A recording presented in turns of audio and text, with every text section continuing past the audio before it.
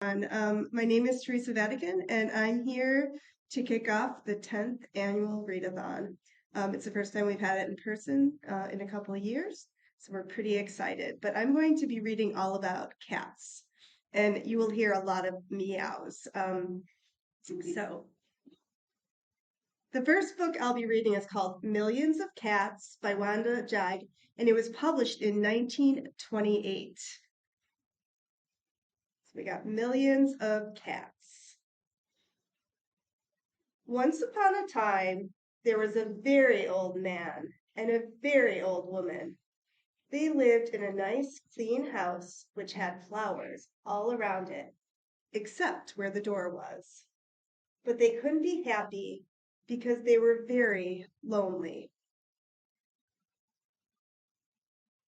If only we had a cat, sighed the very old woman. A cat? Asked the very old man. Yes, a sweet little fluffy cat, said the very old woman. I will get you a cat, my dear, said the very old man. And he set out over the hills to look for one. He climbed over the sunny hills. He trudged through the cool valleys. He walked a long, long time, and at last he came to a hill which was quite covered with cats.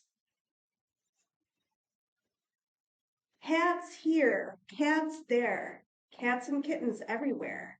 Hundreds of cats, thousands of cats, millions and billions and trillions of cats. Oh, cried the old man joyfully, now I can choose the prettiest cat and take it home with me. So he chose one.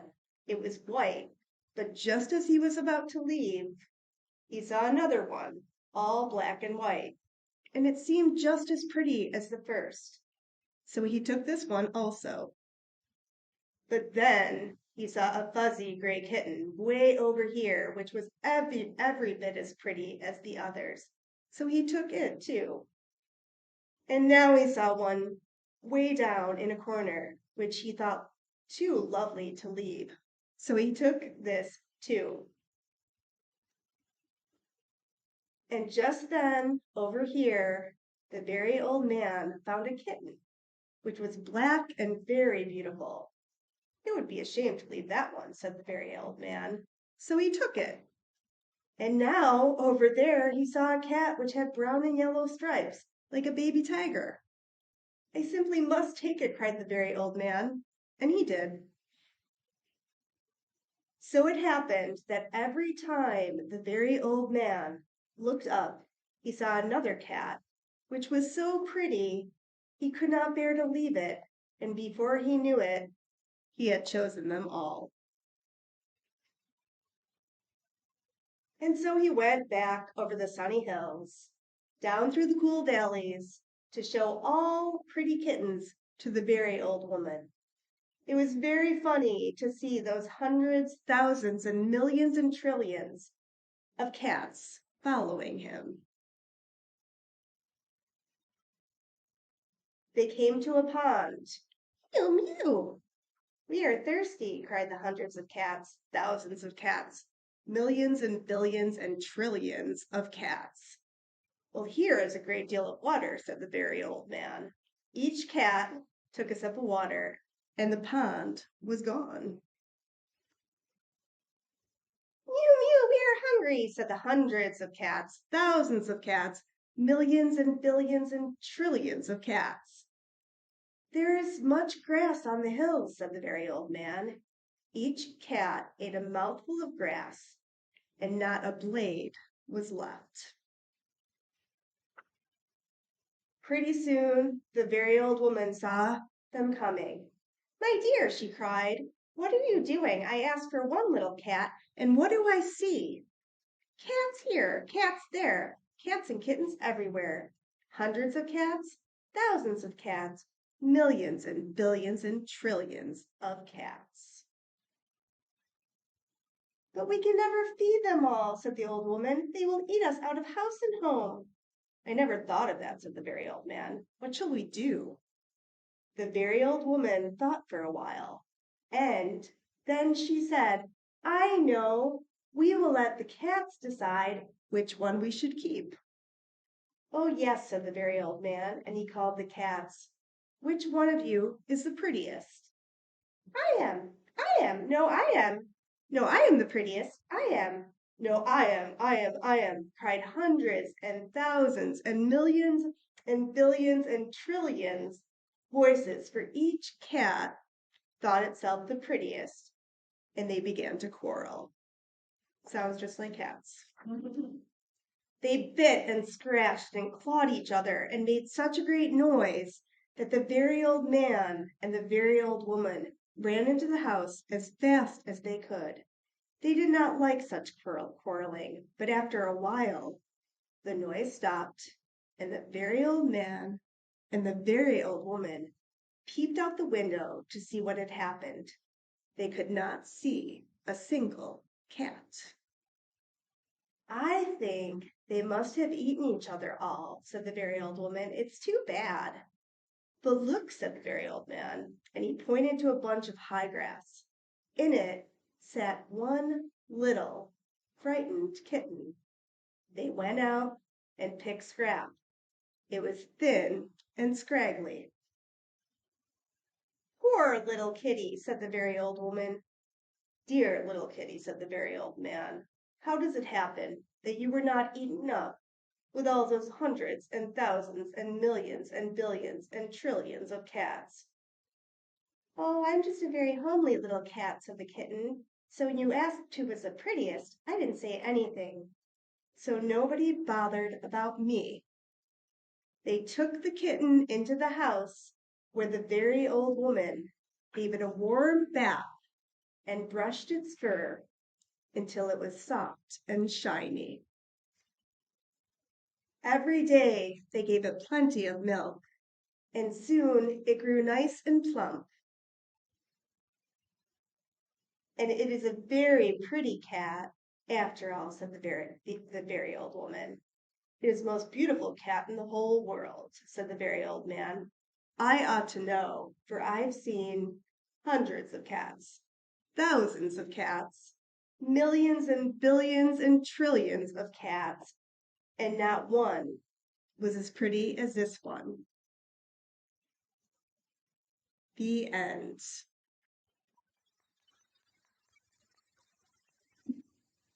My second book, surprise, it's about cats. The Cat Problems by Jory John, illustrated by Lane Smith.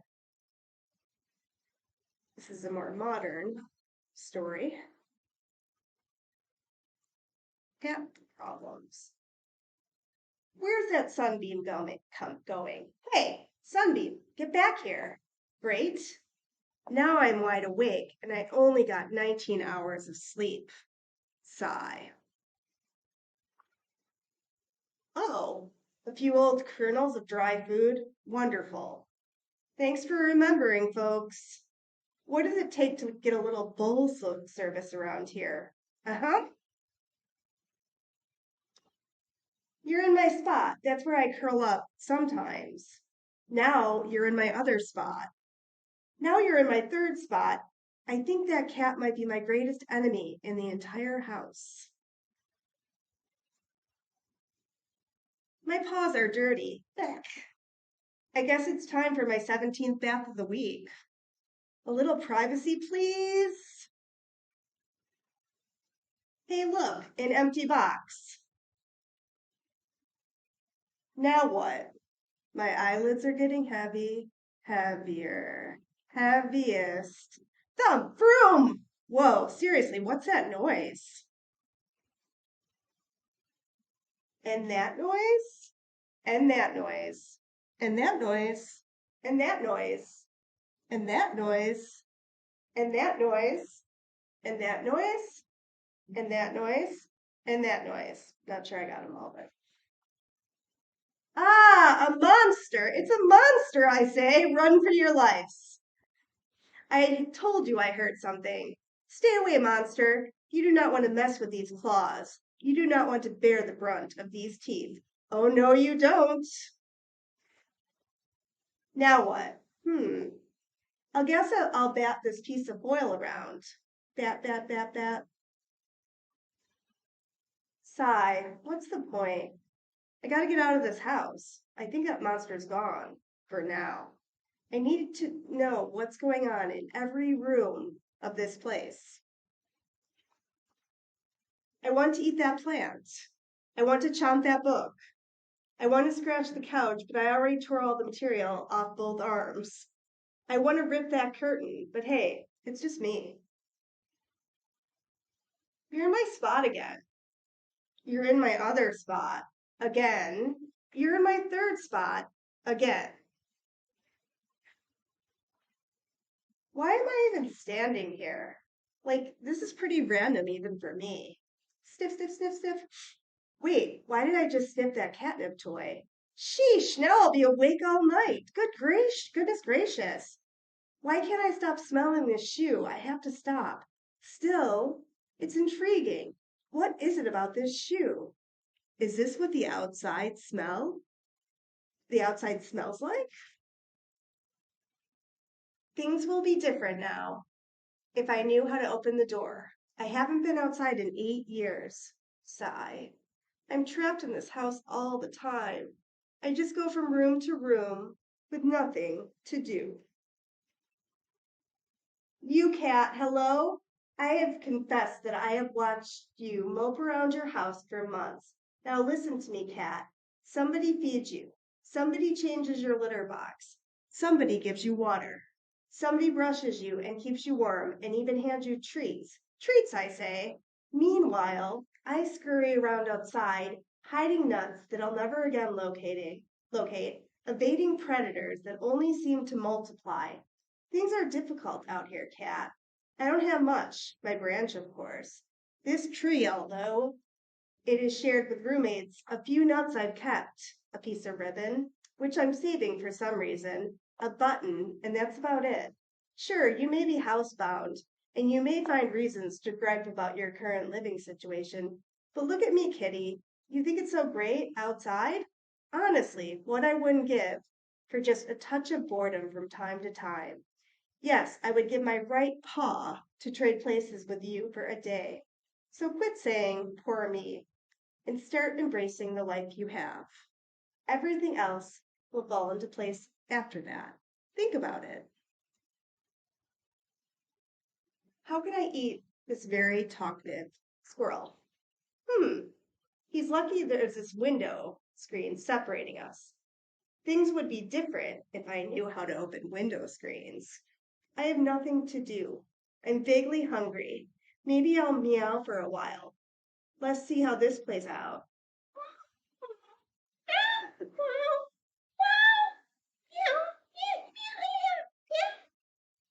I listened to my cat this morning.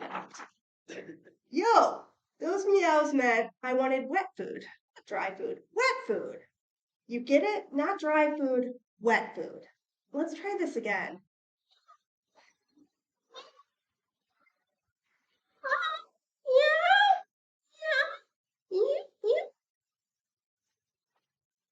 Yes, my whole day has led to this wet food.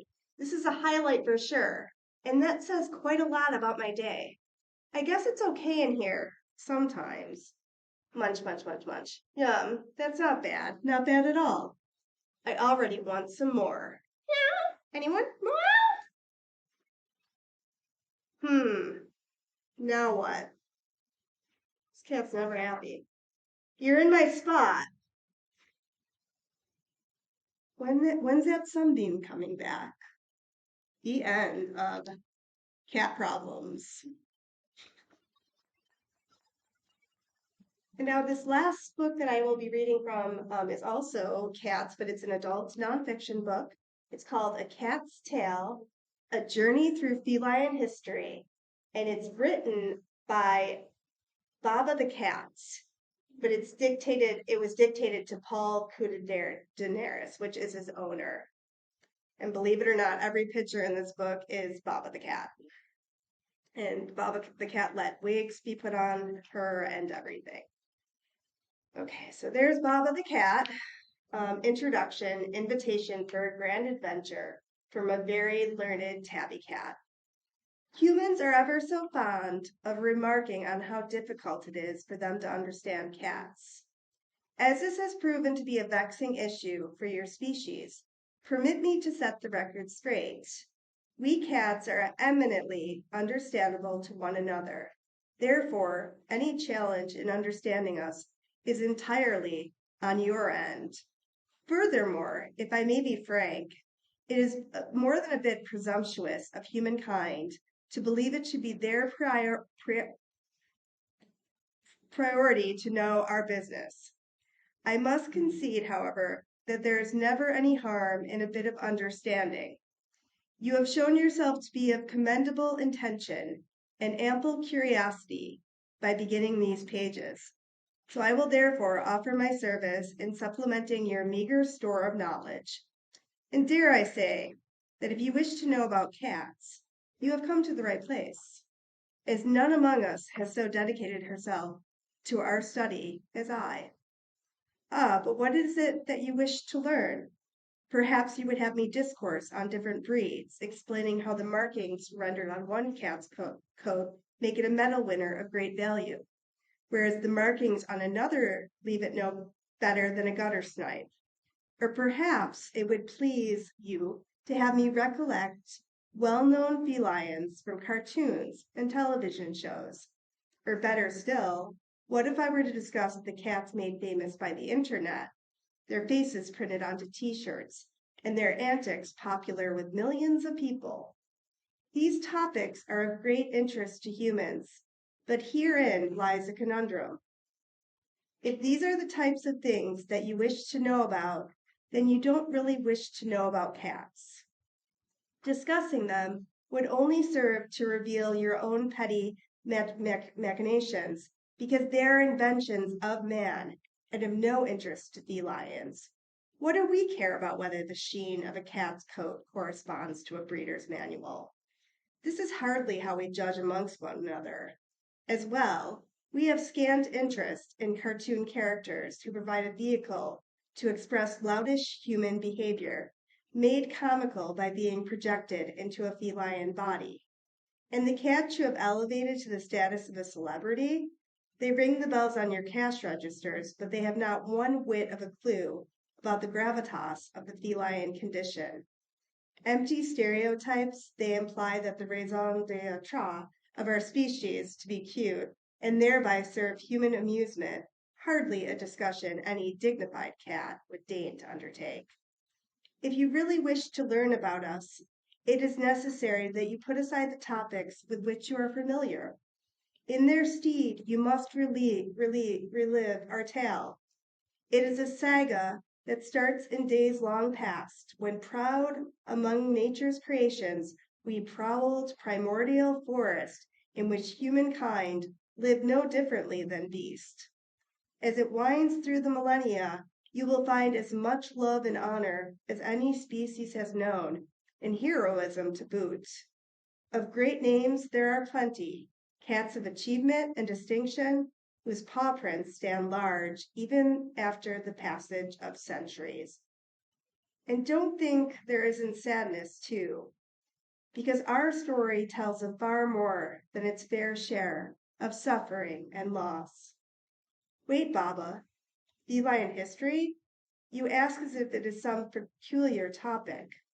The ego of your kind is so vast that it lays claim to the past as if it is entirely the product of human endeavor.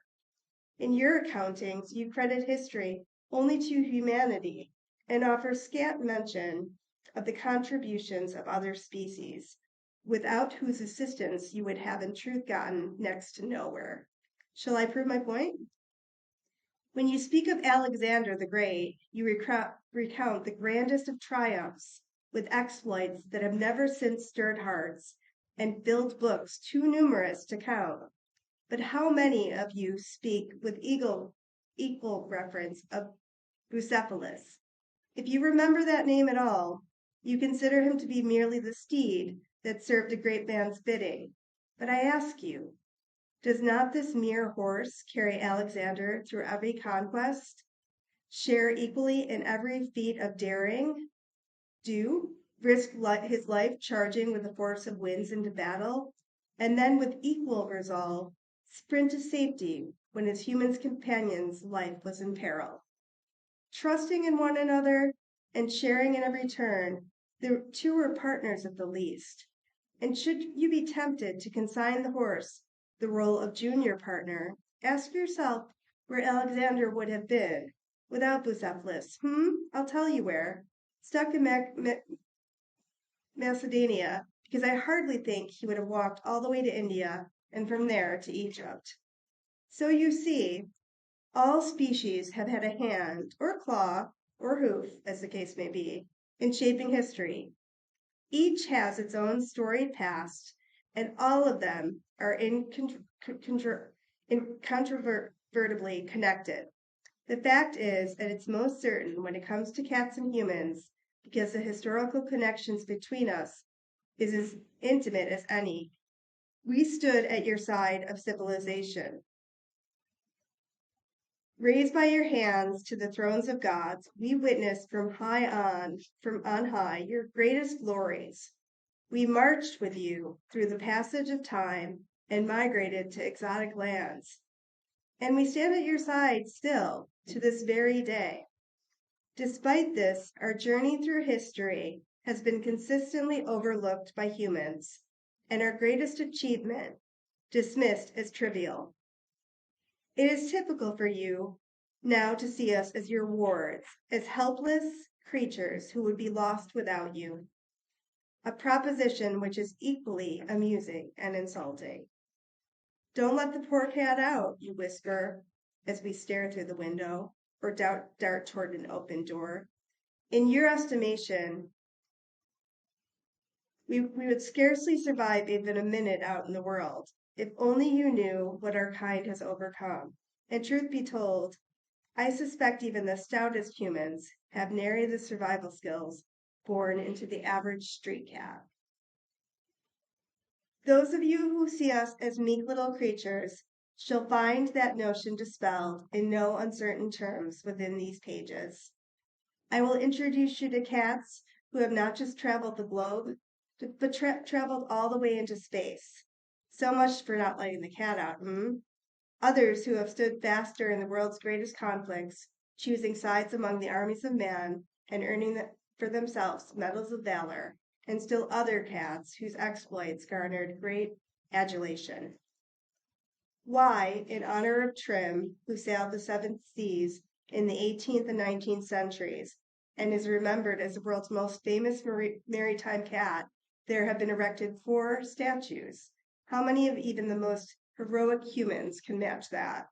Yes, friends, if you really want to know about cats, our tale will turn many of your ideas on their heads. If you believe us to be selfish, you will find more than ample proof of our loyalty in the accounts of felines who willingly risked their lives for the humans they loved. Should you consider us lazy, you will be squarely rebuked by the stories of cats who undertook perilous journeys over thousands of miles.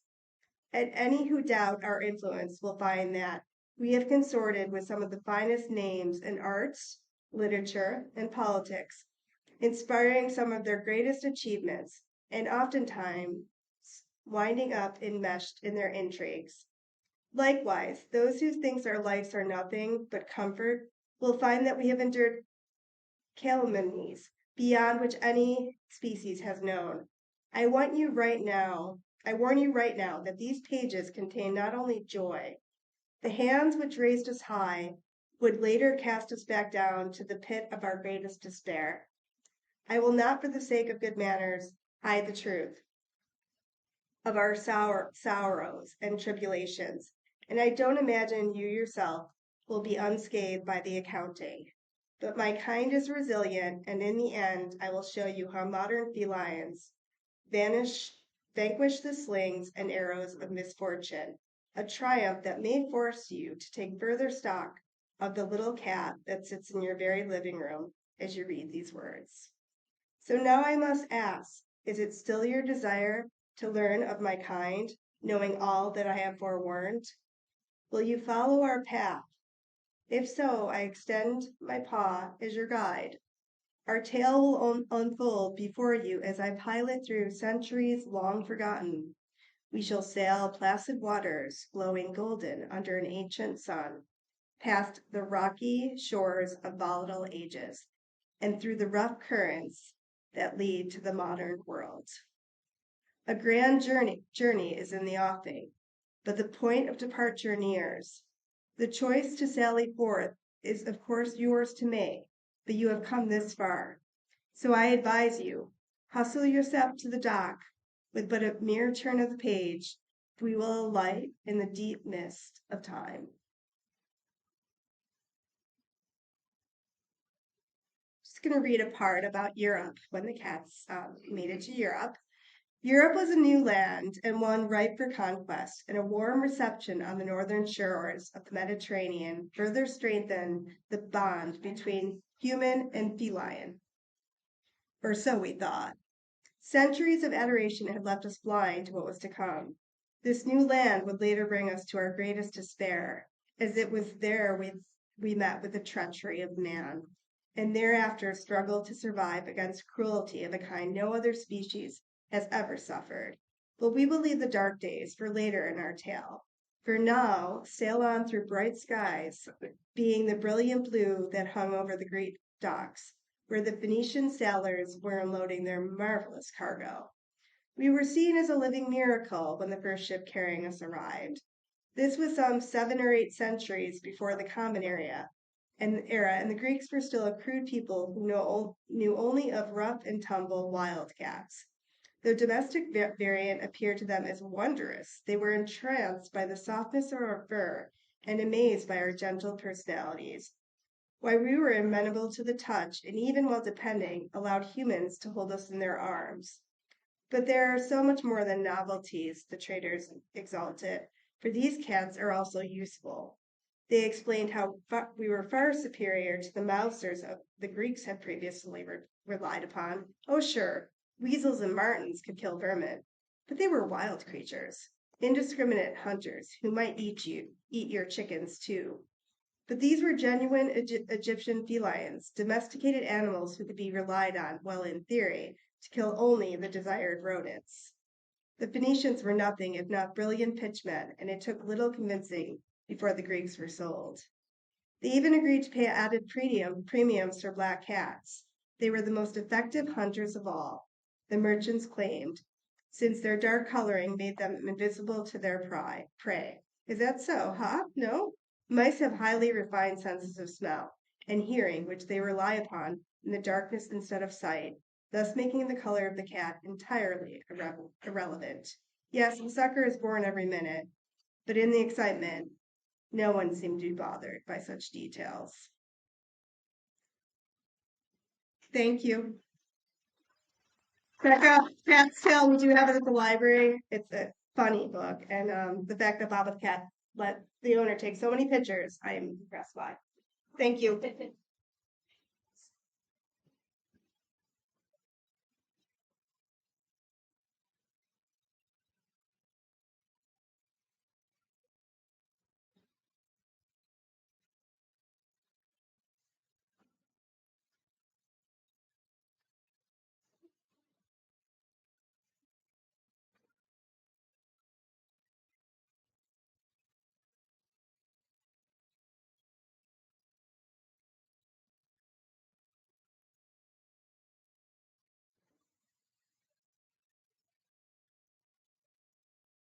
Hi, my name is Irene Comore. I love the library. I've grown up in this library, of course, not in this building, and this is the new library to me. So thank you all for appreciating our library with me.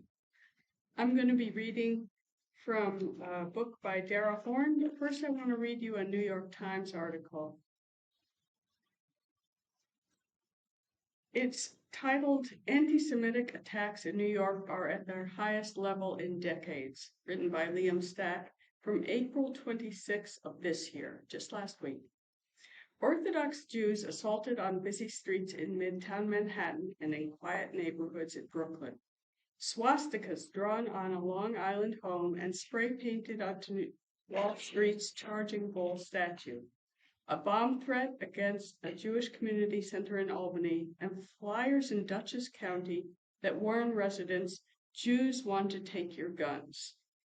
The number of anti-Semitic incidents in New York increased by 24% last year to the highest level in decades, including a surge in the number of assaults, as well as both criminal and non-criminal incidents targeting Jews, according to an annual report released on Tuesday by the Anti-Defamation League.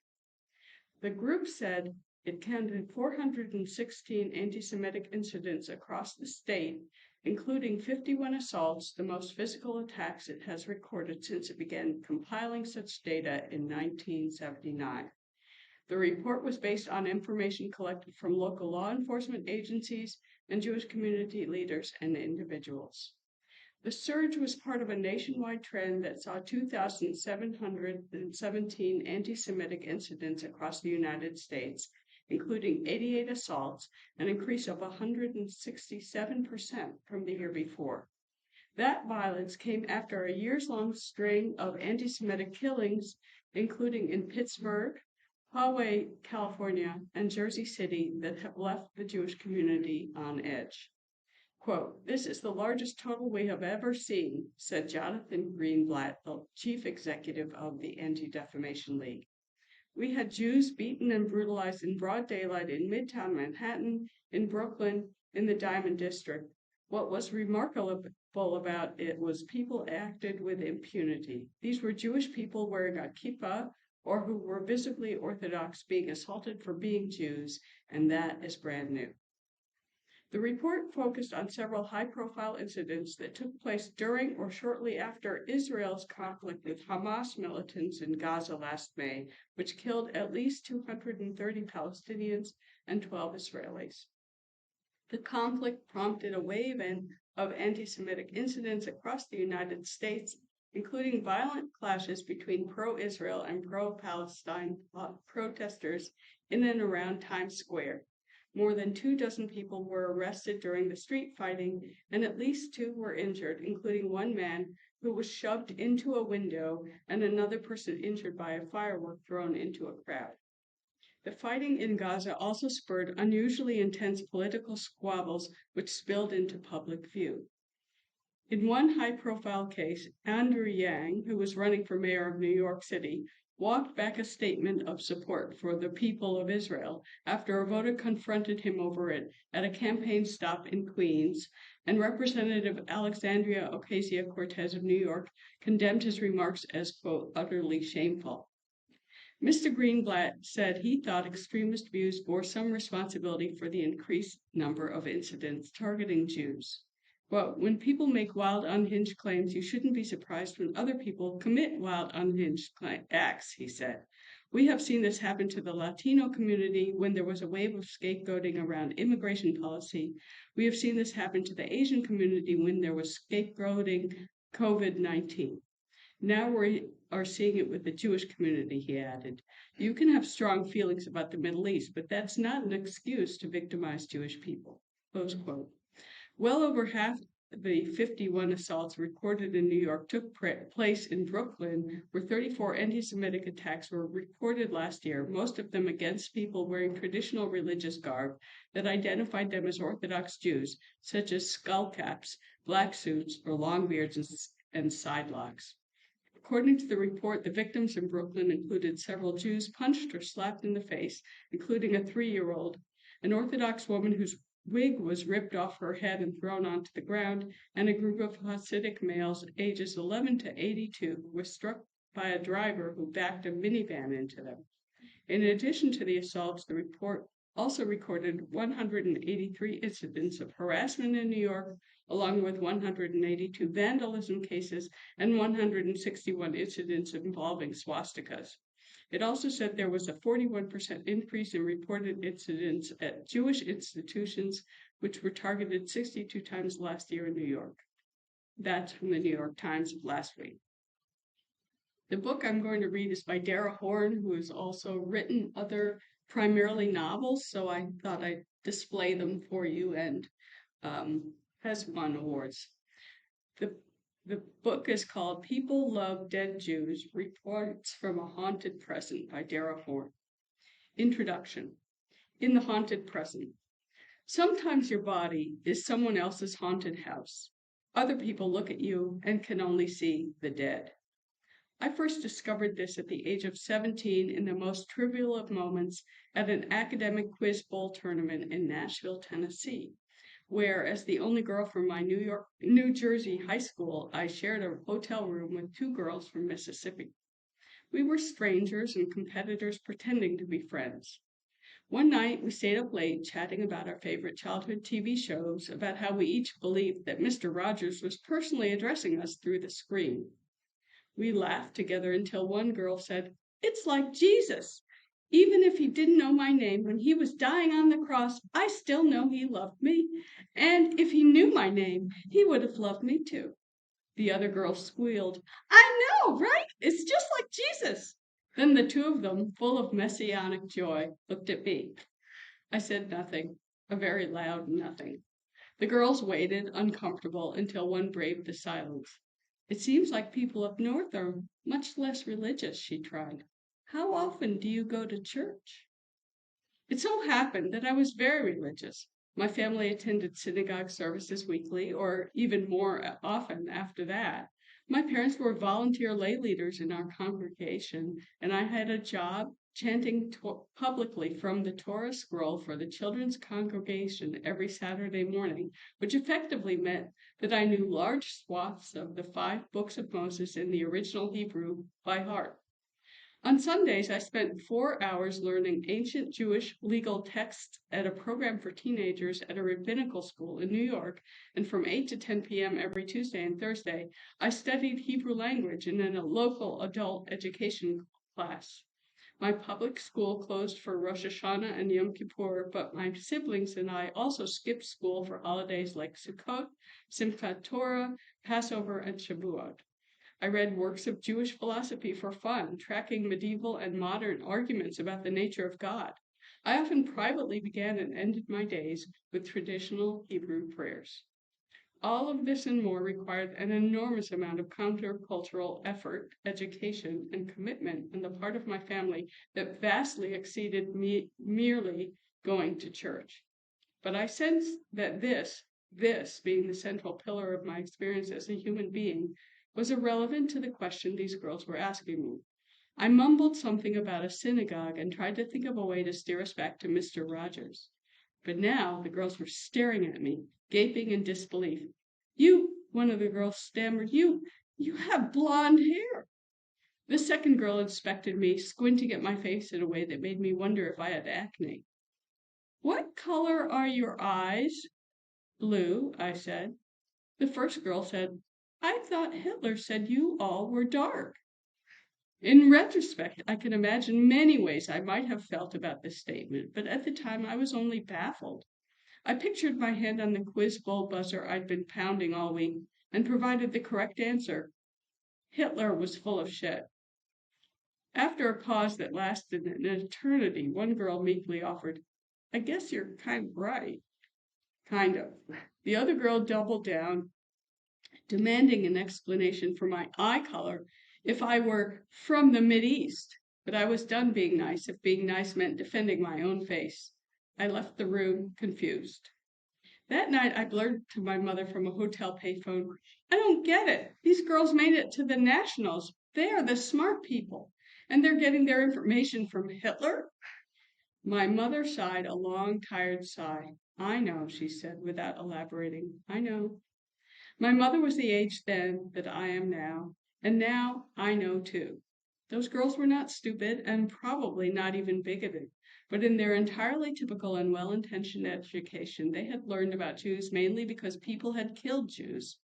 Like most people in the world, they had only encountered dead Jews, people whose sole attribute was that they had been murdered and whose murder served a clear purpose, which was to teach us something. Jews were people who, for moral and educational purposes, were supposed to be dead. It took me many years to understand that those girls were not entirely wrong to look at me and think only of a terrifying past. I only felt haunted too. When I was a child, I had a question that burned within me, and Judaism seemed to answer it.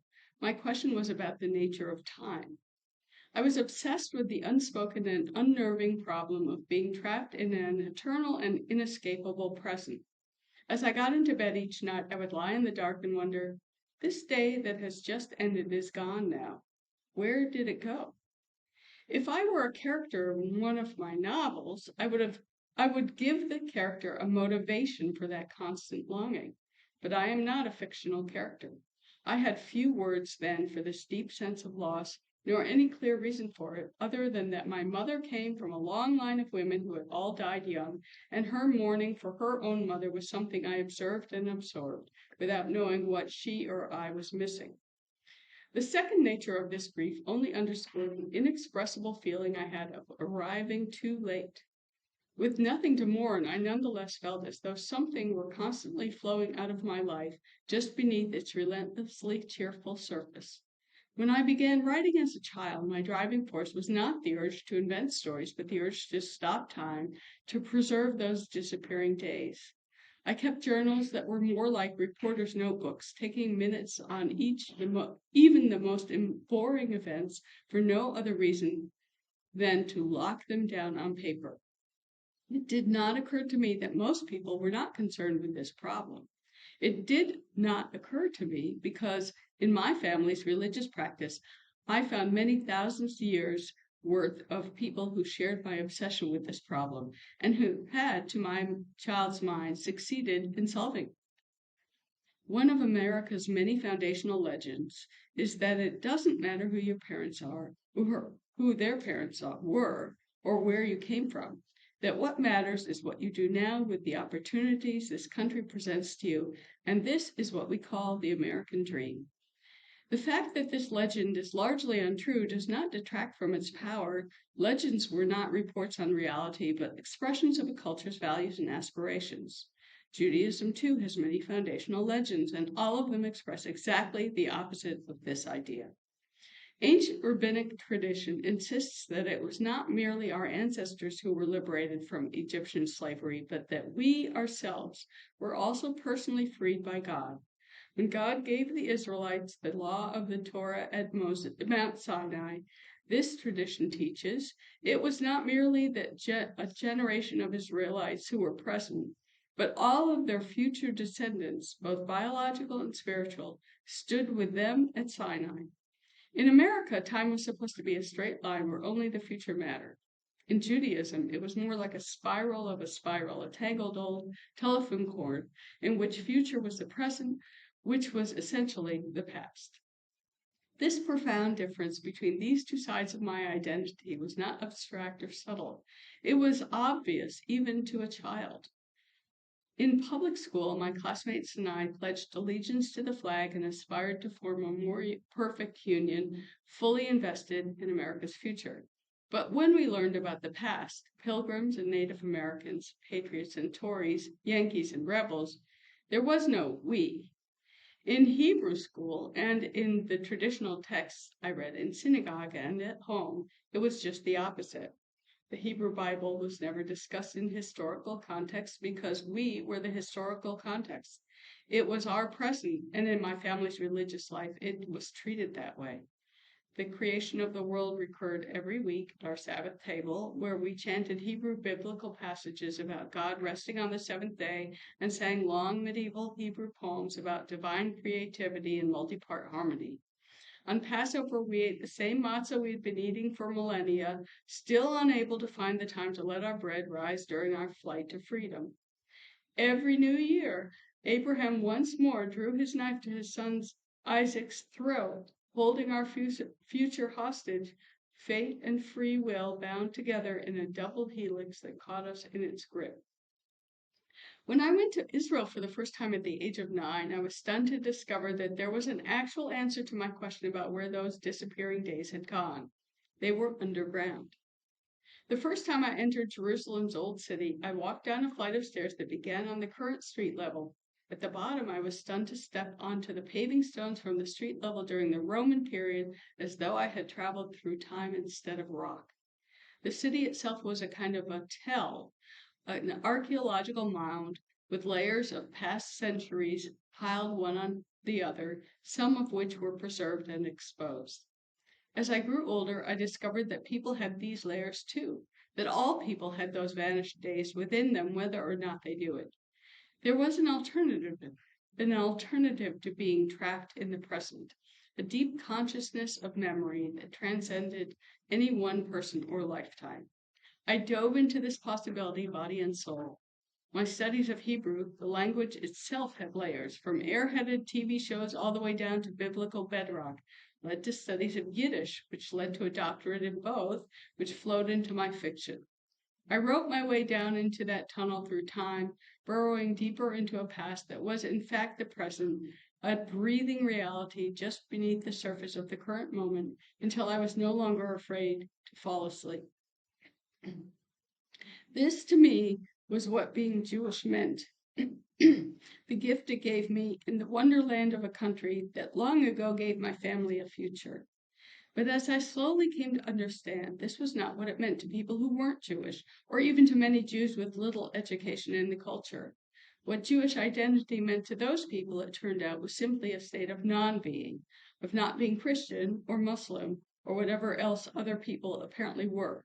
In Britain, for instance, more people identify as Jedis than as Jews. Being alienated, being marginalized, or best of all, being dead. As thousands of Holocaust books and movies and TV shows and lectures and courses, museums and mandatory school curricula made abundantly clear, dead Jews were the most popular of all.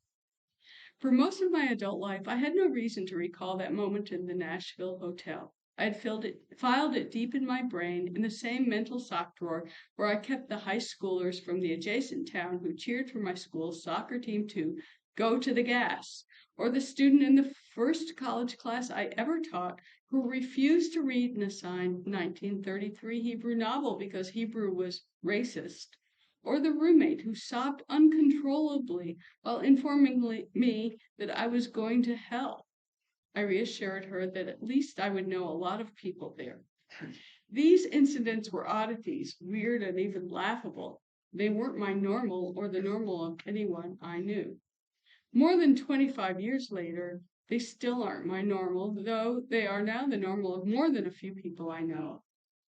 But in recent years, I have had the misfortune of discovering the deep vein of normalcy that runs beneath these oddities, which is shared by seemingly good faith cultural enterprises like Holocaust museums, canonical Western literature, and the elaborate restoration of Jewish historical sites as far away as China. I began to notice a certain gaslighting about the Jewish past and present that I had never seen before, even when it was right in front of me. I had mistaken the enormous public interest in past Jewish suffering for a sign of respect for living Jews. I was very wrong. This fact should have been obvious to me from the beginning of my writing career, when my most acclaimed early published piece, the one nominated for a major award, wasn't the one about Jewish historical sites in Spain, but rather the one about death camps. I made a point of resisting this reality, asking people at my public talks if they could name 3 death camps, and then asking the same people if they could name 3 Yiddish authors, the language spoken by over 80% of death camp victims. What, I asked, was the point of caring so much about how people died, if one cared so little about how they lived? At the time, I did not appreciate how deep the obsession with dead Jews went, how necessary it was to so many people's unarticulated concept of civilization, to their unarticulated concept of themselves.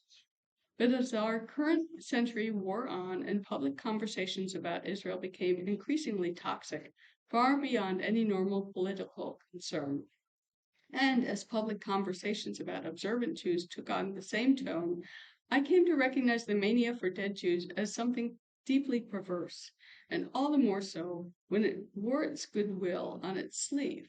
I dealt with this perversity in the most honorable way possible, by avoiding it. For a writer and scholar of Jewish history and literature, this was challenging because it meant avoiding the subjects my readers and students clearly loved most. Still, I tried. I wrote a novel about Jewish spies during the Civil War, about a medieval archive in Cairo. About Soviet Yiddish surrealists, about a woman born in ancient Jerusalem who couldn't manage to die. In my university courses and lectures, I emphasized the unprecedented revival of Hebrew, the evolving patterns of Israeli fiction, the growth of modern Yiddish poetry and drama out of traditional art forms, the complex internal religious debates that shaped secular writers' work generations later.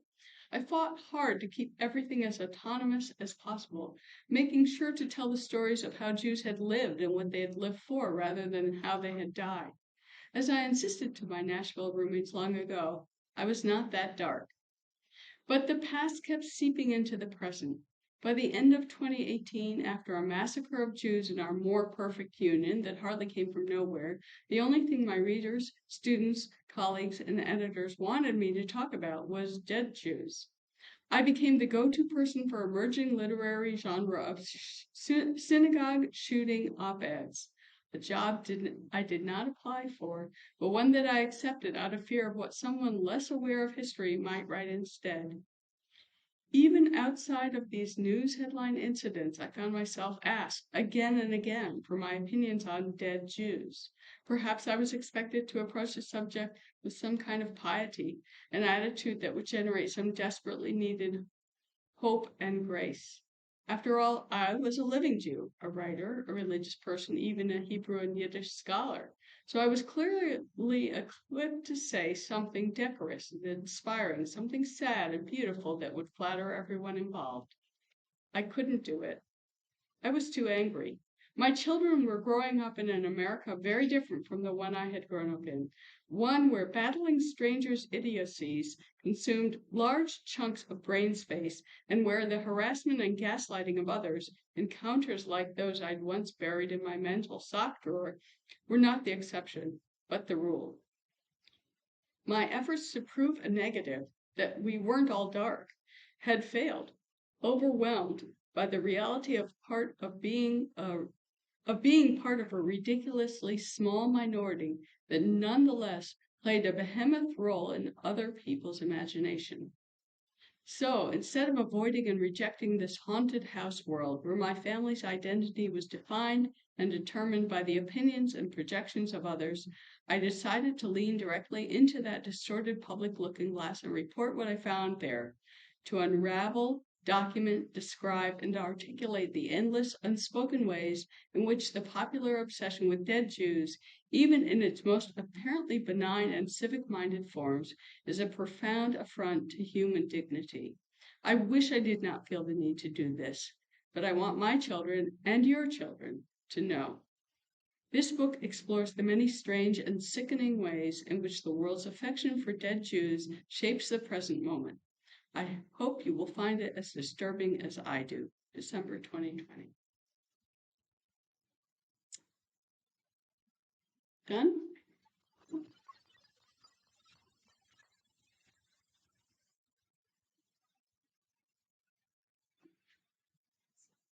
Mm-hmm.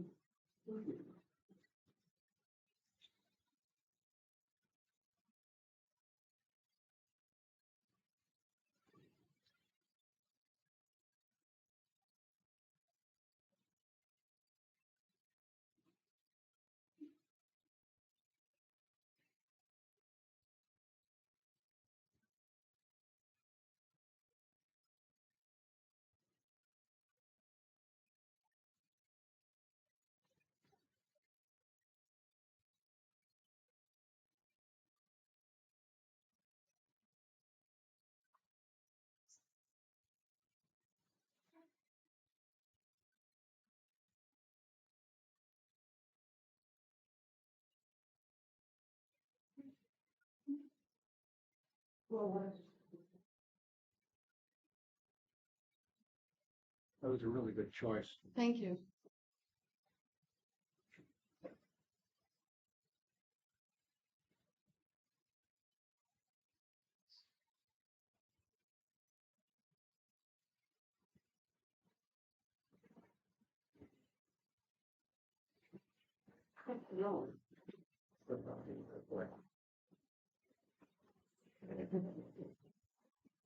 Sexy.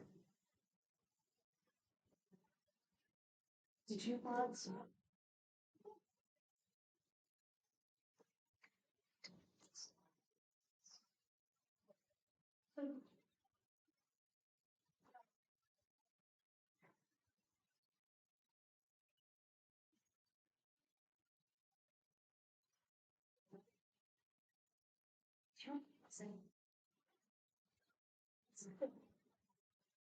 Okay.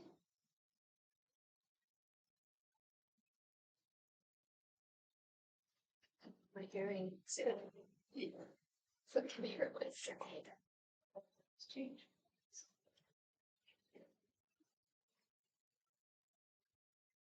Okay.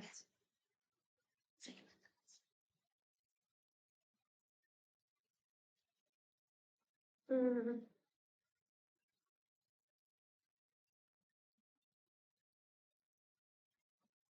It's quite a production. I'll give you 5 minutes warning before your time is up. What's that? So I'll give you 5 minutes and 1 minute before your time. Okay, thank you. Good production, get myself organized here. Okay. Can I start now? Yeah. Okay. Good morning, my name is Patty Thayer. This is the 8th year that I've been reading to support our library. It wasn't the library. You're welcome. My pleasure. This is much quieter than it was all those years we read outside. However, it's not the library that I grew up with and in, but I don't know. When I walk into this library, it's just all of a sudden it makes me feel better. I'm reading today a debut novel by Freya Sampson, and it's called The Last Chance Library. I'll read you a little bit about, since I can't read the whole book, I'm going to read you a little bit about what happens when a small community in England gets together and helps save their library. The lonely librarian, June Jones, has never left the sleepy English village where she grew up. She's shy and reclusive, and the 28-year-old would rather spend her time buried in books rather than being outside anywhere else. But when the library is threatened with closure, June is forced to step out of from behind her shelves and to save the heart of her community. Should say that June is the assistant librarian at the Chalcot Library in Chalcot, England. The cast of characters are quite a few. Marjorie is the librarian. Mrs. Bransworth is the eclectic, slightly crazy, very outspoken, brains behind the protest. And Stanley is one of the regulars at the library. So we start this morning with June waking up, having spent the last few nights in the library since it's been taken over by the small community.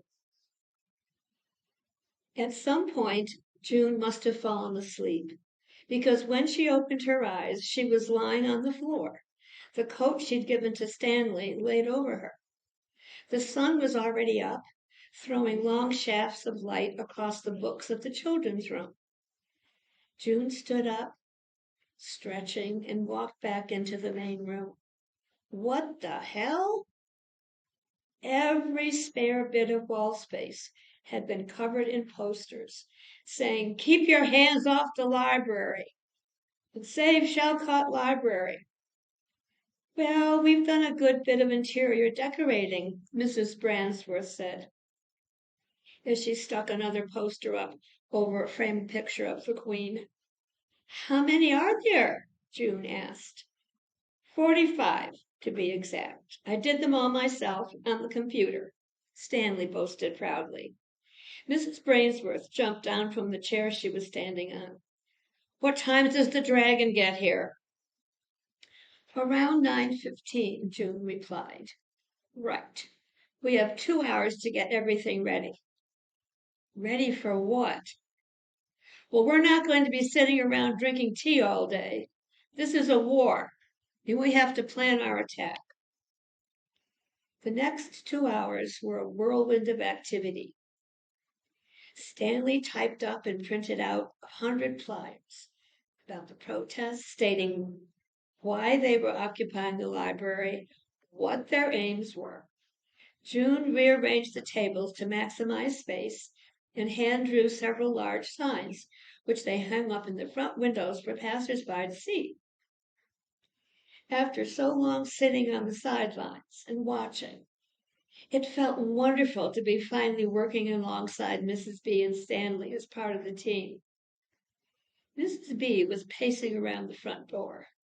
Oi, June, I need something large and heavy that can't be moved easily. June looked around and spotted the ancient returns trolley, and together the two of them maneuvered it to the front.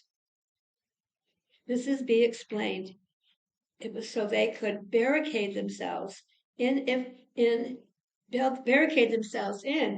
things got nasty. What do you mean, if things get nasty, Mrs. Bransworth? Mrs. B shrugged, told her to track down that skinny woman from the news to see if she'd convey and cover the occupation.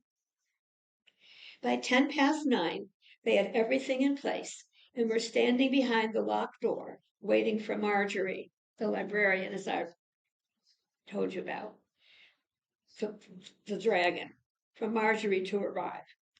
Are you sure you want her to see you here? Stanley said to June. You could still hide, and we'll tell her you left. June took a deep breath before she answered. No, I do not want to hide any more. Very well, he said, and gave her arm a little squeeze. What will we say when she gets here? June said. We tell her that she can't enter the premises unless the council agreed to keep the library open. Have you ever seen Marjorie in a bad mood? There's no way she'll put up with that. You've not seen me in a bad mood either, Mrs. B said, giving June a wink. A moment later, they saw Marjorie crossing the road toward the library, a murderous look in her eyes. What the hell's going on here? She bellowed as she approached June. This is a political protest, Mrs. B shouted through the door. This library is now occupied and will remain so until the council agrees to our demands. What nonsense! Let me in. They didn't move. June, open that door. June pulled the door open a fraction. I'm sorry, Marjorie. I can't sit back and watch in silence any longer. You know what this means, don't you? Marjorie said. I won't be able to protect you from the council. June nodded. She felt sick. We want to speak to a representative of the council and hand over our demands, Stanley said. Until that happens, you may not come in. Thank you. Oh, for goodness sake, I don't have time for this. Do you have any idea how busy I am? Well, we're here for as long as it takes, Mrs. B said. Down with library cuts. Down with the council. Marjorie glared at them.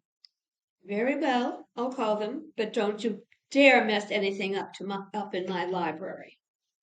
She turned, stomped back across the road.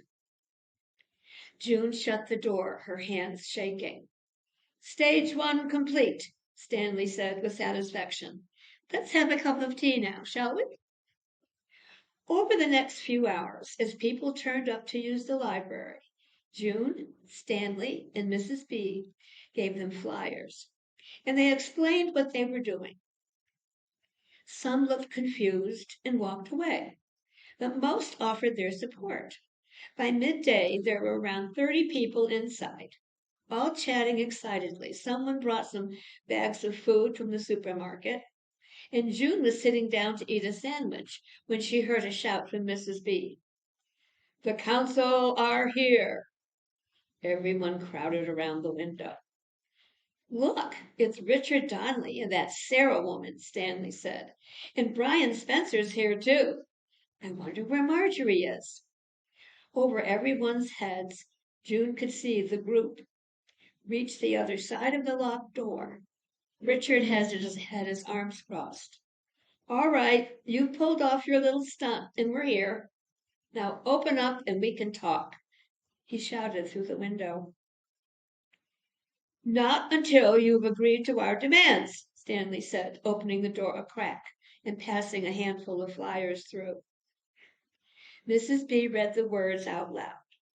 "We, the Friends of Shalcott Library, make the following demands.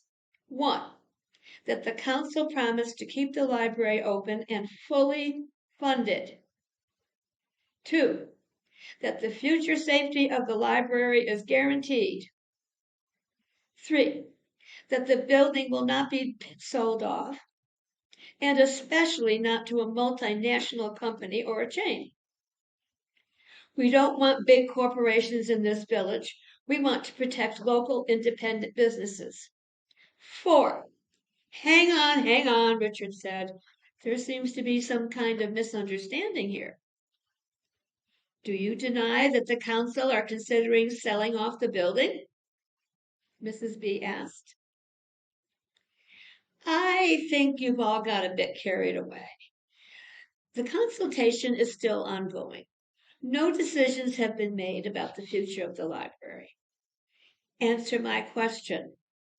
Are you in talks with any companies to sell them the library building? I have no idea what you're talking about, Richard said. June had to give it to him. Either he knew nothing about cup of coffee, or he was an excellent poker player. Brian, on the other hand, was the color of a beetroot. Look, we're all on the same side here, Sarah said, stepping forward. This is painful for all of us, but we have to face up to the reality. Our budget has been slashed, and we need to ensure that all of our public services are providing value for money. Of course, the library is good value for money, Stanley said. Look at all the people who use it and the facilities it provides. Sure, but what would you rather we made cuts to? Sarah said. The library service or, say, the local hospital? Or our schools? We need to make the savings somewhere. Sound familiar? There were few murmurs from the crowd in the library. That's a ridiculous question, Mrs. B shouted, banging her fist against the glass. This is the bloody Tories and their ridiculous austerity. You shouldn't be having to make cuts in the first place. Let's all calm down, shall we? Sarah raised her hand in a placatory manner. There's no need to get so heated. Why don't you let us in and we can have a little chat? We are not letting you in until you agree to these demands, Stanley said. This is getting us nowhere, Richard said to Sarah through gritted teeth. We'll have to go with Plan B. Yes, bugger off, Mrs. B shouted, and don't come back until you can prove to us our library will be safe. The group all turned to leave, but Sarah stopped. Wait, you, there at the back. What's your name? She said, pointing through the finger. Me, madam? My name is Stanley Phelps. No, not you. That woman behind you. Everyone turned around, and June realized that Sarah was looking at her. Oh, she's no one, Mrs. B said. You're a library worker, aren't you? Sarah asked. June didn't say anything, but she saw Sarah and Richard exchange a glance. Let's get out of here, Richard said. Inside the library, the crowd dispersed from the window and resumed their conversation. June's legs were trembling, and she sank down into a chair. Did you see the look on Brian Spencer's face when I mentioned the council selling off the building? Mrs. B said he looked like he was having a seizure. What do you think the council's plan B is? Stanley said. Oh, I imagine they'll try to get a court order to have us evicted. What do we do until then? We could make ourselves useful, Mrs. B said. I can't remember the last time this place had a good lick of paint. I can go down to the shop now and buy some supplies, June said, keen to get out of the library for some fresh air. No, you need to have something to eat first, Stanley said. It looks like it might be a long old slog. You'll need your energy. By the middle of the afternoon, the library was busier than June had ever seen it. Word had got out about the protest, and more people had turned up, filling every corner of the room. All the chairs were taken. People stood around chatting, children running between their legs. Mrs. Bransworth was debating the merits of socialism with a group of students by the periodicals rack, and Stanley was sitting in the children's room, reading the twits to some of the little ones. Chantel was there with several of her friends, and Jackson was reciting his haiku to anyone who'd listen. Even Vera was there, acting as unofficial security on the front door. June looked around the room and felt a rush of affection for all of them. June, there's someone here to see you, Vera shouted. When June got to the door, she saw the journalist Tessa and her camera woman scanning the room. Any strippers? Tessa said. Rocky preferred the term exotic dancer, Vera said. I told June we should have invited him. Did people really sleep here last night? Yep. June pointed out Stanley and Mrs. Bransworth. Those two? Cleo, get some shots over here. Tessa signaled toward Stanley, reading with the kids. I think we can make a nice little story out of this. June spotted Lila approaching the library with her son, Mahmoud, who was carrying a cardboard box. Sorry, it's a bit chaotic in here today, June said.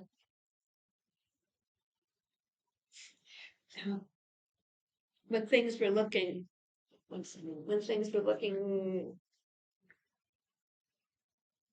we're having a protest against the council, wanting to shut the library. We heard, Mahmoud said. Lila nudged him, and he handed the box over to June. She lifted off the lid and saw it contained several cakes, each beautifully decorated. Victoria sponge, chocolate, coffee, Lila said. Delia Smith. Oh, Lila, you didn't have to. Is that cake? Vera was peering over June's shoulder into the box. June unloaded the cakes onto the table, and soon there was a crowd of older ladies cooing over the delicate icing flowers, helping themselves with generous slices. Tessa nodded, and Cleo turned her camera to them. Oh, this sponge is delicious, said one of the women. Vera picked up a bit of chocolate cake and sniffed it. Go on, said the woman. Vera put a little piece in her mouth and chewed it, her face scrunched up. Thank you, Lila, June said. It's so kind of you to bring the cake.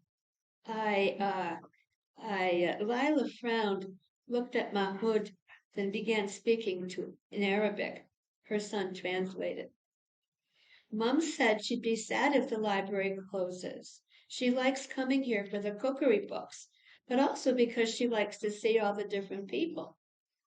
The children singing. It reminds her of home. June felt a lump in her throat for the second time in 24 hours. Please tell your mom we're fighting to save the library. I promise we're doing everything we can. By 6 o'clock, most people had begun to drift off, making their excuses for why they couldn't stay overnight. Jean thought of her own home with its comfortable bed and a microwave lasagna for her waiting in the freezer. Then she spotted Stanley sitting in his chair, looking exhausted.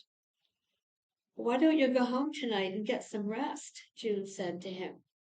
"Thank you, but I'm not leaving this place until the council assures us it's safe." "Mom, can I stay?" Chantal asked Michelle, who was trying to coax her 3-year-old twins into the stroller. "If the others don't mind, but don't you dare cause any bother." When the last visitor had gone, June locked the front door. "Well, this is the motliest crew of protesters I've ever seen," Mrs. B said, looking from Stanley to June to Chantal. They began tidying up the mess from the day.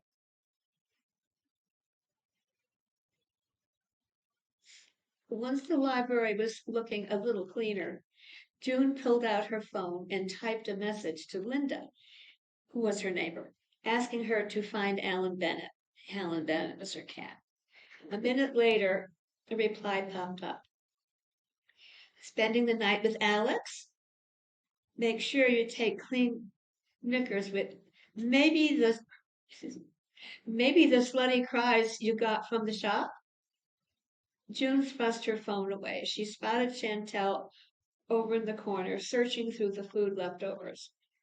"I'm glad you're here," June said when she joined her. "I've been wanting to talk to you about something." Chantal continued rummaging through her bags without looking up at June. "Your mom mentioned you might not go back to school in September." Chantal found a packet of crisps at the bottom and pulled it out, sending everything flying. "I just wanted to say, please, please don't let what's going on with the library get in the way of your schoolwork. You're such a bright girl and you shouldn't give up on university." Chantal finally turned to June. "You don't get it, do you?" "Get what?" "This is just a job for you, and if the library closes, all you'll have to do is find a new job somewhere else, right?" "That's not true." "Don't you live on your own down in Willmead?" June nodded. "Well, I imagine if you lived in a house with 6 other people, a house so small that you don't even have your own bed, let alone a bedroom, and then imagine trying to study for your exam like that. That's why I need this place, June, because without it I'll never get my A-levels and I'll be stuck in this shitty village forever." June started to reply, but stopped herself. What could she possibly say to make Chantal feel better? The teenager was right. If the library closed, there would be a lot of people like her whose lives would suffer. And June had been so absorbed with her own problems that she'd barely stopped to think about any of them. She looked away from Chantal toward Stanley, who was sitting in front of one of the computers. He was always the first to arrive at the library and the last to leave. What would he do? Where would he go all day if it closed? As if sensing she was thinking about him, Stanley looked up and signaled to June. "Come on, the local news is on." So the 4 of them huddled around the computer to watch the first 2 items. But there was no mention of the library occupation. "Maybe we won't be featured this time," Stanley said. "Vera was right," Mrs. B said. "We should have got Rocky along." He was the stripper. Just then, Tessa appeared on screen, standing outside the library. First there was the stripper. Now the sleepy village of Shalcott have gone one step further in their attempt to save their library. "Look, Mrs. Brainswaith, it's you," Stanley said as she watched images of Mrs. B in the crowded library. "Pensioners from the village have occupied the library in protest at the council's threat to close it down," Tessa said over the shots. "Pensioners?" Mrs. B shrieked. "Who's she calling a bloody pensioner? I turned up this morning and all of this was going on," an elderly lady was saying to Tessa. "Usually on a Wednesday I would come for the Natter group, But today, it's a bit more exciting. Now Stanley appeared in front of them. Older people like me need the library. I didn't have a personal computer at home. I didn't even know how to use one until June here taught me. If the library closes, how will I go surfing? Go surfing? Chantel said. Do you mean surfing the internet? That's not everything, I said. Stanley said. We started occupying the library last night. Mrs. B was being interviewed.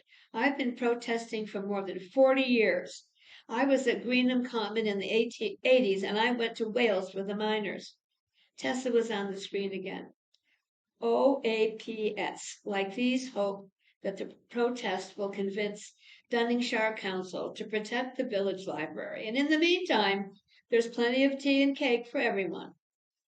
It cut to shots of Vera and the older ladies eating Lila's cake. This sponge is delicious, one of them said, licking her lips. Then the news cut back to the studio. June turned the monitor off, and everyone stood in silence, staring at the blank screen. June, I can't believe she called me a fucking OAP, said Mrs. B said.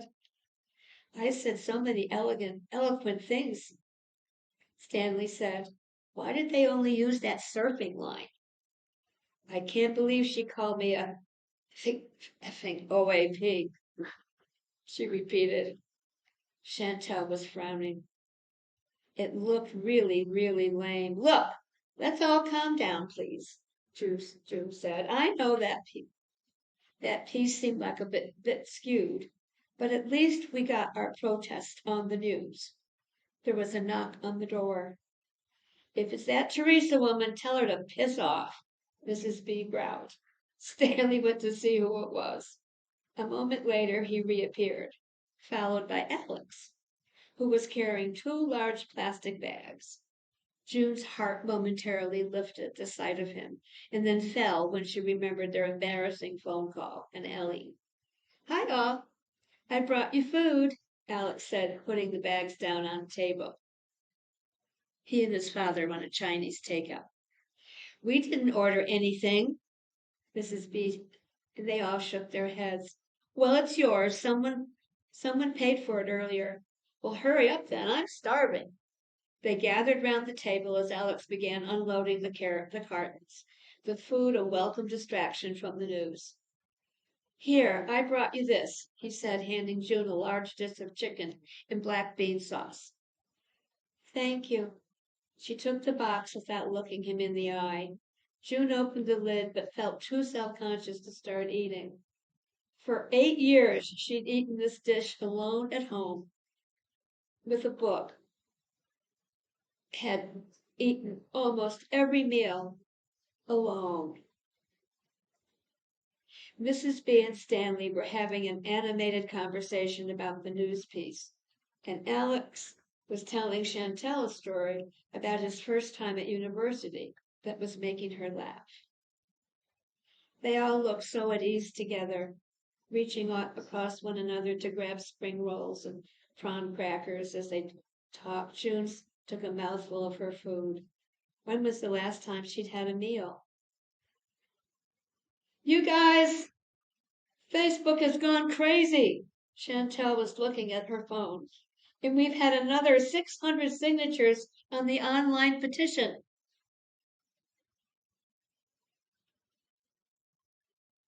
That's marvelous. Stanley grabbed a glass of water and lifted it in the air. To the friends of Shalcott Library. To the friends of Shalcott Library. They all replied, and June laughed as she raised her glass and joined in the toast. Well, my time is up. But you can take. I just happen to have an extra copy.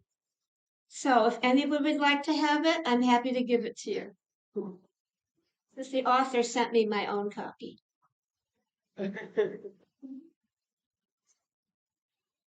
You'll just have to get the book from the library or read this to know what happens. Aunt Alexandra said she just had to get to bed early. She'd been decorating the stage all afternoon and was worn out. She stopped short in the middle of her sentence. She closed her mouth, but then opened it to say something, but no words came out. What's the matter, Auntie? I asked. Nothing. Nothing. Somebody just walked over my grave. She put away whatever it was that gave her a pinprick of apprehension and suggested that I give the family a preview in the living room. So Jim squeezed me into my costume. He stood at the living room door and called out, Pork! Exactly as Mrs. Merriweather would have done. And I marched in. Atticus and Aunt Alexandra were delighted. I repeated my part for Calpurnia in the kitchen, and she said I was wonderful.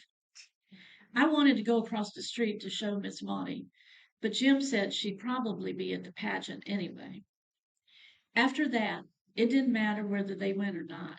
Jim said he would take me. Thus began our longest journey together. I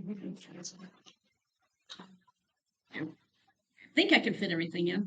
So one of the other books that is very often challenged these days is The Hate U Give. This is a young adult novel, and it's by a young woman who went to my college, and I'm very proud of that. Her name is Angie Thomas, from Jackson, Mississippi, like I am. And this can be a little bit of a difficult book to read if you haven't read it, but it's, I think, very appropriate for these days. 3 hours. That's how long I was in the grand jury room.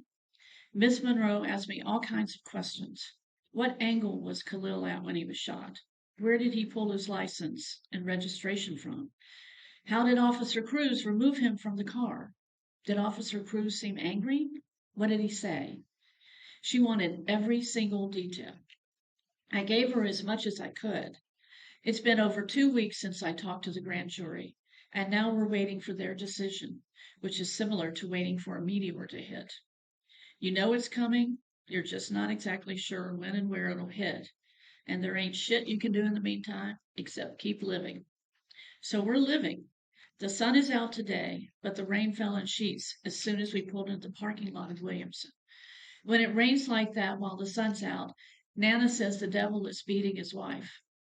Plus, it's Friday the 13th, aka the Devil's Day, according to Nana. She's probably holed up in the house somewhere like it's doomsday. Seven and I dashed from the car into the school. The atrium's busy as usual with people talking to their little cliques or playing around. The school year is almost over, so everyone's goof-off levels are at their highest, and white kid goofing off is a category all of its own. I'm sorry, but it is. Yesterday, a sophomore rode down the stairs in a janitor's garbage can. His dumb ass got suspension and a concussion. Stupid. I wiggle my toes. The one day I wear my chucks, it decides to rain, but they're miraculously dry.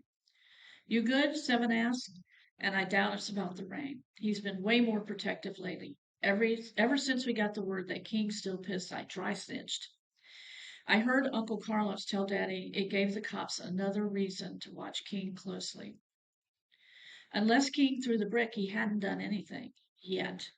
So Seven's always on guard, even all the way out here at Williamson. Yeah, I tell him, I'm good. All right. He gives me dap and goes off to his locker. I head for mine. Haley and Maya are talking at Maya's locker nearby. Actually, Maya's doing most of the talking. She's got her arms folded and rolls her eyes a lot. She sees me down the hall and gets this smug expression. Perfect, she says when I get closer. The liar is here. Excuse me? It's way too early for this bull. Why don't you tell Maya how you flat out lied to us? What? Haley hands me 2 pictures. One is Khalil's thug shot, as Daddy calls it. One of the pictures they've shown on the news. Haley printed it off the internet. Khalil wears a smirk, gripping a handful of money and throwing up a sideways peace sign. The other picture, he's 12. I know because I'm 12 in it too. It's my birthday party at this laser tag place downtown. Khalil's on one side of me and shoveling strawberry cake into his mouth, and Haley's on my other side grinning for the camera. I thought he looked familiar, Haley says smugly as she looks. He is the Khalil you know, isn't he? I stare at the 2 Khalils. The pictures only show so much. For some people, the thug shot makes him look just that, a thug. But I see somebody who was happy to finally have some money in his hand. Damn where it came from. And the birthday picture? I remember how Khalil ate so much cake and pizza he got sick. His grandma hadn't been paid yet, and food was limited at her house. I knew the whole Khalil. That's who I've been speaking up for. I wouldn't deny any part of him, not even at Williams. I hand the pictures back to Haley. Yeah, I knew him. So what? Don't you think you owe us an explanation? And you owe me an apology too, she says. What? You've basically picked fights with me because you were upset about what happened to him, she says, and you even accuse me of being racist. But you have said and done some racist stuff. So, Maya shrugs. Whether Star lied or not, it doesn't make it okay. Minority Alliance activated. So since I unfollowed her Tumblr because I didn't want to see any more pictures of that mutilated kid on my dashboard. His name was Emmett Till, says Maya. Whatever. So because I didn't want to see that, I'm racist? No, Maya says. What you said about it was racist. And your Thanksgiving joke was definitely racist. Oh my God, you're still upset about that, Haley said. It was so long ago. Doesn't make it okay, I say. And you can't even apologize for it. I'm not apologizing because it was only a joke, she shouts. It doesn't make me racist. I'm not letting you guys guilt trip me like this. What's next? You want me to apologize because my ancestors were slave masters or something stupid? I take a breath. Way too many people are watching. I cannot go angry black girl on her. Your joke was hurtful, I say as calmly as I can. If you give a damn about Maya, you'd apologize and at least try to see why it hurt her. It's not my fault that she can't get over a joke from freaking freshman year. Just like it's not my fault you can't get over what happened to Khalil. I'm supposed to get over the fact he was murdered? Yes, get over it. He was going to end up dead anyway. Are you serious? He was a drug dealer and a gangbanger. Somebody was going to kill him eventually. Get over it? I move Maya out of the way, and I slam my fist against the side of Haley's face.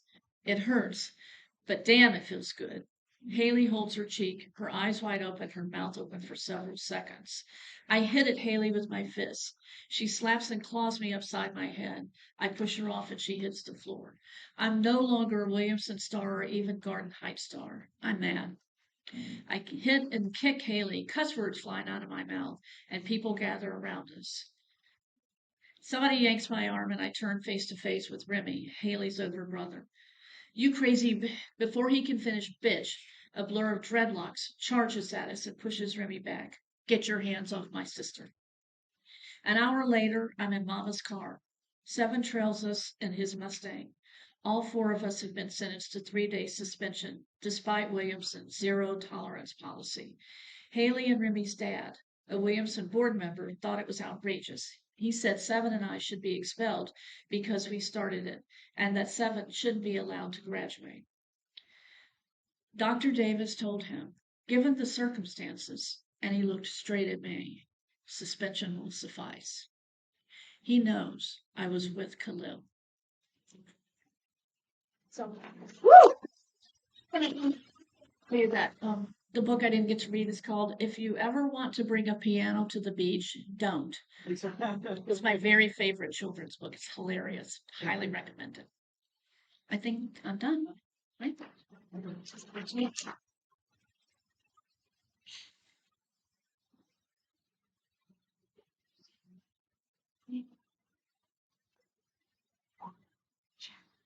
Oh, vegetable oil. There was all over the place.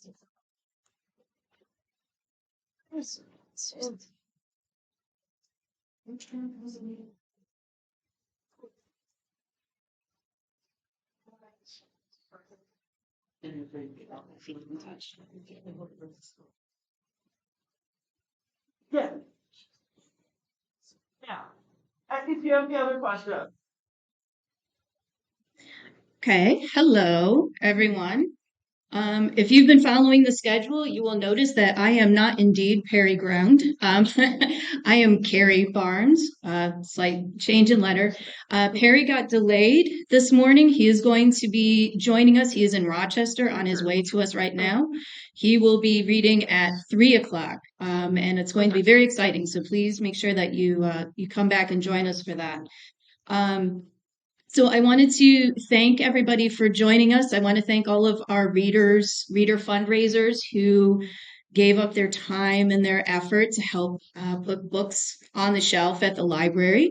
And I wanted to give a special shout out to all the readers who chose a banned or challenged book. Given the climate that we're dealing with, it's really powerful for us to be reading words out loud that other people think we shouldn't hear or get to say. So the first book I'm going to be reading from is not actually on the banned or challenged list, but given the climate of what's going on, I believe is also probably something that they don't want us to hear about. So I am reading You're the Only One I've Told, Stories Behind Abortion by Dr. Mira Shah. And it opens with a quote. There is no such thing as a single issue struggle because we do not live single issue lives. Audra Lorde. I was walking down the greeting card aisle of a Target in South Carolina, texting and not really paying attention when I bumped into her. With her gold-rimmed spectacles, wrinkles around her lips, and fluffy white hair, she looked like Mrs. Claus, or maybe even Betty White. She had a warm expression, and she immediately apologized, even though I bumped into her. In the South, sometimes it seems like everyone is reflexively apologetic. I glanced down at her shopping cart, a bottle of yellow Gatorade, a few pairs of oversized men's boxers, and piles of unscented Dove soap, maybe 50 bars of the stuff, peculiar collection of items. I put my phone away and returned to my original task. The store would be closing soon, so I had to be quick. I was visiting my parents over a particularly toasty summer weekend in my small hometown. And with very little to do, I used any excuse I could find to get in a car and drive to the air-conditioned Target. That day, my mission was to buy a birthday card for a 3-year-old. Since he couldn't yet read, I wanted to find a card that played a tune when opened. He would love that. Are you a nurse? The soap woman asked in her southern drawl.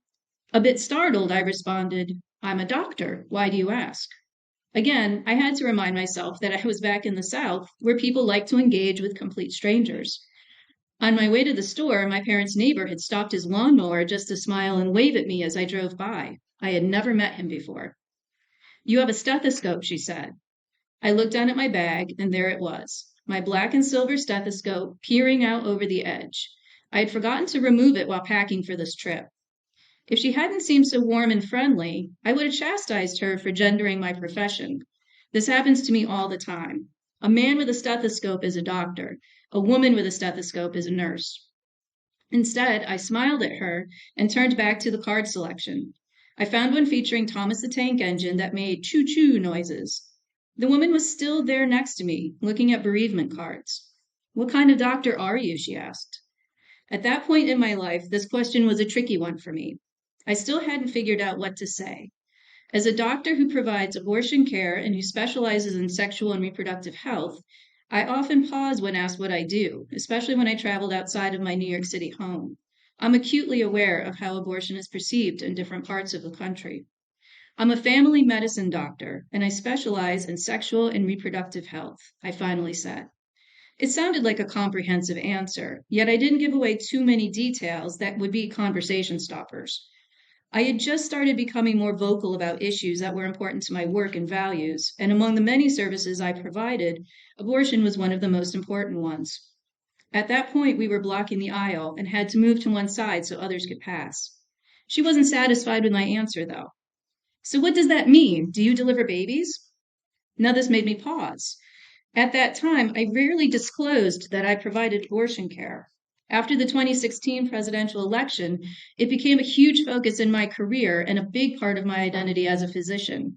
While most people in South Carolina believe that abortion should be legal, those same people feel that it should only be legal in a select few circumstances.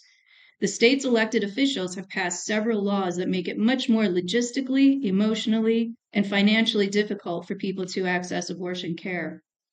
South Carolina is part of the Bible Belt, so the absurdity of these laws makes sense to me in that context. Conservative Christians within the anti-abortion movement would do anything to prevent people from having abortions in the name of religion. Violence against physicians like me who provide abortion care is a very real concern, so much so that it has contributed to the significant shortage of those who provide abortion care. We face a higher rate of harassment and violence, especially in states with more restrictive legislation. My friends and colleagues have shared stories with me about being harassed by email, through the mail, or even while walking to work. An anti-abortion activist called one of my colleagues working in the Midwest on her personal cell phone, threatening her life and her career. After that, she drove to work at the health center wearing a Three Stooges mask to conceal her identity. Once, when I was a resident training at Planned Parenthood in Colorado Springs, a protester tossed something at my car window. It turned out to be a small plastic baby doll. This is the same health center where, in 2015, a man armed with an assault rifle opened fire and killed 3 people and wounded 9. I was alarmed, to say the least. And let's never forget Dr. David Gunn, Dr. Barnett Slepian, and Dr. George Tiller, all murdered for doing the work of helping patients they cared so deeply about. While many of my colleagues have been able to live and practice in more conservative areas without major problems, most exercise caution when disclosing the nature of their work. Many feel too afraid to disclose their abortion work at all. And most family medicine and OBGYN doctors choose not to provide abortion care altogether. The fear is just too great, too few residency programs provide training, or the stigma prevents students and trainees from getting accurate enough information about abortion care to appreciate its value. So with all this in mind, I felt scared to tell this woman the truth about what I did. Uncertainty came over me there in the card aisle. She was a woman I had met only 30 seconds ago in a Target on a Sunday evening in the Deep South. At that moment, I made so many assumptions about her and how she saw me. I assumed she was opposed to abortion because of her race, her age, her southern drawl, and where we were located on the map. I assumed she would see me on the other side. Still, I knew that I had to encourage dialogue and a sense of normalcy around the work. I'm proud of it, and I didn't want to hide behind fear. Deep down, I believe that remaining silent about providing abortion care perpetuates the stereotype that abortion is unusual or deviant, or that legitimate, skilled, intelligent doctors do not perform them. I was now in a position to help correct all the myths about providing abortion care. In that moment, I would be brave. I took a deep breath and replied, I care for people living with HIV and who identify as transgender or gender non-binary, and I also provide abortion care. She froze. Her smile turned into an expression of confusion. I panicked. My heart started racing and my palms were sweaty. Why did she suddenly stop smiling, I wondered. She had seemed so warm a moment ago. What if she makes a scene and someone calls security? I was suddenly afraid that my casual Target run was about to turn into an altercation. I tried to channel my fear into strength and brace myself for what I thought could be a challenging, but ultimately positive conversation about reproductive rights. I hoped we could at least find some middle ground. She waited for a few people to pass us, and then she leaned in and whispered, I've had an abortion. Long pause. In fact, I've had 2. I hadn't realized I'd been holding my breath, but when the woman finally spoke, I let out a sigh. Now it was my turn to look confused. I hadn't been expecting this from her, and now I felt a little foolish for making assumptions. My heart slowed, and my shoulders relaxed. My face felt less tense. I smiled at her. She seemed eager to continue the conversation and proceeded to speak without giving me a chance to respond. The first one was when I was young. Roe v. Wade had permitted abortion in all 50 states in 1973. I couldn't help but wonder if she'd had the abortion before or after. The second one was when I already had 2 children. My husband had no idea. He still has no idea. As I listened, I knew I was expected back home, but I wanted to keep talking to her. I wanted to ask her more about her experience. I see abortions every day through my own lens, but what is it truly like for my patients? I wanted to know what it had been like for her. I wanted to know why she had never told her husband. I wanted to learn more from her. But we would never have that opportunity. We were interrupted by a voice on the intercom. The store was closing soon. I never got her name. I quickly thanked her for sharing a little bit of her life with me and said that it was nice to meet her and that I wished we had been able to talk more. While I didn't actually say sorry, I gave her a look of apology for jumping to so many conclusions in my mind. Before we parted, she got close to me, touched my arm, and whispered, "You're the only one I've told." "Ever?" I asked. "Ever," she said. And this book is available at the library and proceeds to go on and tell stories from various patients. And I also just found out that Dr. Shaw is a good friend of a friend of mine. So I want to thank her for writing this and allowing me to read this today. And on a slightly lighter note, this is not a banned or challenged book, but a book written by a person whose words are often restricted or banned. R. Eric Thomas is a wonderful humor writer, and he is also a Black gay man who deals with the weird intersections. He's also married to a pastor, so fortunately, he sees a lot of humor in the way his life intersects. He is also a Muppets fan, which is one of the reasons I'm so enamored of him. So he actually starts his book, Here for It, with a chapter, "The Monster at the End of This Book." And this is also for Larry Roberts, who is a fellow Muppet and Grover fan. For a number of years, I was under the impression that my birth was the result of an immaculate conception. Not the immaculate conception, a regular immaculate conception of an ordinary variety. I didn't think I was particularly special or meant to die so that the world might be saved from their sins. I struggled to get through a CrossFit class, so actual crucifixion might be a bit of a heavy lift. I understood that some people got pregnant to have babies. I simply thought I'd been opted out of that program. It made just as much sense to me that the universe had given a baby to my parents because they were nice people who photographed well. When my mother would tell me about life before me, she would always say the same thing. We wanted a child so badly. My arms used to ache for the weight of a baby. We prayed and we prayed and we prayed, and finally God gave you to us. How would you interpret that story? Immaculately, that's how. I thought some people just got babies handed to them like party favors at a quinceañera by a creator-type figure. Bob and Judy asked very nicely, "Cue my entrance, avec jazz hands." This all checks out, at least as much as the other Immaculate Conception, aka the birth of Jesus. On that, I was an expert, having gotten straight A's in Sunday school for years. There were no grades, but I scored myself. Plus, I was a very good child, obedient, pleasant, an avid reader, an unrepentant snitch. So, of course, I knew the story backwards and forwards. The angel and the three kings, the sheep, Mariah Carey singing All I Wanted for Christmas Is You, etc. My own sudden appearance on the scene, regular, yet also extraordinary, sans animals, no royalty RSVPs, was totally within my conceptual wheelhouse. What I couldn't figure out, however, was why. As a child, I liked certainty and order and clear explanations, even if they tended to involve miracles. But life, of course, can quickly get complicated and human and not at all miraculous. I'd sometimes find myself so lost in a question or a problem that the only solution I could think of was for an older version of myself to walk through a rift in the space-time continuum and let me know what happens, immaculately. As my concept of self expanded and evolved beyond my extraordinary beginnings, different parts of who I was began to prompt queries that I thought only the future could answer. I had this idea that the challenges I suddenly encountered, my Blackness, or my gayness, or my Christianness, or my Americanness, and their intersections, would somehow get uncomplicated through the magic of time, like a movie montage. Spoiler alert, they did not. But I would think about the supposed perfection of the future constantly. I'd be sitting in my childhood bedroom, or my college dorm, or my first apartment, just staring at the door like, any minute now in the future, they're going to invent time travel, and some well-dressed old Black man with no wrinkles is going to come bursting through and give me the answers to this take-home quiz or whatever. Sometimes my questions were existential. Sometimes they were AP statistical. The basic concern was always the same. Am I really here for this? The big idea, as I saw it, was this. You don't exist for a long time.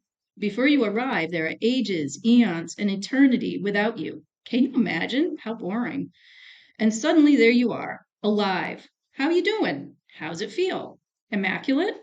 What if it feels bad? Don't worry, it gets better, right? But what if it doesn't get better? It just gets. It just keeps getting. What then? You still interested?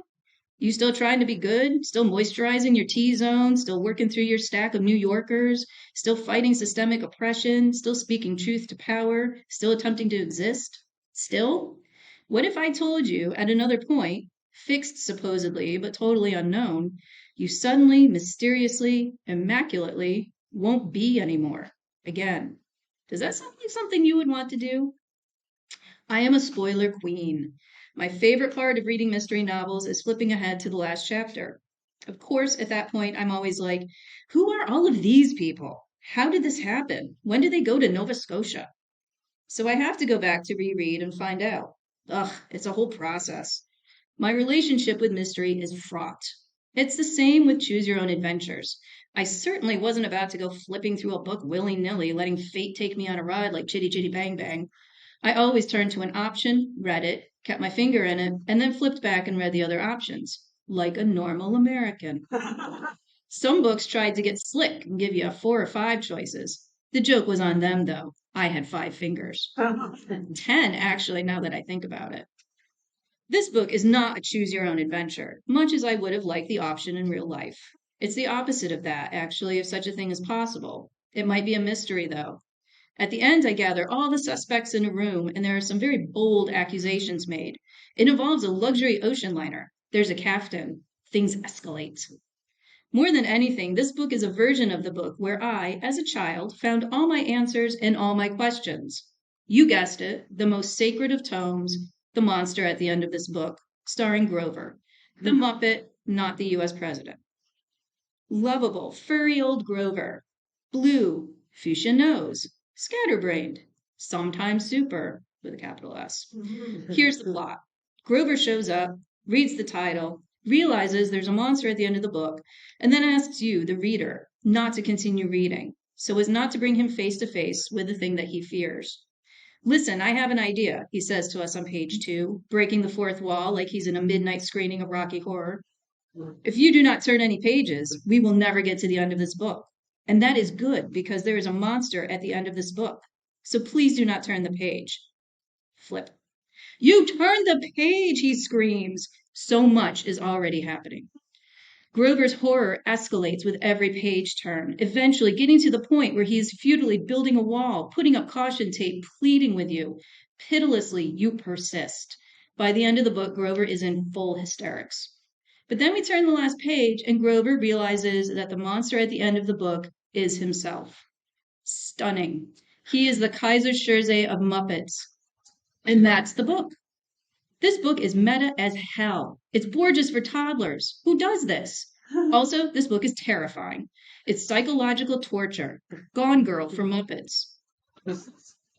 When I read it as a child, I didn't want to turn the page. I didn't want to torture Grover. I wonder if there's ever been a child who, when asked not to continue, simply closed the book and went on with their life. I want to know that obedient child. But the book's success is predicated on the assumption that we will not heed his simple request. That is terrible.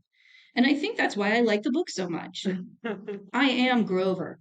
I walk with him every step of the way on his journey. The monster at the end of this book is a lighthearted book about anxiety.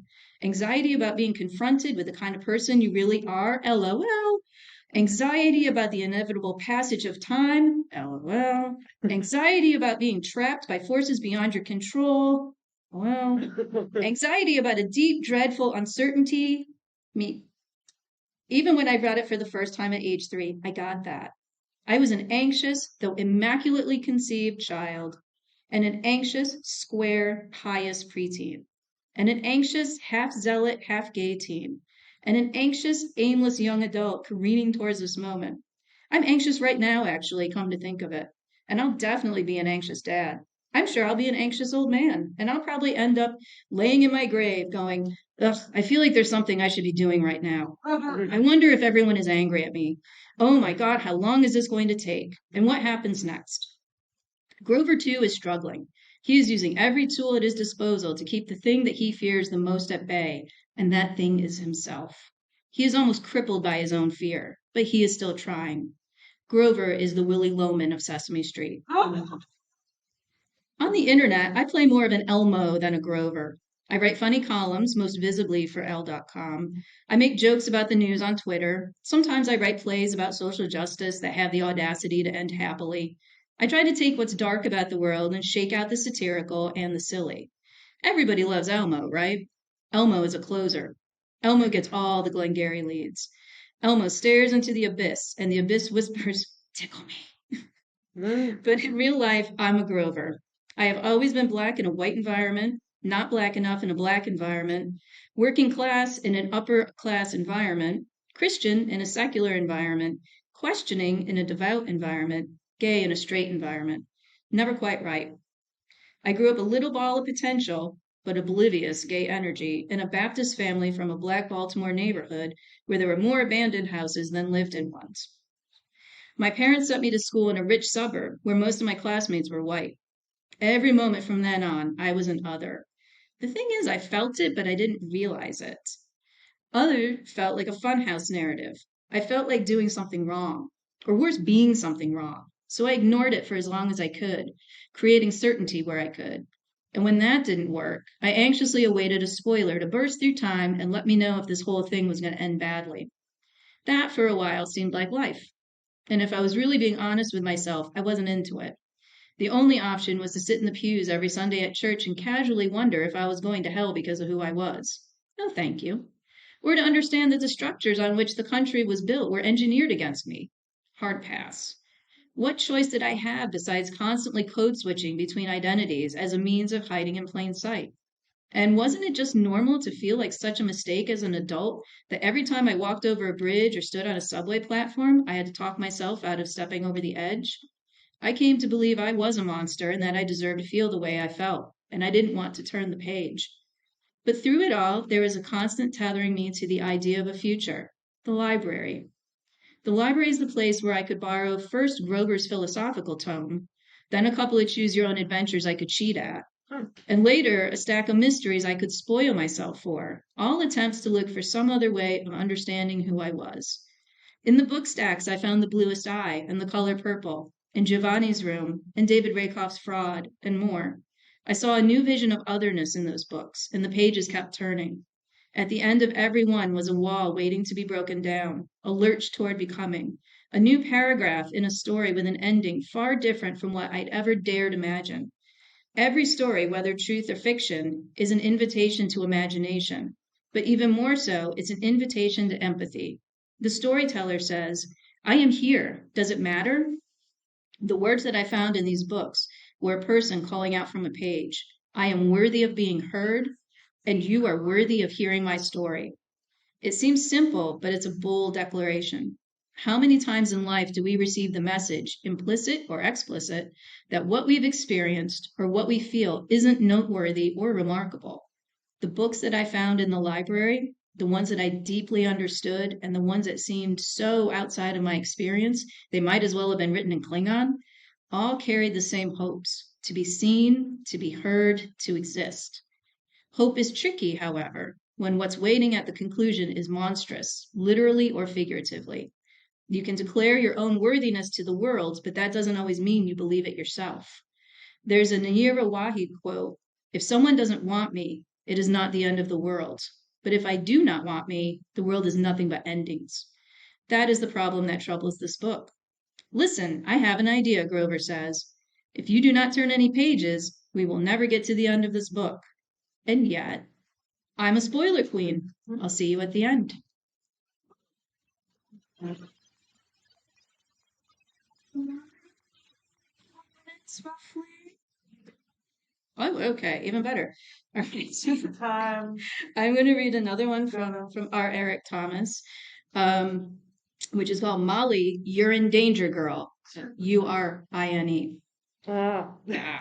Oh. Technically, I grew up in a dangerous area. Sometimes people got killed nearby. I never saw any dead bodies, although once the movie Homicide needed a kid to play a corpse at a crime scene set a couple of doors down. They approached my mother and asked her if one of her sons wanted to earn money lying in the street. I was very excited about this. I thought that this would be my big break. She was like, "Rosa Parks didn't sit in front of that bus so you could lie in a gutter and collect equity points." I'm paraphrasing. Probably. Anyway, despite the fact that I grew up in a dangerous area, that's my only experience with murdered bodies. It's possible my neighborhood was just dangerous on film. Nonetheless, I avoided telling my classmates about where I lived, and I only invited one person over one time. I guess I was embarrassed. The things we saw out of our windows were so dramatically different from the things they saw. My classmates, by and large, lived in suburban neighborhoods, some with mega mansions, some with the regular homes of your standard middle class white family, none the setting for a television show about murders and the detectives who investigate said murders. My parents wanted more for us than what our surroundings could provide, so it's probably no surprise that my mother was less than keen about me lying in a gutter outside our front door drenched in fake blood. I see that now. I didn't then. Truth be told, I always thought the pastoral neighborhoods where my classmates lived were scarier. Yeah, it was a common occurrence to hear gunshots ringing out somewhere in our neighborhood, but in the suburbs, my friends had floor to ceiling windows that looked out on acres of woodland. And you know what lives in the woods? Horrors, limited only by your own imagination, and I guess your knowledge of the woods and the creatures therein. Are there bears in the city? No, there are not. Are there hockey mask wearing killers in the city? Who in the city has a hockey mask? Are there Babadooks and Mothmen in the city? Honey, the rent is too high for all that. True, there is the threat of mugging and an air conditioning unit falling out of a window and crushing you and buses driving by and splashing your tutu. But that's about it, at least as far as physical threats go. The danger in a city is systemic and endemic. It's built into the walls and the street corners and written in invisible ink on the mortgages and in the local newspaper headlines. It powers the public transportation and funds the political campaigns. The danger in the city is all around you, but has clearly delineated borders. The suburbs, on the other hand, are places of literally endless physical peril for everyone everywhere. The worst of the worst are those super suburbs for people so rich they can't stand the sight of other people, where you have so much land that you basically live in a house hidden in a national park. You might as well be Sigourney Weaver and Alien going into some of these places with a mile-long private drive. Like you are forsaken out there. If you call the police, they let you know their anticipated arrival time in days. And who wants to live that far from a Costco? You're so rich you've started to inconvenience yourself. Look at your life. I actively distrust the suburbs. I especially distrust the sprawling ones, the ones built on top of old rock quarries, the ones where everything is alike in sameness and remoteness and perfection. I have trouble understanding the melting pot when, by the order of the neighborhood association, every ingredient looks identical, or you have to squint to see your neighbors. That said, the suburban house, the patch of land in a ticky-tacky Hooverville, is the pinnacle of the American dream, so who am I to judge it? If it's good enough for Audrey and Little Shop of Horrors, shouldn't it be good enough for me? The fact is, when it comes to living space and Little Shop, I've always preferred downtown to somewhere that's green, both musically and symbolically. I decided early on that you would never catch me out in some cul-de-sac with minimal light pollution. I'd rather take my chances on Skid Row with a person-eating plant than try to navigate the foreboding open space of a suburb. This is especially true if there are woods involved. It's too quiet, it's too dark, there are too many crevices and corners and crags and scritches and crackles and shrieks. If there's a copse, there's a corpse, I always say. I am a delight at parties. The woods, as I'm sure you're aware, are where roughly 65% of all terrible things happen in horror movies. The other 35% happen in beautiful suburban homes where no one, except me apparently, would ever imagine such a thing taking place. This rule isn't even restricted to horror movies, actually. I love a good Dateline investigation or British mystery novel or Gone Girl, and all of them are basically infomercials about the inherent danger of living anywhere with a lawn. Dateline investigations are never in crack houses. They are always in split-level homes owned by a dentist who snapped. You never see Jane Pauley or whomever walking through a neighborhood like mine, pockmarked with abandoned buildings and soundtracked by sirens, asking neighbors if they ever expected a thing like this to happen here. It's assumed that it will happen here. And something has taught us that when it does happen, we shouldn't be surprised. I don't have to agree with that understanding of the differences between city and suburban life, but I will definitely take it to heart. I'm not trying to spend years saving up all my coins, pouring all my worth into a 3-bedroom, 2.5-bathroom rancher in some neighborhood where there are stringent rules for what color your mailbox is, just to be surprised by my own murder. If you're going to kill me, I want to expect it. That's the real American dream. The fact is, White people did this to themselves. Redlining and white flight are basically like when someone in a horror movie hears a noise in the basement and everybody, black, in the movie theater is yelling, "Don't go in there!"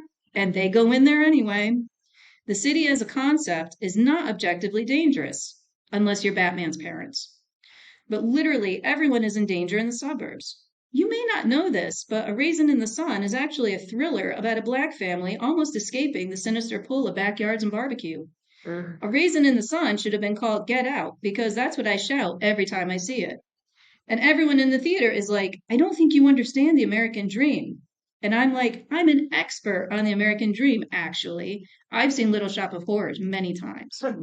And I am escorted from the theater, which is fine with me. The ending of A Raisin is a real bummer. Spoiler alert, they get the house in the white neighborhood. It is both a total coincidence and very intentional, brilliant bit of dramatic synergy that I first read A Raisin in the Sun in 10th grade, the same year I started babysitting for people who lived in the suburbs. I was hired mainly by two families, both of whom had children who went to my school. I worked at the after-school daycare program, so I had begun to develop a reputation as a semi-reliable, friendly person who could keep children alive. Even though I had literally no qualifications other than willing to play many games of Chutes and Ladders and can dial a phone, I became very popular in the babysitting scene. One of the kids I babysat once told me, "You're different, you play with us," which seemed like a natural thing to do, but was apparently a rarity. That was good? Good. Thank you.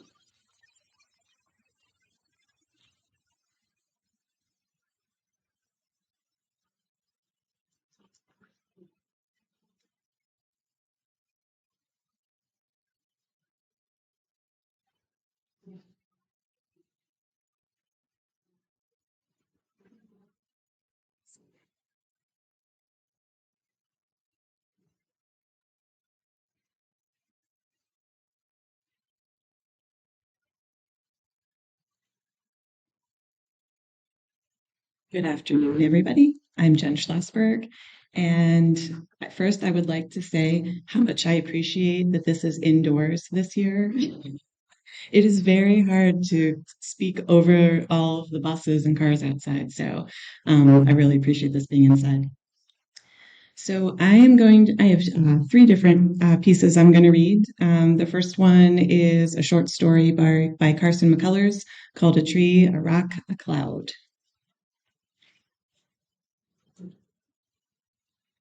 And I'm at the point now, too, where I have to put on reading glasses when I do the readathon.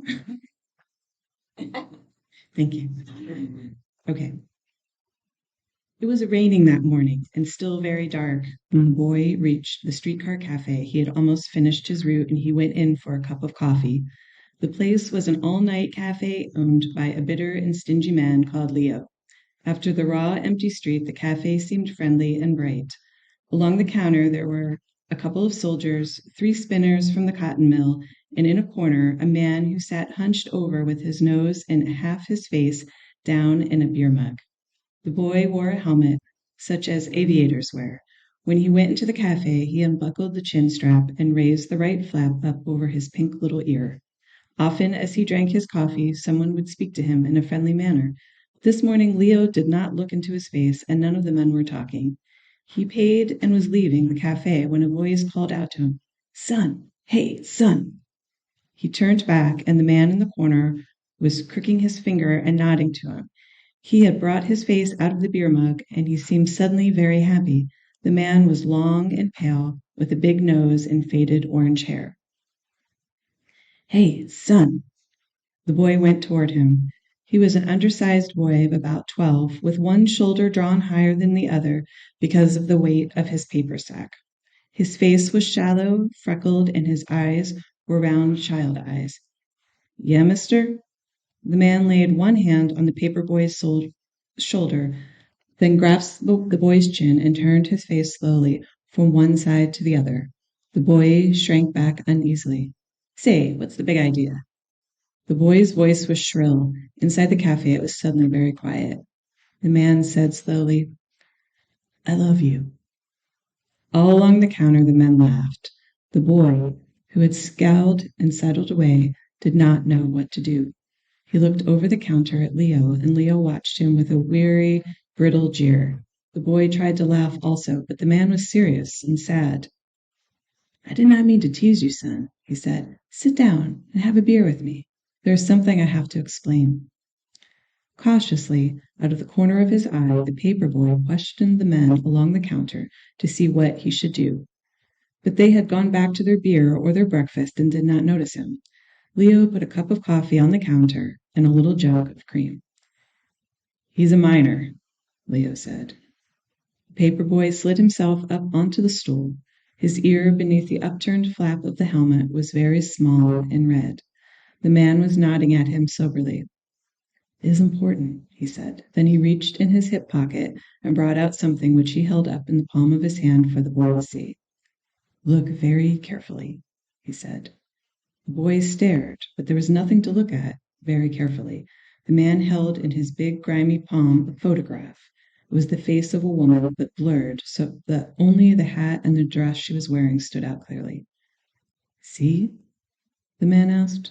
The boy nodded, and the man placed another picture in his palm. The woman was standing on a beach in a bathing suit. The suit made her stomach very big, and that was the main thing you noticed. Got a good look? He leaned over closer and finally asked, You ever see her before? The boy sat motionless, staring slantwise at the man. Not so I know of. Very well. The man blew on the photographs and put them back into his pocket. That was my wife. Dead? The boy asked. Slowly the man shook his head. He pursed his lips as though about to whistle and answered in a long, drawn way. No, he said, I'll explain. The beer on the counter before the man was in a large brown mug.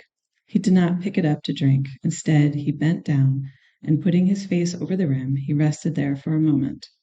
Then, with both hands, he tilted the mug and sipped. Some night you go to sleep with your big nose in a mug and drown, said Leo. Prominent transients drowns in beer. That would be a cute death. The paperboy tried to signal to Leo. While the man was not looking, he screwed up his face and worked his mouth to question soundlessly. Drunk? But Leo only raised his eyebrows and turned away to put some pink strips of bacon on the grill. The man pushed the mug away from him, straightened himself, and folded his loose, crooked hands on the counter. His face was sad as he looked at the paperboy. He did not blink, but from time to time the lids closed down with delicate gravity over his pale green eyes. It was nearing dawn, and the boy shifted the weight of the paper sack. I'm talking about love, the man said. With me, it is a science. The boy half slid down from the stool, but the man raised his forefinger, and there was something about him that held the boy and would not let him go. 12 years ago, I married a woman, the woman in the photograph. She was my wife for 1 year, 9 months, 3 days, and 2 nights. I loved her, yes. He tightened his blurred, rambling voice and said again, I loved her. I thought also that she loved me. I was a railroad engineer. She had all home comforts and luxuries. It never crept into my brain that she was not satisfied. But do you know what happened? Meow, said Leo. The man did not take his eyes from the boy's face. She left me. I came in one night and the house was empty and she was gone. She left me. With a fellow? The boy asked. Gently, the man placed his palm down on the counter. Why, naturally, son. A woman does not run off like that alone. The cafe was quiet. The soft rain, black and endless, in the streets outside. Leo pressed down the frying pan with the prongs of his long fork. So you've been chasing that floozy for 11 years, you frazzled old rascal? For the first time, the man glanced at Leo. Please don't be vulgar. Besides, I was not speaking to you. He turned back to the boy and said in a trusting and secretive undertone, Let's not pay any attention to him, okay? Paperboy nodded doubtfully. It was like this, the man continued. I am a person who feels many things. All my life, one thing after another has impressed me. Moonlight, the leg of a pretty girl, one thing after another. But the point is that when I had enjoyed anything, there was a peculiar sensation as though it was laying around loose in me. Nothing seemed to finish itself up or fit in with the other things. Women, I had my portion of them, the same. Afterwards, laying around loose in me, I was a man who had never loved. Very slowly he closed his eyelids, and the gesture was like a curtain drawn at the end of a scene in the play. When he spoke again, his voice was excited and the words came fast. The lobes of his large, loose ears seemed to tremble. Then I met this woman. I was 51 years old, and she always said she was 30. I met her at a filling station, and we were married within 3 days.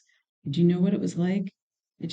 I can't tell you. All I had ever felt was gathered together around this woman. Nothing lay around loose in me, and more was finished up by her. The man stopped suddenly and stroked his long nose. His voice sank down to a steady and reproachful undertone. I'm not explaining this right. What happened was this.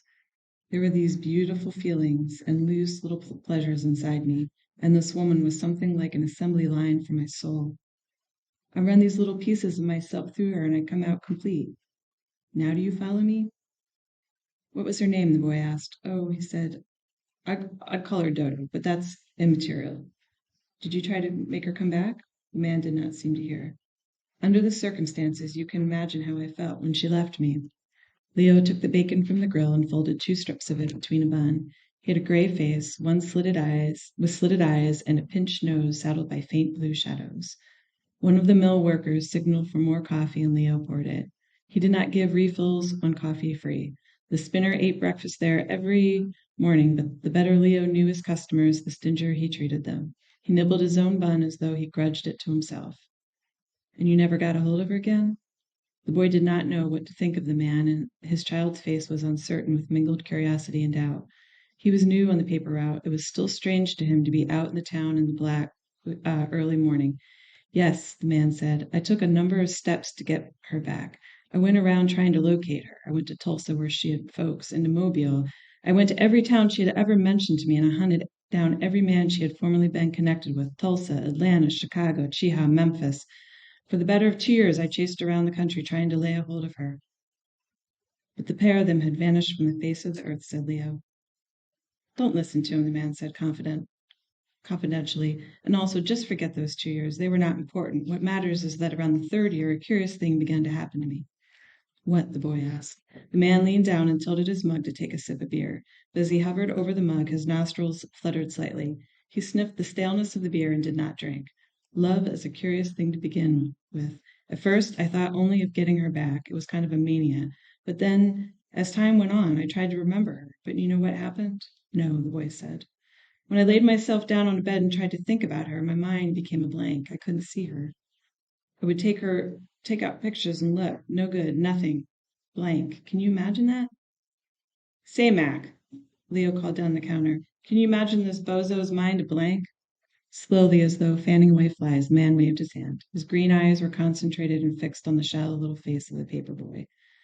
But a sudden piece of glass on a sidewalk, or a nickel tune in a music box, a shadow on a wall at night, and I would remember. It might happen in a street, and I would cry or bang my head against a lamp post. You follow me? A piece of glass, the boy said. Anything. I would walk around, and I had no power of how and when to remember her. You think you can put up a kind of shield, but remembering don't come to a man face forward. It corners around sideways. I was at the mercy of everything I saw and heard. Suddenly, instead of me combing the countryside to find her, she began to chase me around in my very soul. She chasing me, mind you, and in my soul. The boy asked finally, what part of the country were you in then? Oh, the man groaned. I was a sick mortal. It was like smallpox, I confess, son, that I boozed, I fornicated, I committed any sin that suddenly appealed to me. I am loath to confess it, but I will do so. When I recall that period, it is all curdled in my mind. It was so terrible. The man leaned his head down and tapped his forehead on the counter. For a few seconds he stayed bowed over the position, back of his stringy neck covered with orange furs, his hands with their long warped fingers held palm to palm in an attitude of prayer. Then the man straightened himself. He was smiling, and suddenly his face was bright and tremulous and old. It was in the 5th year that it happened, he said, and with it I started my science. Leo's mouth jerked with a pale, quick grin. Well, none of we boys are getting any younger, he said. Then, with sudden anger, he balled up a dishcloth he was holding and threw it down hard on the floor. You draggle-tailed old Romeo. What happened? The boy asked. The old man's voice was high and clear. Peace, he answered. Huh? It is hard to explain scientifically, son, he said. I guess the logical explanation is that she and I have fleed around from each other for so long that finally we just got tangled up together and lay down and quit. Peace, a queer and beautiful blankness. It was spring in Portland, and the rain came every afternoon. All evening, I just stayed there on my bed in the dark, and that is how the science come to me. The windows in the streetcar were pale blue with light. The two soldiers paid for their beers and opened the door. One of the soldiers combed his hair and wiped off his muddy puttees before he went outside. 3 mill workers bent silently over their breakfasts. Leo's clock was ticking on the wall. It is this, and listen carefully. I meditated on love and reasoned it out. I realized what is wrong with us. Men fall in love for the first time, and what do they fall in love with? The boy's soft mouth was partly open. He did not answer.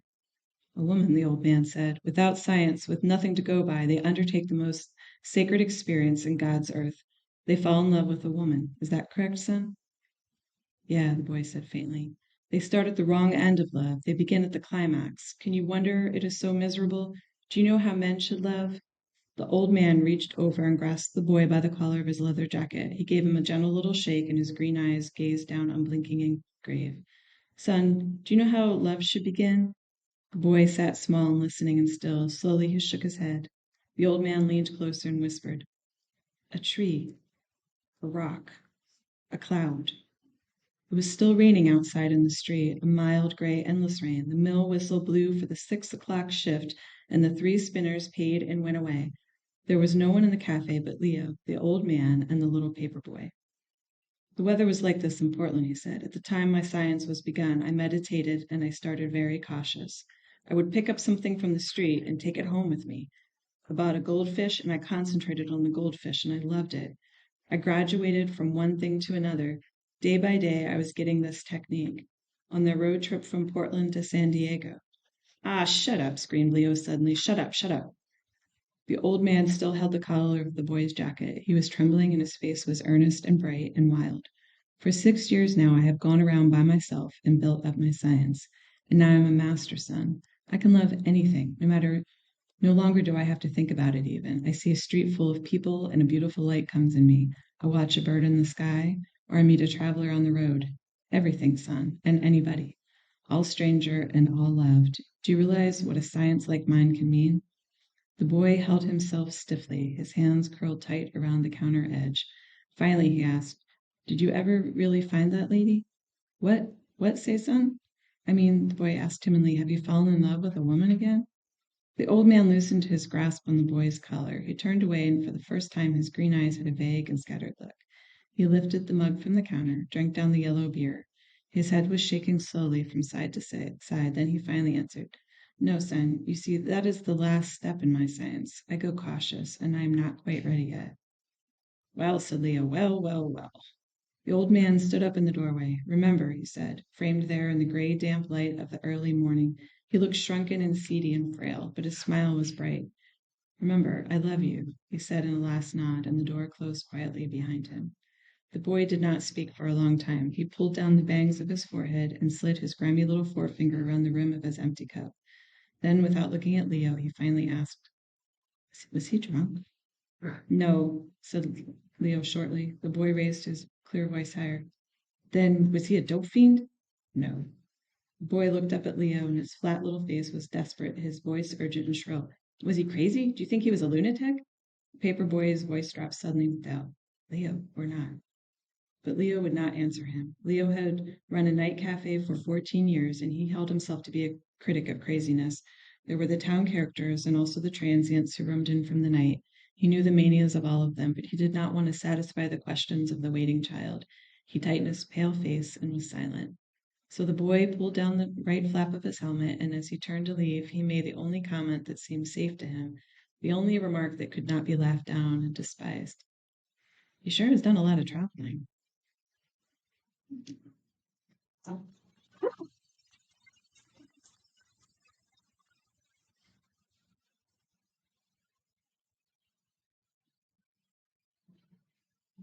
This next book, I think I can do this without my glasses on, which will be good because I'm going to need to be able to look up and down at the same time. How Rocket Learned to Read, which is a book that I read to my lovely daughter who's in the audience right now, which was donated to us from the Family Reading Partnership when she was a wee one. So this is one of my favorites. Reminds me a little bit of our ridiculous dog at home too, though he still does not know how to read. And this is by Tad Hills. Rocket loved to play. He loved to chase leaves and chew sticks. He loved to listen to the birds sing. Every fall morning, after chasing leaves, Rocket would lie down in his favorite spot under his favorite tree. There, he'd sniff the neighborhood smells and settle in for a good nap. One day, a little yellow bird startled Rocket. "Aha, my first student! Wonderful!" she sang. Rocket was confused. "Student? I'm not a student." "But if I am your teacher," the bird interrupted, "then you must be my student." Rocket found it hard to argue with this bird. "I'm so glad you saw my sign," the bird chirped. "Oh, yes, I can see it," Rocket said, "but I don't know how to read." And then the sign says, "Class starts today." "Can't read? Fantastic!" She waved a wing. "Welcome to my classroom." "But I just came here to nap," Rocket said. No, there will be no napping in class," declared the bird. "Except, of course, during nap time." "Well then, I can take a nap over here," said Rocket. I've had a very busy morning." "Not to worry, I'll be around every day," chirped the bird, "until the weather turns."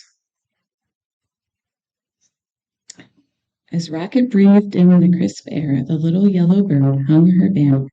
"Aha, the wondrous, mighty, gorgeous alphabet," she marveled, "where it all begins."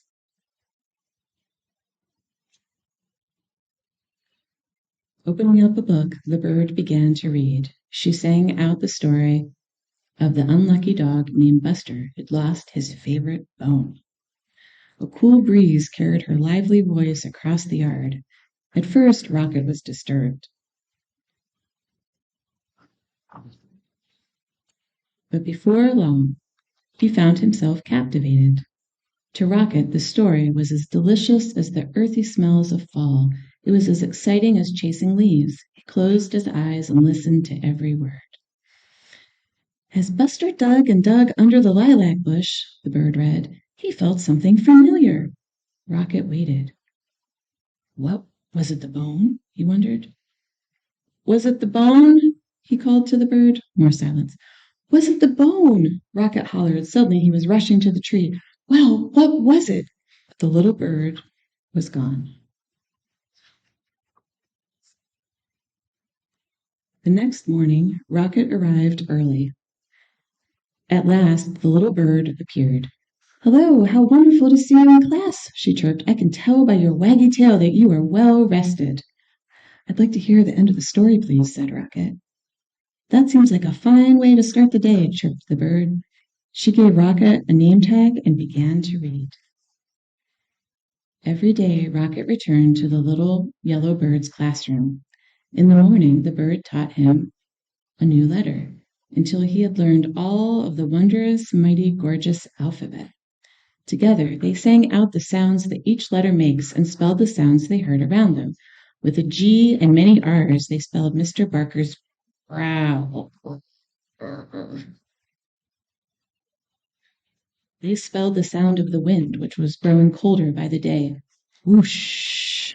Soon they were spelling words like F-A-L-L, fall, for the gusty time of year, and R-E-D, red, for the color of the letters. And each afternoon the bird read a story. She read stories about dogs and birds. She read about leaves changing colors and about birds flying south for the winter. Then one day the weather turned and the letter banner disappeared. See you again in the glorious spring, the bird sang, and as she flew into the wintry sky, she called, Don't forget, words are built one letter at a time. The days grew shorter and the leaves fell from the trees. Grass became crunchy. Soon Rocket's classroom disappeared under the snow. You'll see that he spelled out ABC with his tracks. He remembered the little yellow bird's alphabet and practiced his letters. Rocket thought about the bird's sweet chirp, and he sounded out words like D-I-G, dig, and W-I-N-D, wind, and C-O-L-D, cold. He made new friends and spelled their names. Hello, E-M-M-A, Emma. Hi there, F-R-E-D, Fred. He spelled everything, S-U-N, sun, and M-E-L-T, melt. When Rocket spelled M-U-D, mud, he knew that spring, as it always does, had returned. The breeze blew warmer, the grass grew greener, and a sign appeared. Class starts tomorrow. Early the next morning, Rocket rushed to his classroom. As he waited, he spelled WAG, W-A-G. Soon the little yellow bird arrived. Aha, my star student, she sang. How wonderful to see you. I can tell by your waggy tail that you are ready for class. The sign says, welcome back, Rocket. Then together they began to read. They read stories about birds flying north in the spring. They read about picnics in the warm sun. And they read about Buster, the lucky dog who found his boat under the lilac bush. And when they were done, they read it again and again and A-G-A-I-N again.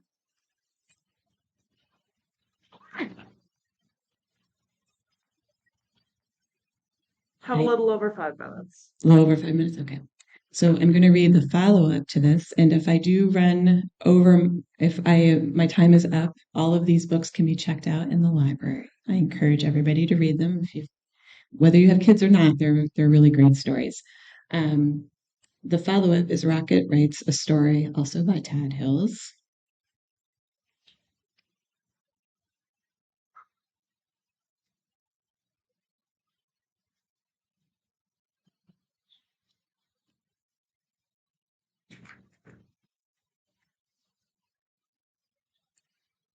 Rocket loved books. He loved to read them to himself or sit quietly by his teacher, the little yellow bird, as she read them aloud. Rocket even liked the way books smelled. When he opened a new book, it smelled like a place he'd never been, like a friend he'd never met. The little yellow bird agreed. Books are inspiring. They make me sing. Rocket loved words too. After snack time, his teacher would say, Rocket, why don't you use that nose of yours to sniff out some new words? And off he'd go. He'd fetch some nice ones like buttercup and bug and feather and nest. I'm looking for words, Rocket would announce to anyone who'd listen. Rocket always brought his words back to the classroom and wrote them down. The little yellow bird would help him spell the tricky ones, and then they'd hang them on their word tree.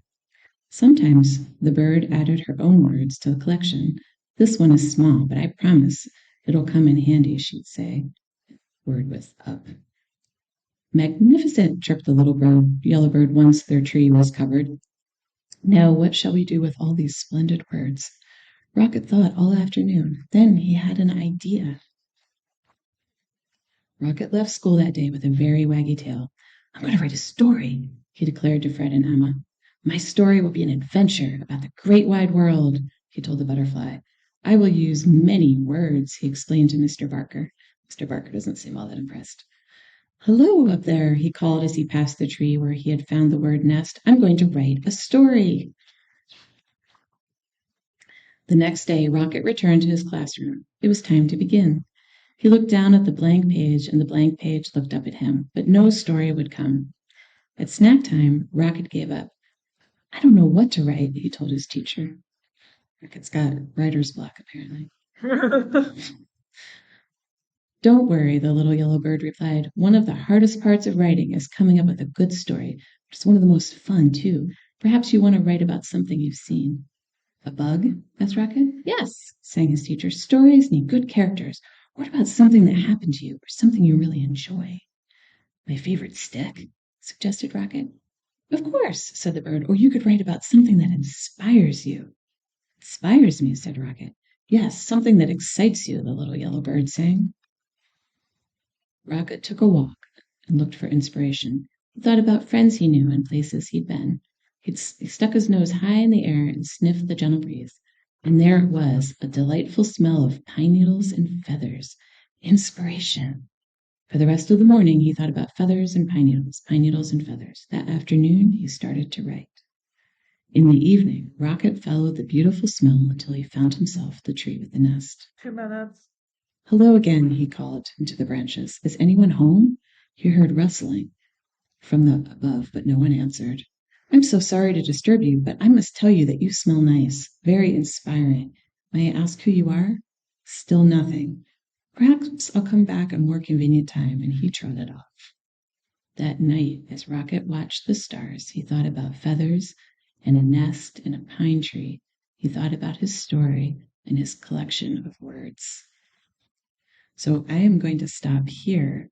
So if you want to know who is in the tree and who is inspiring Rocket to write his story, I encourage you to check this book out. Rocket Writes a Story by Tad Hills. It's a really great story. And I'm guessing my time is up. Thank you so much. Oh.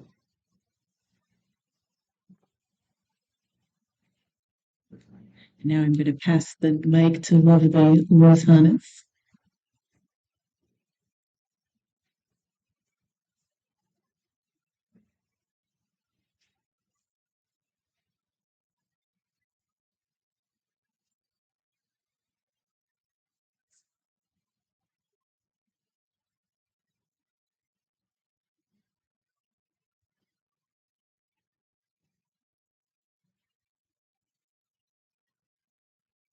Hello. All right, so I'll be reading the national bestseller called The Curious Incident of the Dog in the Nighttime, a novel by Mark Haddon. Chapter 2. It was 7 minutes after midnight. The dog was lying on the grass in the middle of the lawn in front of Mrs. Shears's house. Its eyes were closed. It looked as if it was running on its side, the way dogs run when they think they are chasing a cat in a dream. But the dog was not running or asleep. The dog was dead. There was a garden fork sticking out of the dog.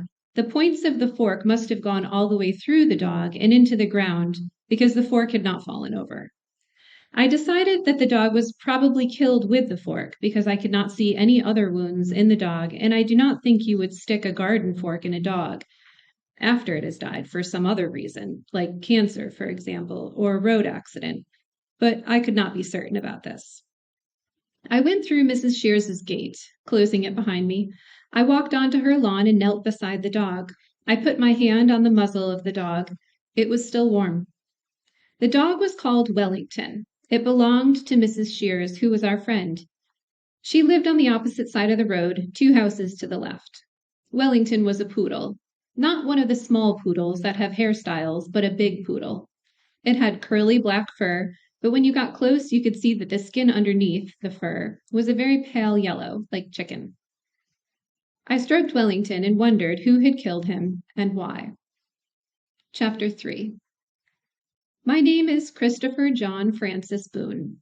I know all the countries of the world and their capital cities and every prime number up to 7,057. 8 years ago, when I first met Siobhan, she showed me this picture. It's a sad face, like a emoji. And I knew that it meant sad, which is what I felt when I found the dead dog. Then she showed me this picture, a happy face. And I knew that it meant happy, like when I'm reading about the Apollo space missions, or when I am still awake at 3 a.m. or 4 a.m. in the morning, and I can walk up and down the street and pretend that I'm the only person in the whole world. Then she drew some other pictures, a variety of emojis, but I was unable to say what these meant. I got Siobhan to draw lots of these faces and then write down next to them exactly what they meant. I kept the piece of paper in my pocket and took it out when I didn't understand what someone was saying. but it was very difficult to decide which of the diagrams was most like the face they were making, because people's faces move very quickly. When I told Siobhan that I was doing this, she got out a pencil and another piece of paper and said it probably made people feel very, and then she laughed. So I tore the original piece of paper up and threw it away, and Siobhan apologized. And now if I don't know what someone is saying, I ask them what they mean, or I walk away. Chapter 5. I pulled the fork out of the dog and lifted him into my arms and hugged him. He was leaking blood from the fork holes. I like dogs. You always know what a dog is thinking. It has 4 moods: happy, sad, cross, and concentrating. Also, dogs are faithful, and they do not tell lies because they cannot talk. I had been hugging the dog for 4 minutes when I heard screaming. I looked up and saw Mrs. Shears running toward me from the patio. She was wearing pajamas and a housecoat. Her toenails were painted bright pink, and she had no shoes on. She was shouting, "What in fuck's name have you done to my dog?" I do not like people shouting at me. It makes me scared that they are going to hit me or touch me, and I do not know what is going to happen. "Let go of the dog," she shouted. "Let go of the fucking dog, for Christ's sake." I put the dog down on the lawn and moved back 2 meters. She bent down. I thought she was going to pick the dog up herself, but she didn't. Perhaps she noticed how much blood there was and didn't want to get dirty. Instead, she started screaming again. I put my hands over my ears and closed my eyes and rolled forward till I was hunched up with my forehead pressed onto the grass. The grass was wet and cold. It was nice. Chapter 7. This is a murder mystery novel. Siobhan said that I should write something I would want to read myself. Mostly I read books about science and maths. I do not like proper novels. In proper novels, people say things like, "I am veined with iron, with silver, and with streaks of common mud. I cannot contract into the firm fist which those clench who do not depend on stimulus." What does this mean? I do not know, nor does Father, nor does Siobhan or Mr. Jevons. I have asked them. Siobhan has long blonde hair and wears glasses which are made of green plastic, and Mr. Jevons smells like soap and wears brown shoes that have approximately 60 tiny circular holes in each of them. But I do like murder mystery novels, so I am writing a murder mystery novel. In a murder mystery novel, someone has to work out who the murderer is and then catch them. It is a puzzle. If it is a good puzzle, you can sometimes work out the answer before the end of the book. Siobhan said that the book should begin with something to grab people's attention. That is why I started with the dog. I also started with the dog because it happened to me, and I find it hard to imagine things which did not happen to me. Siobhan read the first page and said that it was different. She put this word into inverted commas by making the wiggly quotation sign with her first and second fingers. She said that it was usually people who were killed in murder mystery novels. I said that 2 dogs were killed in The Hound of the Baskervilles, the hound itself and James Mortimer's spaniel. But Siobhan said they weren't the victims of the murder. Sir Charles Baskerville was. She said that this was because readers cared more about people than dogs. So if a person was killed in a book, readers would want to carry on reading. I said that I wanted to write about something real, and I knew people who had died, but I did not know any people who had been killed, except Mr. Paulson, Edward's father from school. And that was a gliding accident, not murder, and I didn't really know him. I also said that I cared about dogs because they were faithful and honest, and some dogs were cleverer and more interesting than some people. Steve, for example, who comes to the school on Thursdays, needs help to eat his food and could not even fetch a stick. Siobhan asked me not to say this to Steve's mother. Chapter 11. Then the police arrived. I like the police. They have uniforms and numbers, and you know what they are meant to be doing. There is a policewoman and a policeman. The policewoman had a little hole in her tights on her left ankle and a red scratch in the middle of the hole. The policeman had a big orange leaf stuck to the bottom of his shoe, which was poking out from one side. The policewoman put her arms round Mrs. Shears and led her back toward the house. I lifted my head off the grass. The policeman squatted down beside me and said, "Would you like to tell me what's going on here, young man?" I sat up and said, "The dog is dead." I'd got that far, he said. I said, I think someone killed the dog. How old are you? He asked. I replied, I am 15 years and 3 months and 2 days. And what precisely were you doing in the garden? He asked. I was holding the dog, I replied. And why were you holding the dog? He asked. This was a difficult question. It was something I wanted to do. I like dogs. It made me sad to see that the dog was dead. I like policemen too, and I wanted to answer the question properly, but the policeman did not give me enough time to work out the correct answer. Why were you holding the dog? He asked again. I like dogs, I said. Did you kill the dog? He asked. I said, I did not kill the dog. Is this your fork? He asked. I said, no. You seem very upset about this, he said. He was asking too many questions, and he was asking them too quickly. They were stacking up in my head like loaves in the factory where Uncle Terry works. The factory is a bakery, and he operates the slicing machines. And sometimes the slicer is not working fast enough, but the bread keeps coming, and there's a blockage. I sometimes think of my mind as a machine, but not always as a bread slicing machine. It makes it easier to explain to other people what is going on inside it. The policeman said, I am going to ask you once again. I rolled back onto the lawn and pressed my forehead to the ground again and made the noise that Father calls groaning. I make this noise when there's too much information coming into my head from the outside world. It is like when you are upset and you hold the radio against your ear and you tune it halfway between two stations so that all you get is white noise, and then you turn the volume right up so that this is all you can hear, and then you know you are safe because you cannot hear anything else. The policeman took hold of my arm and lifted me onto my feet. I didn't like him touching me like this, and this is when I hit him. Chapter 13. This will not be a funny book. I cannot tell jokes because I do not understand them. Here is a joke as an example. It is one of Father's.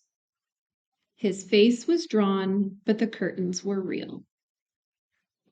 I know why this is meant to be funny, I asked. It is because drawn has 3 meanings, and they are 1, drawn with a pencil, 2, exhausted, and 3, pulled across a window. And meaning 1 refers to both the face and the curtains, meaning 2 refers only to the face, and meaning 3 refers only to the curtains. If I try to say the joke to myself, making the word mean the 3 different things at the same time, it is like hearing 3 different pieces of music at the same time, which is uncomfortable and confusing and not nice, like white noise. It is like 3 people trying to talk to you at the same time about different things. And that is why there are no jokes in this book. Chapter 17. The policeman looked at me for a while without speaking. Then he said, I am arresting you for assaulting a police officer. This made me feel a lot calmer, because it is what policemen say on television and in films. Then he said, I strongly advise you to get into the back of the police car, because if you try any of that monkey business again, you little shit, I will seriously lose my rag. Is that understood?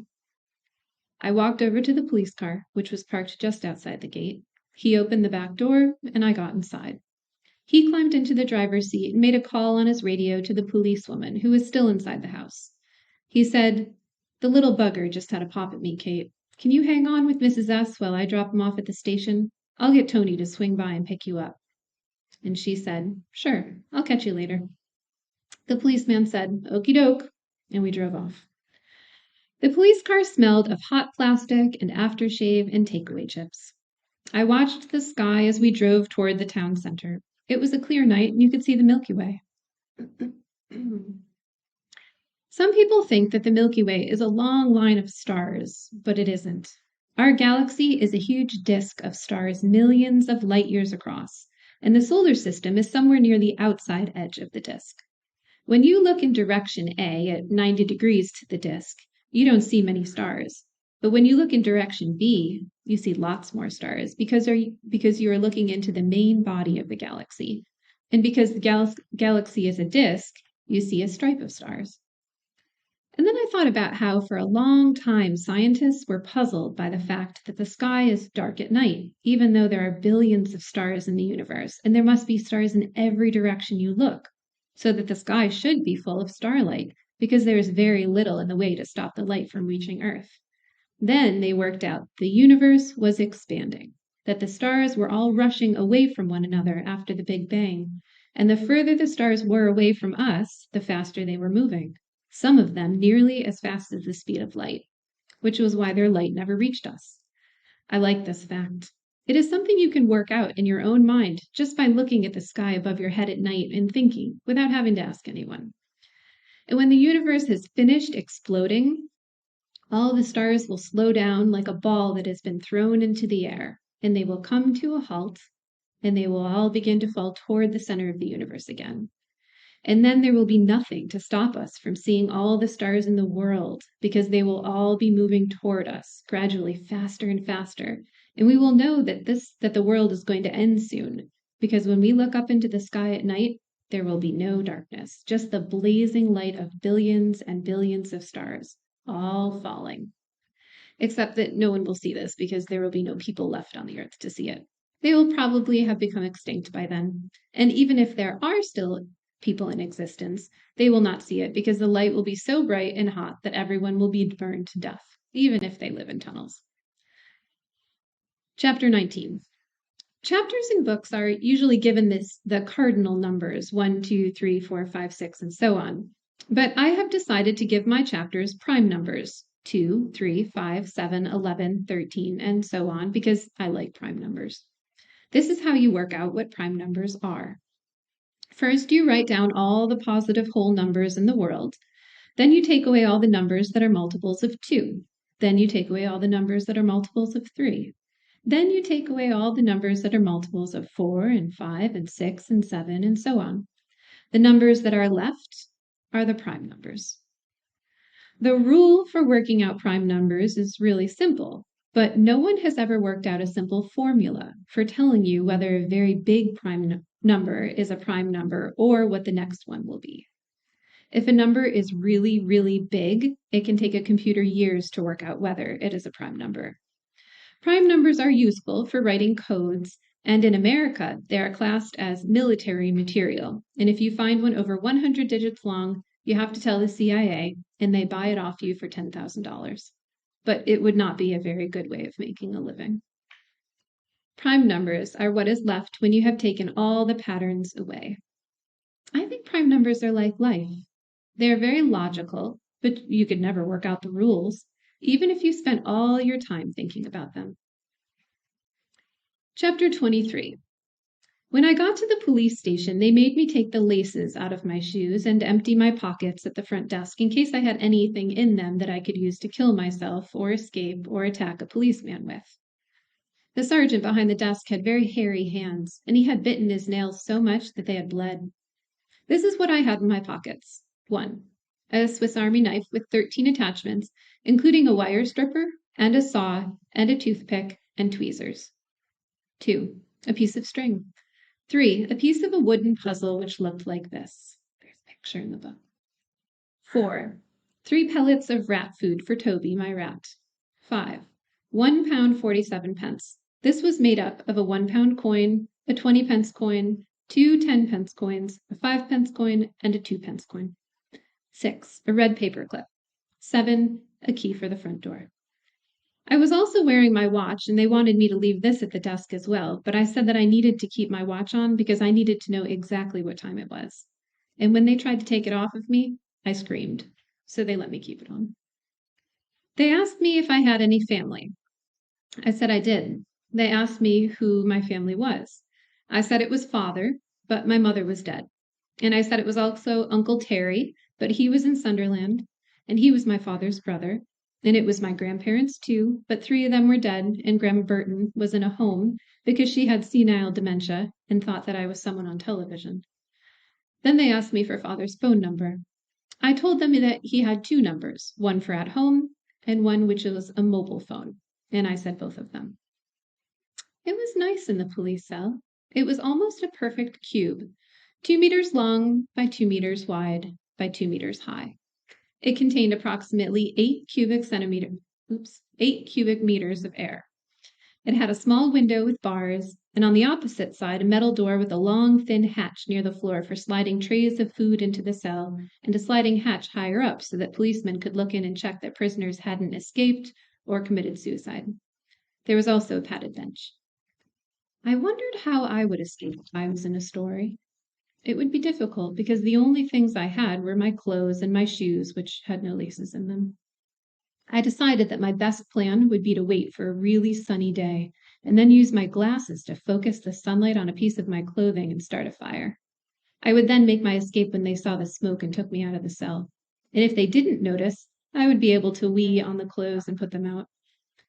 I wondered whether Mrs. Shears had told the police that I had killed Wellington, and whether, when the police found out that she had lied, she would go to prison, because telling lies about people is called slander. Chapter 29. I find people confusing. This is for two main reasons. The first main reason is that people do a lot of talking without using any words. Siobhan said that if you raise one eyebrow, it can mean lots of different things. It can mean, I want to do sex with you. And it also could mean, I think that what you just said was very stupid. Siobhan also says that if you close your mouth and breathe out loudly through your nose, it can mean that you are relaxed, or that you are bored, or that you are angry. And it all depends on how much air comes out of your nose and how fast, and what shape your mouth is when you do it, and how you are sitting and what you said just before, and hundreds of other things which are too complicated to work out in a few seconds. The second main reason is that people often talk using metaphors. These are examples of metaphors. I laughed my socks off. He was the apple of her eye. They had a skeleton in the club cupboard. We had a real pig of a day. The dog was stone dead. The word metaphor means carrying something from one place to another, and it comes from the Greek words, which means from one place to another, and which means to carry. And it is when you describe something by using a word for something that it isn't. This means that the word metaphor is a metaphor. I think it should be called a lie, because a pig is not like a day, and people do not have skeletons in their cupboards. And when I try and make a picture of the phrase in my head, it just confuses me, because imagining an apple in someone's eye doesn't have anything to do with liking someone a lot, and it makes you forget what the person was talking about. My name is a metaphor. It means carrying Christ, and it comes from the Greek words, which means Jesus Christ, and it was the name given to Saint Christopher because he carried Jesus Christ over a river. This makes you wonder what he was called before he carried Christ across the river. But he wasn't called anything because this is an apocryphal story, which means that it is a lie too. Mother used to say that it meant Christopher was a nice name because it was a story about being kind and helpful. But I do not want my name to mean a story about being kind and helpful. I want my name to mean me. Chapter 31. It was 1:12 a.m. when Father arrived at the police station. I did not see him until 1:28 a.m., but I knew he was there because I could hear him. He was shouting, "I want to see my son!" and "Why the hell is he locked up?" And "Of course I'm bloody angry." Then I heard a policeman telling him to calm down. Then I heard nothing for a long while. At 1:28 a.m., a policeman opened the door of the cell and told me that there was someone to see me. I stepped outside. Father was standing in the corridor. He held up his right hand and spread his fingers out in a fan. I held up my left hand and spread my fingers out in a fan, and we made our fingers and thumbs touch each other.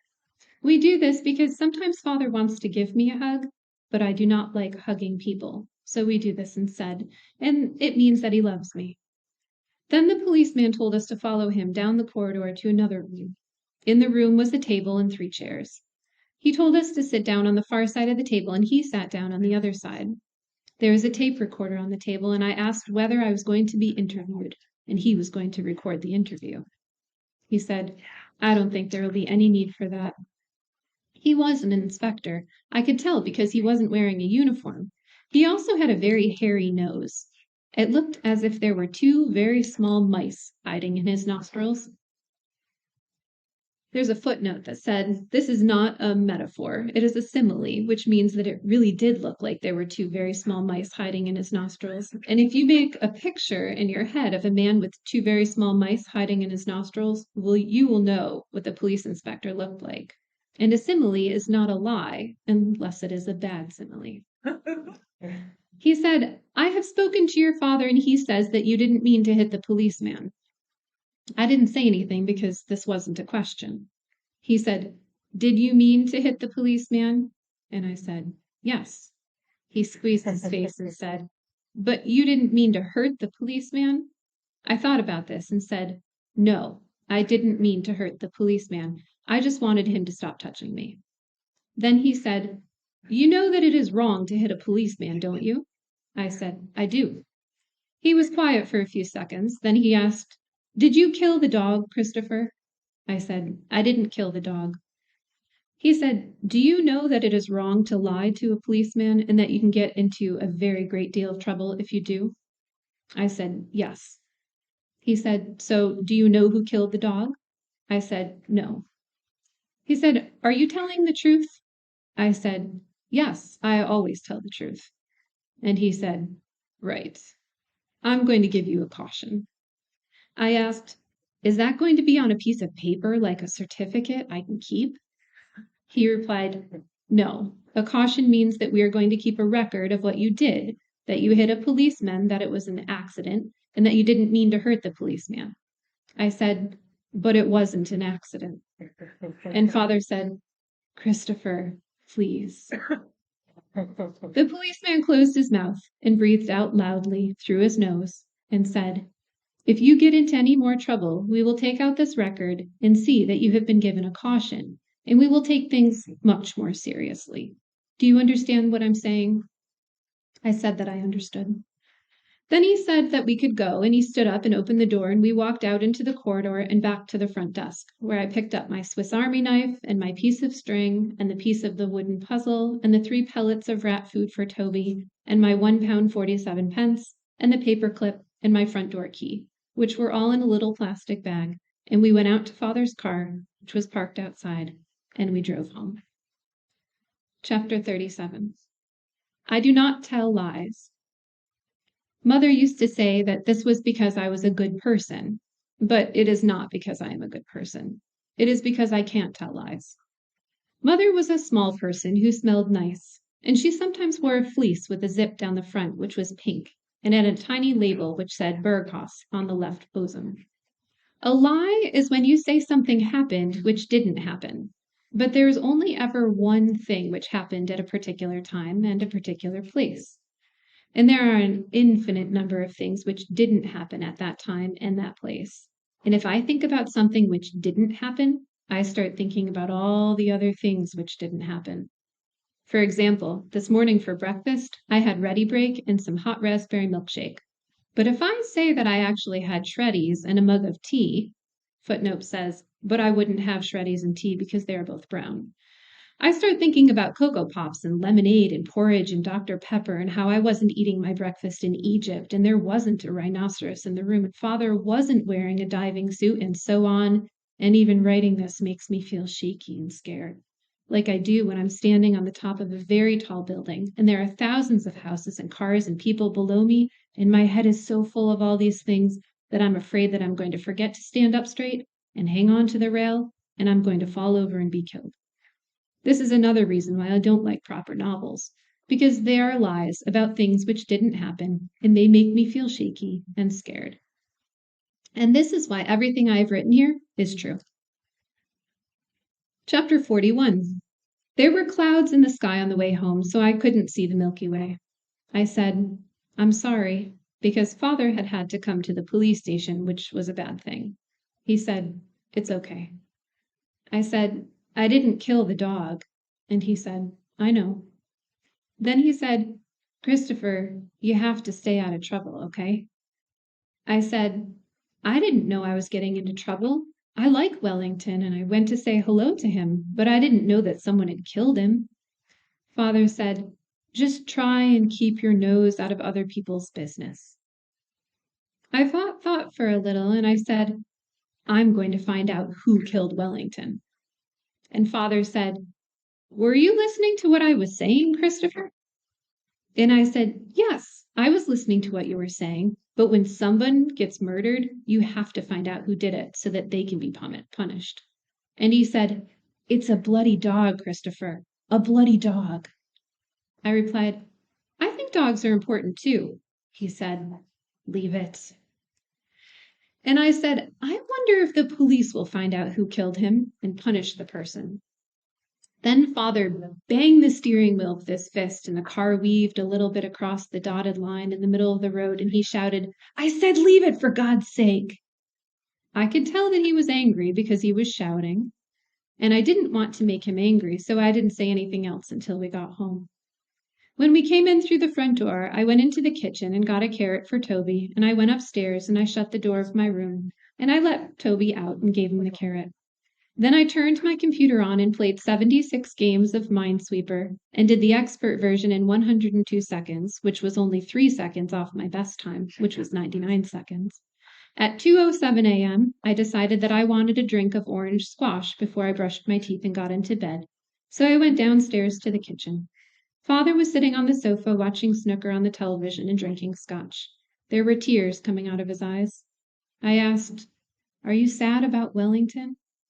He looked at me for a long time and sucked air in through his nose.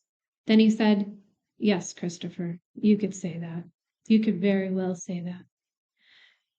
I decided to leave him alone because when I am sad, I want to be left alone. So I didn't say anything else.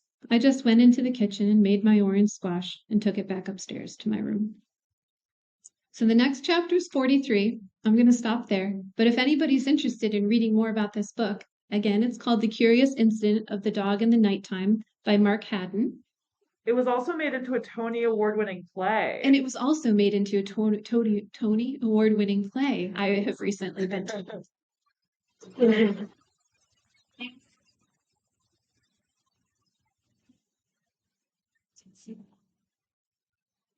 I love that. Thank you for reminding me.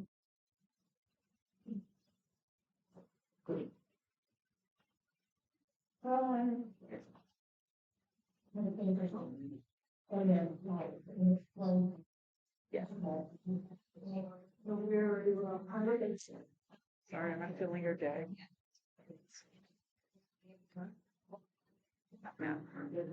This dog. Well, I'm going to share with you some of my favorite poetry and some of the reasons why it is favorite. The first one is called Eating Poetry by Mark Strand, and it's a little gift for the librarians who work at this place who do such a great job. Ink runs from the corners of my mouth. There is no happiness like mine. I have been eating poetry. The librarian does not believe what she sees. Her eyes are sad, and she walks with her hands in her dress. The poems are gone. The light is dim. The dogs are on the basement stairs and coming up. Their eyeballs roll, their blonde legs burn like brush. The poor librarian begins to stamp her feet and weep. She does not understand. When I get on my knees and lick her hand, she screams. I am a new man.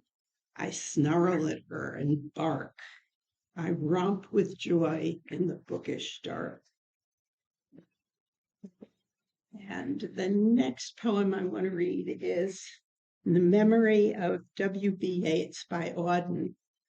For my 19th birthday, the man with whom I then spent the next 50 years of my life gave me the ultimate seductive gift. It was the Kahneman Treasury of Modern Poetry, 4-record set, and Auden read this himself on the recording, and it has always been a favorite. He disappeared in the dead of winter. The brooks were frozen, the airports almost deserted, and snow disfigured the public statues. The mercury sank in the mouth of the dying day. Oh, all the instruments agree the day of his death was a dark, cold day. Far from his illness, the wolves ran on through the evergreen forests. The peasant river was untempted by the fashionable quays. By mourning tongues, the death of the poet was kept from his poems. But for him, it was his last afternoon as himself, an afternoon of nurses and rumors. The provinces of his body revolted. The squares of his mind were empty. Silence invaded the suburbs. The current of his feeling failed. He became his admirers. Now he is scattered among 100 cities and wholly given over to unfamiliar affections, to find his happiness in another kind of wood and be punished under a foreign code of conscience. The words of a dead man are modified in the guts of the living. But in the importance and noise of tomorrow, when the brokers are roaring like beasts on the floor of the bourse, and the poor have the sufferings to which they are fairly accustomed, and each in the cell of himself is almost convinced of his freedom, a few thousand will think of this day, as one thinks of a day when one did something slightly unusual. Oh, all the instruments agree. The day of his death was a dark, cold day. You were silly like us. Your gift survived it all. The parish of rich women, physical decay, yourself. Mad Ireland hurt you into poetry. Now Ireland has her madness and her weather still. For poetry makes nothing happen. It survives in the valley of its saying, where executives would never want to tamper. It flows south from ranches of isolation and the busy griefs, raw towns that we believe and die in. It survives a way of happening, a mouth. And this part I think of almost as church bells tolling. Earth, receive an honored guest. William Yeats is laid to rest. Let the Irish vessel lie emptied of its poetry. In the nightmare of the dark, all the dogs of Europe bark, and the living nations wait, each sequestered in its hate. Intellectual disgrace stares from every human face, and the seas of pity lie locked and frozen in each eye. Follow, poet, follow right to the bottom of the night. With your unconstraining voice, still persuade us to rejoice. With the farming of a verse, make a vineyard of the curse. Sing of human unsuccess in a rapture of distress. In the deserts of the heart, let the healing fountains start. In the prison of his days, teach the free man how to praise.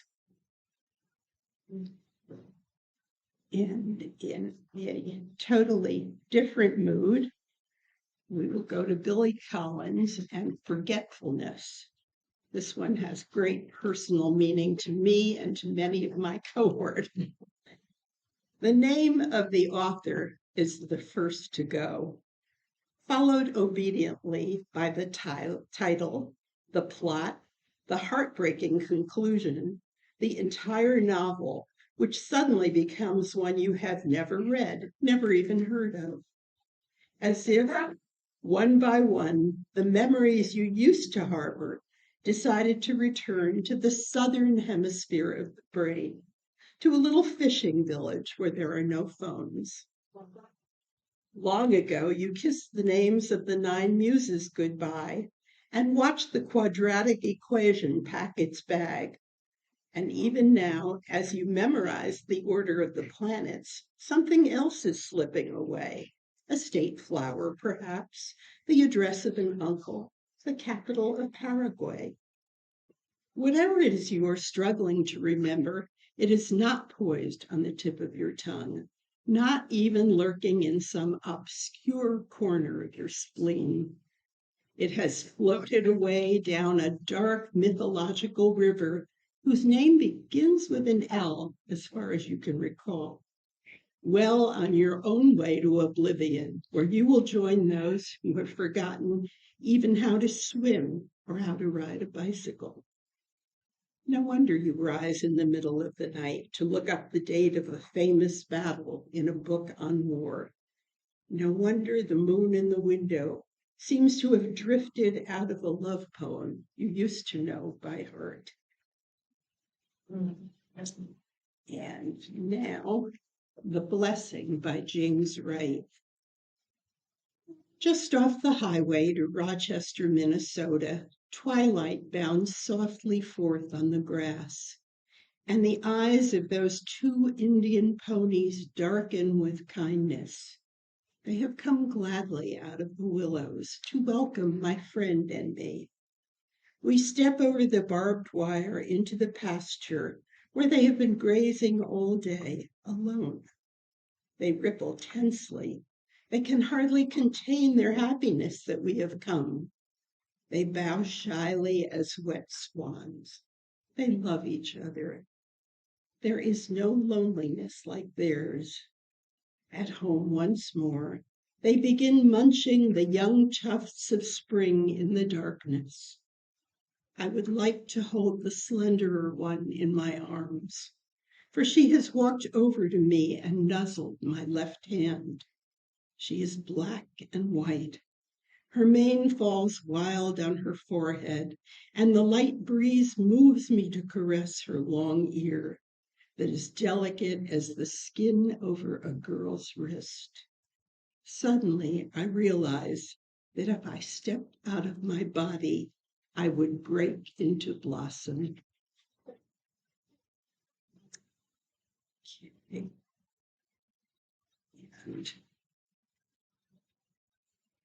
And this is a poem by Audra Lorde called Hanging Fire. I am 14, and my skin has betrayed me. The boy I cannot live without still sucks his thumb in secret. How come my knees are always so ashy? What if I die before morning and Mama's in the bedroom with the door closed? I have to learn how to dance in time for the next party. My room is too small for me. Suppose I die before graduation. They will sing sad melodies, but finally tell the truth about me. There is nothing I want to do, and too much that has to be done, and Mama's in the bedroom with the door closed. Nobody even stops to think about my side of it. I should have been on the math team. My marks were better than his. Why do I have to be the one wearing braces? I have nothing to wear tomorrow. Will I live long enough to grow up? And Mama's in the bedroom with the door closed. I bless her. The next is a poem by Jennifer Miller, who happens to be my daughter. When she graduated from college, she had a job as a home health aide working with AIDS patients, and she wrote a poem about it, which her proud mother can tell you was published in the Paris Review. Wow. So I'm going to read it. It's called Lullaby for a Showgirl. And it's about a drag queen she worked with. Miranda de la Rosa sang the blues in crystal ball gowns, held his trophies high because he was the best. She would have him buried spiraled inside a feathered boa, beneath a lame headdress twice his height. Miranda de la Rosa, you lost your shimmy in these last few months, belonging in the arms of a dark and silent man. He found himself here, feeding on her good intentions. Tumbling in Lena Horne, struggling with sips of thick gray soup, they hoped for one more day. Caressing the cobwebs of his hair, she heard of Puerto Rico, tasted the nectar of papaya and passion, sucked sugar cane between her teeth, smelled salt, sand and salt and red crabs washed ashore. I will die in the arms of my mother, he told her, though together they knew that he would die in her young, paid arms. They would catch his fall. She spoke no Spanish, was often late, and always burned the rice. She is cleaning out his closet now, finding outfits that a nice girl wouldn't wear. He is strewn about her on his bedroom floor in yards of sequined silk and padded bras. She drags a pair of long black gloves up high onto her arm. She plans a trip to see the red crabs washed ashore.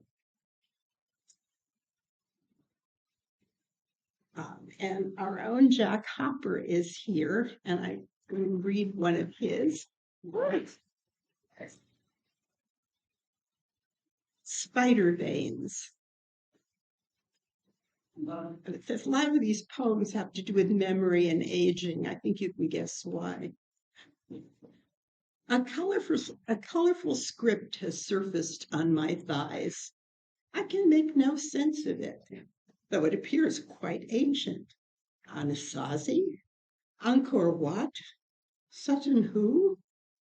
Or sketches preliminary to some pre-grader's scrawl? I'd consider going to the university where they have cryptologists, handwriting analysts, and fellows flush with Farsi, Sanskrit, Urdu, and theorists still working on the origins of bats. The script seems impervious to air, humidity, human breath, or touch. Even when I vigorously smooth it and it seems to disappear, it soon flows back like gorillas fighting for a patch of land they call home, and will not abandon even under my imperialistic thumb. Sherman. Okay. This is called An Early Afterlife by Linda Paston. And people who've been at my house have seen it clipped to my refrigerator because I'm so fond of it. Why don't we say goodbye right now in the fallacy of perfect health before whatever is going to happen happens? We could perfect our parting like those characters in On the Beach who said farewell in the shadow of the bomb as we sat watching, young and holding hands at the movies. We could use the loving words we otherwise might not have time to say. We could hold each other for hours in a quintessential dress rehearsal. Then we would just continue for however many years were left. The ragged things that are coming next, arteries closing like rivers silting over, or rampant cells stampeding us to the exit, would be like postscripts to our lives and wouldn't matter. And we would bask in an early afterlife of ordinary days, impervious to the inclement weather already in our long-range forecast. Nothing could touch us. We'd never have to say goodbye again. And now my favorite Archie Ammons poem. It's called A Birthday Poem to My Wife. Have you considered how inconsequential we all are? I mean, in the long term, but anything getting closer to now. Deaths, births, marriages, murders, grows the consequence, till if you kissed me, that would be a matter of great consequence. Large spaces also include us into anonymity, but you beside me as the proximity heightens, declares myself and you to the stars. Not a galaxy refuses its part in spelling out our names. Thus, you understand, if you go out in the backyard or downtown to the grocery store or take a plane to Paris, time pours in around me and space devours me, and like inconsequence, I'm little and lost. And I will share one of mine called Shower Thoughts. I turn the tap and step into the spray, my feet on bright glazed tiles, unlike the rough stones beneath the Caspian Sea, where my grandmother went to clean the grime from her young girl's body. The hot water traces down my breasts, drips onto my belly, is caught for a moment in the thicket of hair over the tunnel from which my children burst into time. How easy to step into this water, a daily ritual, as is the application of deodorant to cleanly shaved armpits. In America, my grandmother smelled of coal dust, of the fish she killed and ground into patties. She smelled of the thick yellow fat of chickens, of pungent herring. She smelled of salty tears shed for lost children, and sweat from climbing 5 flights of steps to her 2-room flat, where she chanted prayers to a God in whom she dared not disbelieve. I do not smell. I do not pray. I move through my days acquiring grievances to nurture in my old age. She struggled her way to Greece and died to grace and died at 70. I helped to wash her body, ignorant of attendant rituals, but carefully, gently cleaned the creases left by time. And then, because I love Cape Cod, I had to read a Mary Oliver. The summer day. Who made the world? Who made the swan and the black bear? Who made the grasshopper? The grasshopper, I mean the one who has flung herself out of the grass, the one who is eating sugar out of my hand, who is moving her jaws back and forth instead of up and down, who is gazing around with her enormous and complicated eyes. Now she lifts her pale forearms and thoroughly washes her face. Now she snaps her wings open and floats away. I don't know exactly what a prayer is. I do know how to pay attention, how to fall down into the grass, how to kneel down in the grass, how to be idle and blessed, how to stroll through the fields, which is what I have been doing all day. Tell me, what else should I have done? Doesn't everything die at last and too soon? Tell me, what is it you plan to do with your one wild and precious life?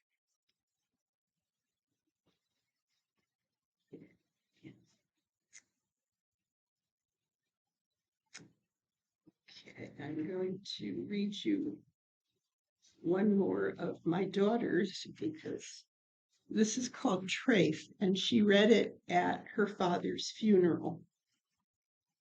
Trafe, for those of you who may not be familiar with it, is anything non-kosher, most especially pork and shellfish. When he discovered his prostate was enlarged, my father made a deal with God and gave up pork. It was the arrogance of youth which led him born again in Trotsky's glow. His comrades, 2 Flatbush boys who studied poli-sci, brought on porcelain a rippled sheath of bacon, all hickory and flesh. Like Circe's echoed call, my father fell beneath its smell. With fingers posed, he lifted pork from plate to lips to tongue. So many years of spare ribs roasted red, a vibraphone to skin with pointed fangs, salamis shrunk and dusted white, braided with clustered garlic, streamed from deli ceilings, dangled over cases of whole hams, leaking honey and tender clove. Too many caramelized chorizos, kielbasas folded up in crusty bread. Beneath the fork, pork pie, flakes washed down by extra bitter beer. At 62, my father gave up hot and sour soup, pan-fried dumpling, and pork chow fun. I learned that roux means pig in Mandarin and grilled impatient waiters on the contents of a dish. He turned away linguica and said a bold farewell to suckling pig, its belly stuffed with sage and apricot. His youngest, I served him salvation in a bowl of boiled beef. Dry and saltless food could lead one only to redemption, the righteousness of simple life. Oh, the futility of sacrifice. With barbecue in exile, 2 years of diet fit for holy men, the bargains we make still fail. My grandfather, I'm told, believed 2 things about his life. One, that he could fix anything. At 84, he'd tinker with the innards of a hairdryer, a car, change needles in a phonograph, fit bobbins, bearings, light bulbs, whirring fans. The other truth, he said, was not to trust America. No matter what they said or signed, they were all out to feed you trafe.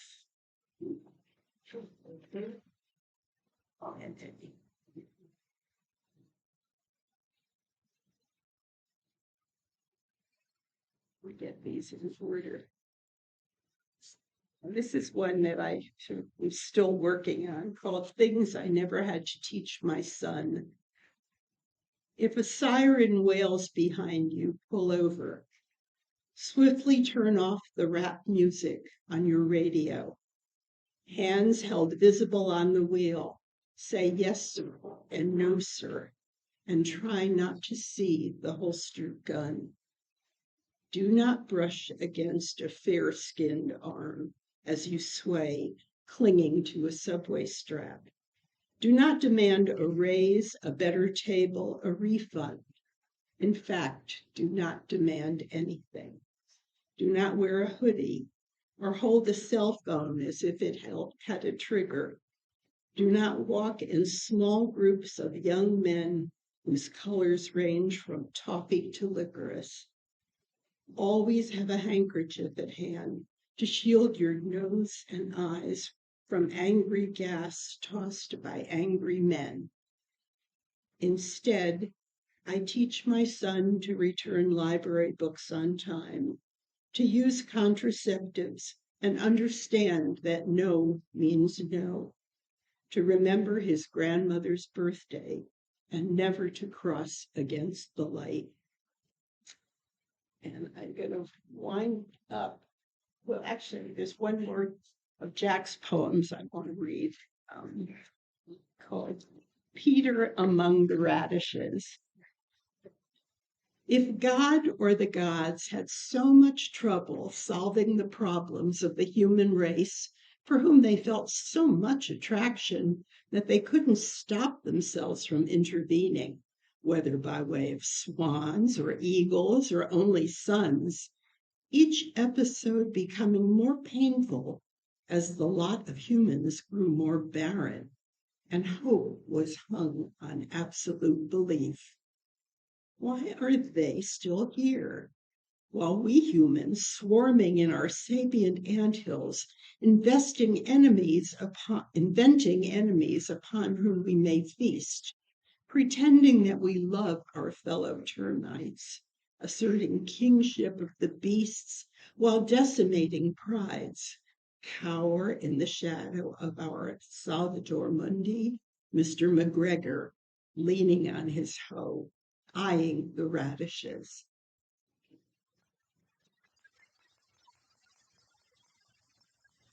Two sentences. We were asked to think about a banned book, and this, of course, is my favorite banned book. And the very end of it is Molly Bloom's soliloquy.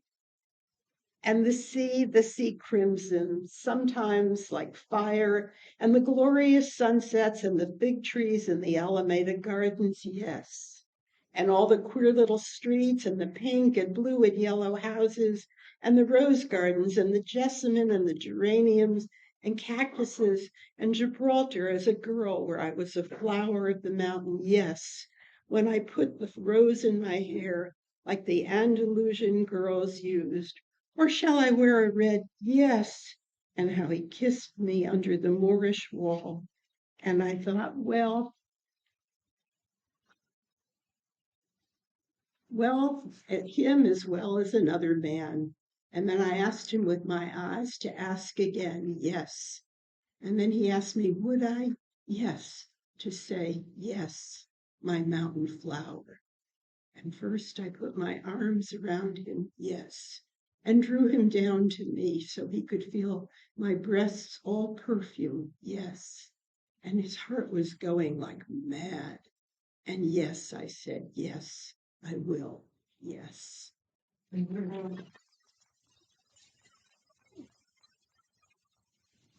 Thanks. Yeah. Okay. Oh, yes. So you have to set it by hand. Wow. Just have to go.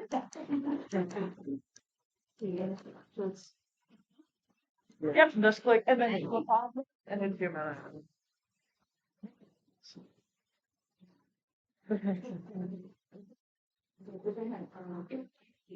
You're good. You're not very good. Okay.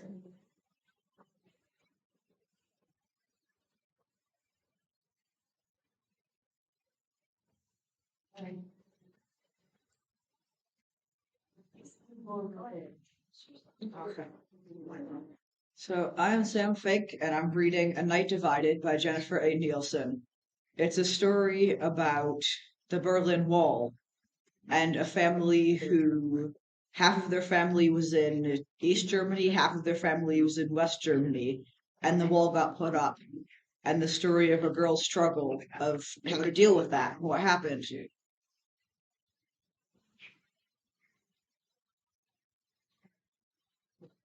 I can find the beginning of the book.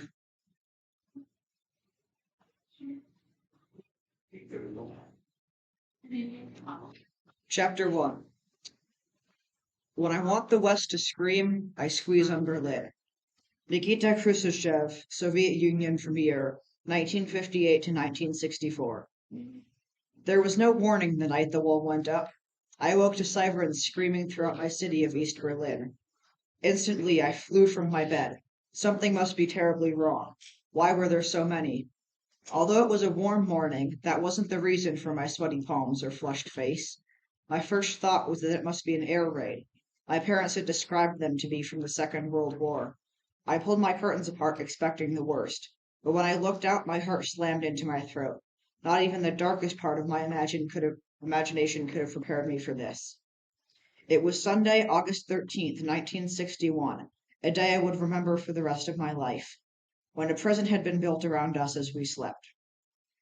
Lines of Grenzers, our nickname for the border police, the Grenztruppe, stood a guard along fence of thorny wire, in some places higher than their heads, and for as far as my eyes could see.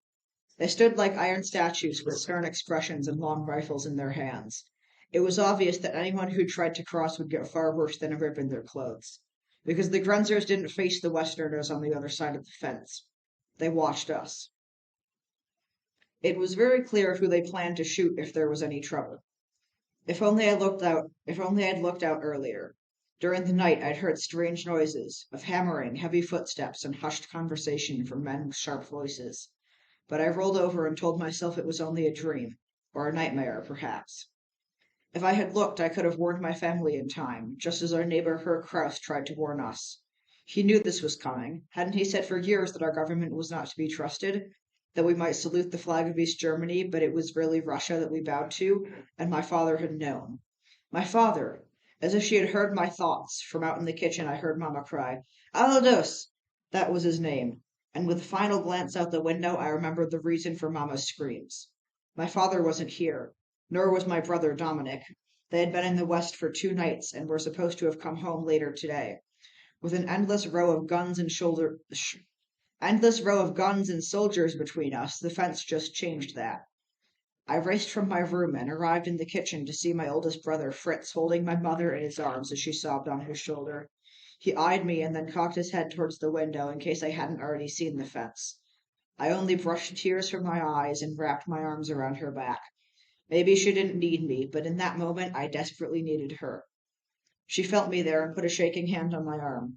They've done it, Gerda, she said through her tears, worse than anyone ever thought. Mamma had been a beautiful woman once, but that was years ago. She had come through too much war and famine and poverty to care about the curl in her hair or the neatness of her dress. Her blonde hair was already turning gray and her eyes bore early wrinkles in the creases. Sometimes I looked in the mirror and hoped life would not be equally hard on me.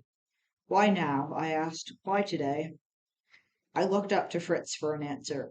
He was nearly 6 years older than me and the smartest person I knew, next to my father. If my mother had no answers, then surely he did. But all he could do was shrug and hold her tighter as her sobs grew louder. Besides, I already understood more than I wanted to. The fence was only the beginning. It had just divided my life in half, and nothing would ever be the same again. Chapter 2. You are your only border. Throw yourself across it. Hafiz, Persian poet, from around 1325 to 1389. I had known something bad was coming ever since the knock on our door Friday evening, 2 days before the fence. We were in the middle of supper. My parents were discussing the day's news as they always did. Hatred between the East and the West was growing, and Berlin seemed caught in the center of what the world described as a Cold War, a standoff of loud threats and puffed-out chests. Hopefully, it wouldn't lead to anyone bringing out their guns. Germany still hadn't recovered from the last war. Across the table from me, Fritz and Dominic were debating who should get the last dumpling, the oldest brother or the hungriest. And I was telling them all to be quiet that I heard something. Someone knocked again. This time, everyone went silent. Papa wiped his mouth with a napkin, and after a warning glance for us to remain calm, he went to answer the door. Though my mother whispered that everything was fine, I was already nervous. Whenever unexpected knocks came, my heart waited to beat again until I knew who it was. 8 years ago, my father had been involved in some worker uprisings in Berlin. He had never been arrested for that, and he'd insisted that he'd done nothing to deserve any special attention. But the Stasi, our secret police force, seemed to disagree. Every few months, they came to ask him questions, looking at him as if he'd already been found guilty of something. I always wondered if they were waiting for a reason to take him away. This time, however, my father's face widened into a smile, and in a welcoming voice he said, Herr Kraus! Then he pulled the older man into our apartment with a warm embrace. Have you eaten supper, my friend? Thank you, but I can't stay. Herr Kraus lived next door with his invalid wife. It was a bit odd collecting scraps of anything that wasn't nailed down and stuffing them wherever the Stasi might not look. He and my father had known each other for as long as I could remember, and he had been at that uprising together. Mama once told me he definitely should have been arrested and that we weren't wise to associate with him. But when he came in, she left her seat and gave him a polite greeting. The more she disliked our company, the nicer Mama was. A lesson learned from our visits with the Stasi. How can we help you? She asked.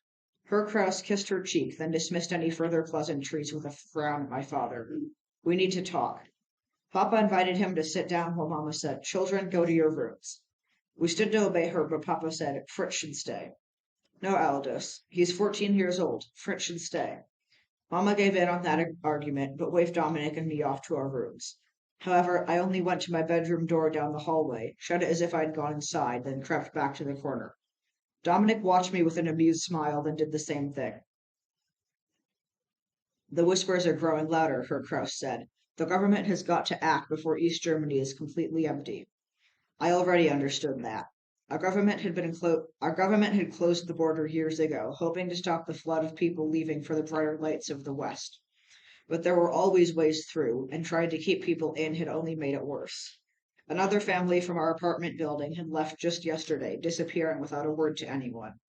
The same thing was happening all over East Germany, especially here in the city. So you think they'll begin arresting people who try to leave? Mama asked. No, Hercross said. I think it'll be worse than that. Your family must get over to the west while you still can. From around the corner, I nodded in agreement. Why couldn't my mother see what was so obvious to Papa and Herr Kraus and so many others who felt trapped here beneath Moscow's thumb? According to Papa, for the last 16 years, Germany had been split between the East and the West, our people divided for no reason other than what street they happened to live on. That was part of our punishment for losing the Second World War. Break our country into pieces so we couldn't rise up and threaten the world again, the way Hitler had done. Now Britain, America, and France controlled the western half of Germany, as well as the capital city of Berlin.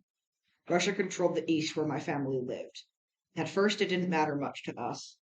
Most people shopped, worked, or visited just as we always had, and crossing the border wasn't much more difficult than crossing the street.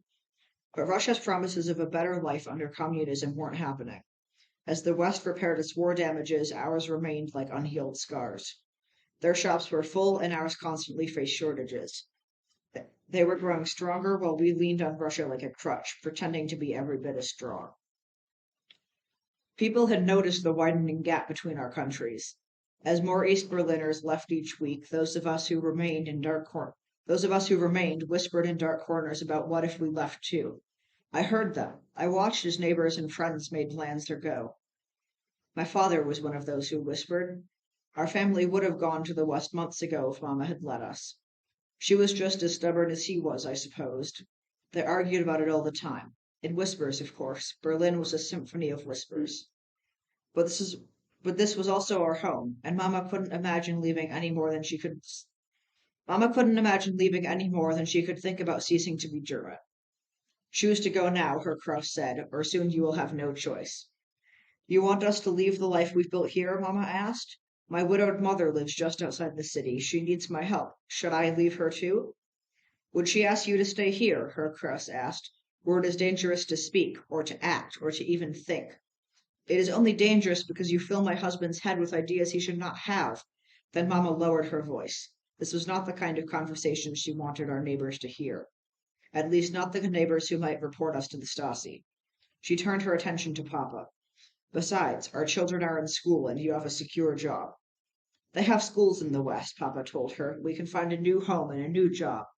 The refugee camps in the West are crowded and don't have enough food to go around. Mama shook her head.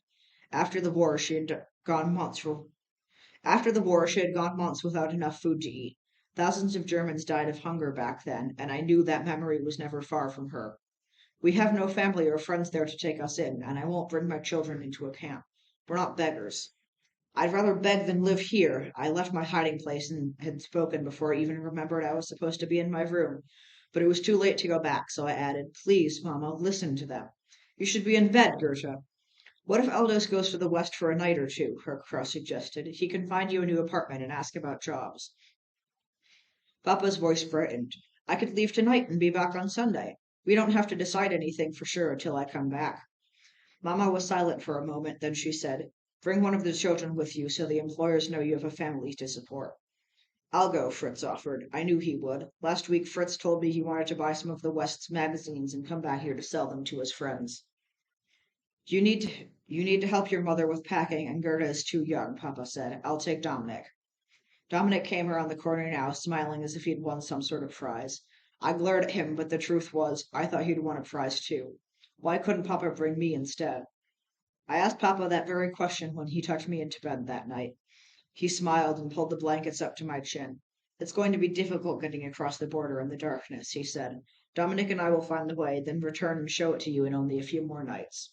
What if you don't come back? His eyes became sad, though the smile remained. I must come back, because nobody else knows our bedtime song. He got to his feet and started dancing to my favorite song, The Farmer in March, which described all the chores a farmer must do to get his crops ready.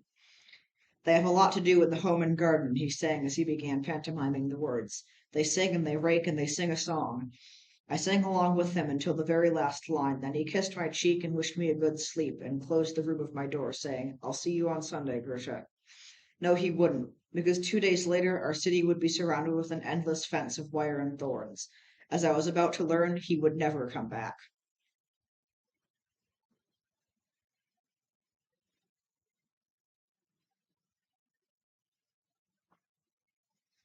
Eventually, Mamma dried her tears and told me and Fritz to go get dressed, that we ought to see the fence for ourselves. It was still very early in the morning, and large bulldozers could be heard, already tearing down homes or 100-year-old trees that were in the way of the fence. Along with most of the people in my neighborhood, I stood on the road, facing the guns that faced us. Mamma held one of my hands and Fritz held the other. No one around me cried, and not even the strongest men fought back. Why didn't we? I looked around, waiting for someone to rush at the officers in a cry for freedom. Then others would join in and fight until we overpowered the guards and showed them we refused to be held in here like criminals. Or until enough of us were shot. The guards looked prepared to do that if necessary. Probably everyone here already understood that, because like me, they only stood and watched. Maybe we were all too empty for tears and too horrified for words. When I asked Fritz when Papa and Dominic would be able to come home, he only knelt beside me and shook his head. Quietly, he whispered, "Papa was a part of the resistance, Goethe, or at least they think he was. That as long as that fence is up, they will never let him come home, and he won't send Dominic back to this place. But don't worry, I'm sure it can't last long." The people around me had already given a name to this day, Barbed Wire Sunday, the day that divided a city and eventually a country. Worst of all, the day that divided my family. The sun warmed my back as it slowly rose in the east, and I shivered against it. This early morning light had not ended the long, dark night. No, for us, the night had only begun. Chapter 3. It's often safer to be in chains than to be free. Franz Kafka, German author.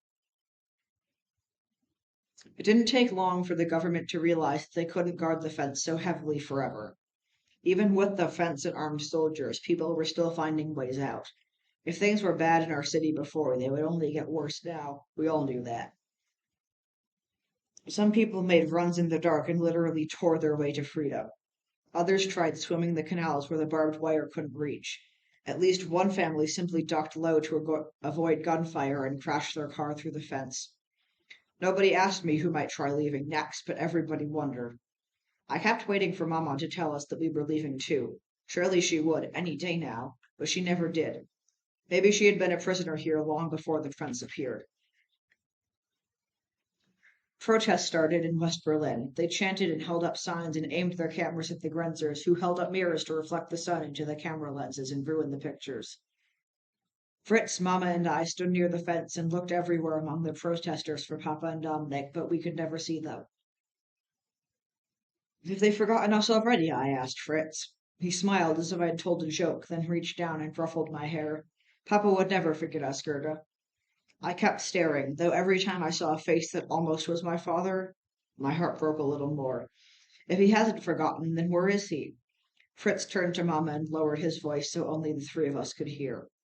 "There's talk about an apartment that sits right on the border. You can enter the back of the building from the east and walk out the front doors into the west. Go straight through the fence." Mama shook her head. "The government won't tolerate that for long. I don't want to be there when they come." And they did. Only a few days later, the government bricked up all the lower exits of that building, thinking that would solve the problem.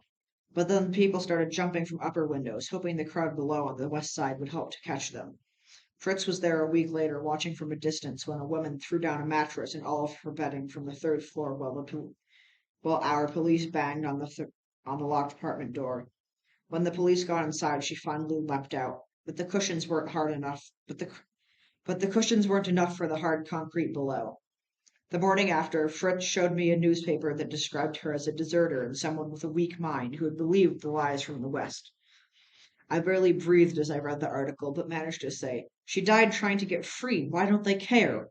Fritz pointed to the final paragraph, which warned the rest of us not to try the same thing. "They care plenty, because they want everyone to know that hers won't be the only death." Hers warm brown eyes met mine. "Even children, Goethe." Soon afterwards, the police bricked over all the windows and locked up that building and every other building that stood along the border. Then they made the decision that something more permanent was needed.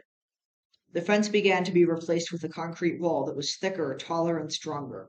Sharp edges of broken glass were cemented into the top to prevent anyone from climbing over it, and watchtowers were built so fewer officers could guard larger areas. With one stacked block of concrete over another, our prison slowly became a fortress. And all we did was watch it happen. With each brick, my hopes faded until nothing was left. If there had ever been a chance of Dominic and my father returning, then the wall took that too. My school teacher taught us a new song that thanked our leaders for building a wall to keep the fascists out. I muted my glares and only mouthed the words when my teacher was looking. I couldn't bear to sing the lies. After a couple of months, the West sent tanks to watch their side of the border, so Russia sent tanks to their side of the border. The soldiers stared at one another through binoculars, each trying to guess which side would fire first. They all had their fingers on the triggers. One side has to back down, or we'll have a third world war, Mama said over dinner one night. The tone in her voice sent shudders through me, but I still mumbled. If the West wins that war, Papa could come home. Fritz kicked me under the table, but it was too late. Mama looked up with eyes widened by dark memories. If the West wins again, there'll be nothing to come back to. Her eyes glazed over, and I knew she was remembering the things she had often described to us from the last war. The nightly bombings, constant hunger, and millions of death of both soldiers and civilians. Nobody wanted another war, not even if it brought the wall down. We will never be able to leave, Mama said. The sooner you both accept that, the happier you will be. I nodded back at her, but I knew I could never be happy here, and I refused to accept my life inside a prison.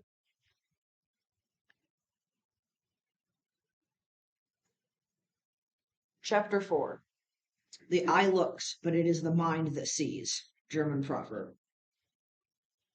Mama once said that the most wonderful thing about being young is our ability to make things normal. That whatever life does to us, no matter how strange, it isn't long before insanity seems ordinary, as if upside down is the way things should be.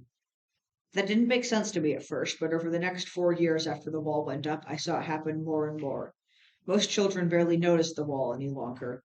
They played hoops beneath the eyes of armed border guards in their watchtowers, rolled marbles in the shade of the wall, and learned to do as they were told without asking questions. I was 12 years old now, and the older I got, the more separate I felt from the other kids my age, because I always noticed the wall. Always. Over the past 4 years, I'd learned to read the guards high up in the watchtowers and know when they were looking and when they'd turn away. I knew when and where the guards did their patrols along the border and where they didn't often go. And more than anything, I knew that nothing happening to us was normal. The only one who really understood that was Fritz, who said it was because I had Papa's blood in me. Not a single morning had passed in the last 4 years when I didn't think of my father and the courage he would expect from me. My walk to school passed very close to the wall, or as close as we were allowed to get anyway. I usually made the walk alongside my only real friend, Anna, who was as timid and shy as I was bold and outspoken. Where I had blonde hair, round eyes, and an athletic body, Anna had darker hair, eyes that nearly disappeared when she smiled, and a thin frame that looked as if she needed to be fed. She worked very hard to stay out of trouble, which made her an ideal friend for me. Unfortunately, my ability to avoid trouble was less skilled. I probably wasn't the perfect friend for her. Today I felt uncommonly cold. I was enduring it and hoping not to arrive at school frostbitten. As usual between us, Anna had made the wiser choice. She was wrapped in scarves until there wasn't much visible except for her eyes and mouth. I barely remembered my coat. There's a pioneer meeting today, Anna said through what looked like 18 layers of wool. Are you going? I groaned. We went to school to study letters and numbers, then stayed at school as members of the Pioneers and learned why freedom was overrated, why individuality was bad, and why we must avoid the evil influences of the West, such as fancy clothes and Beatles music. I loved the Beatles, but not even Anna knew about that. That secret was only for Fritz and me. He had bought one of their albums smuggled in through the black market, and he and I listened to it very low on nights when the streets were crowded and noisy. Of course I'm going, I said.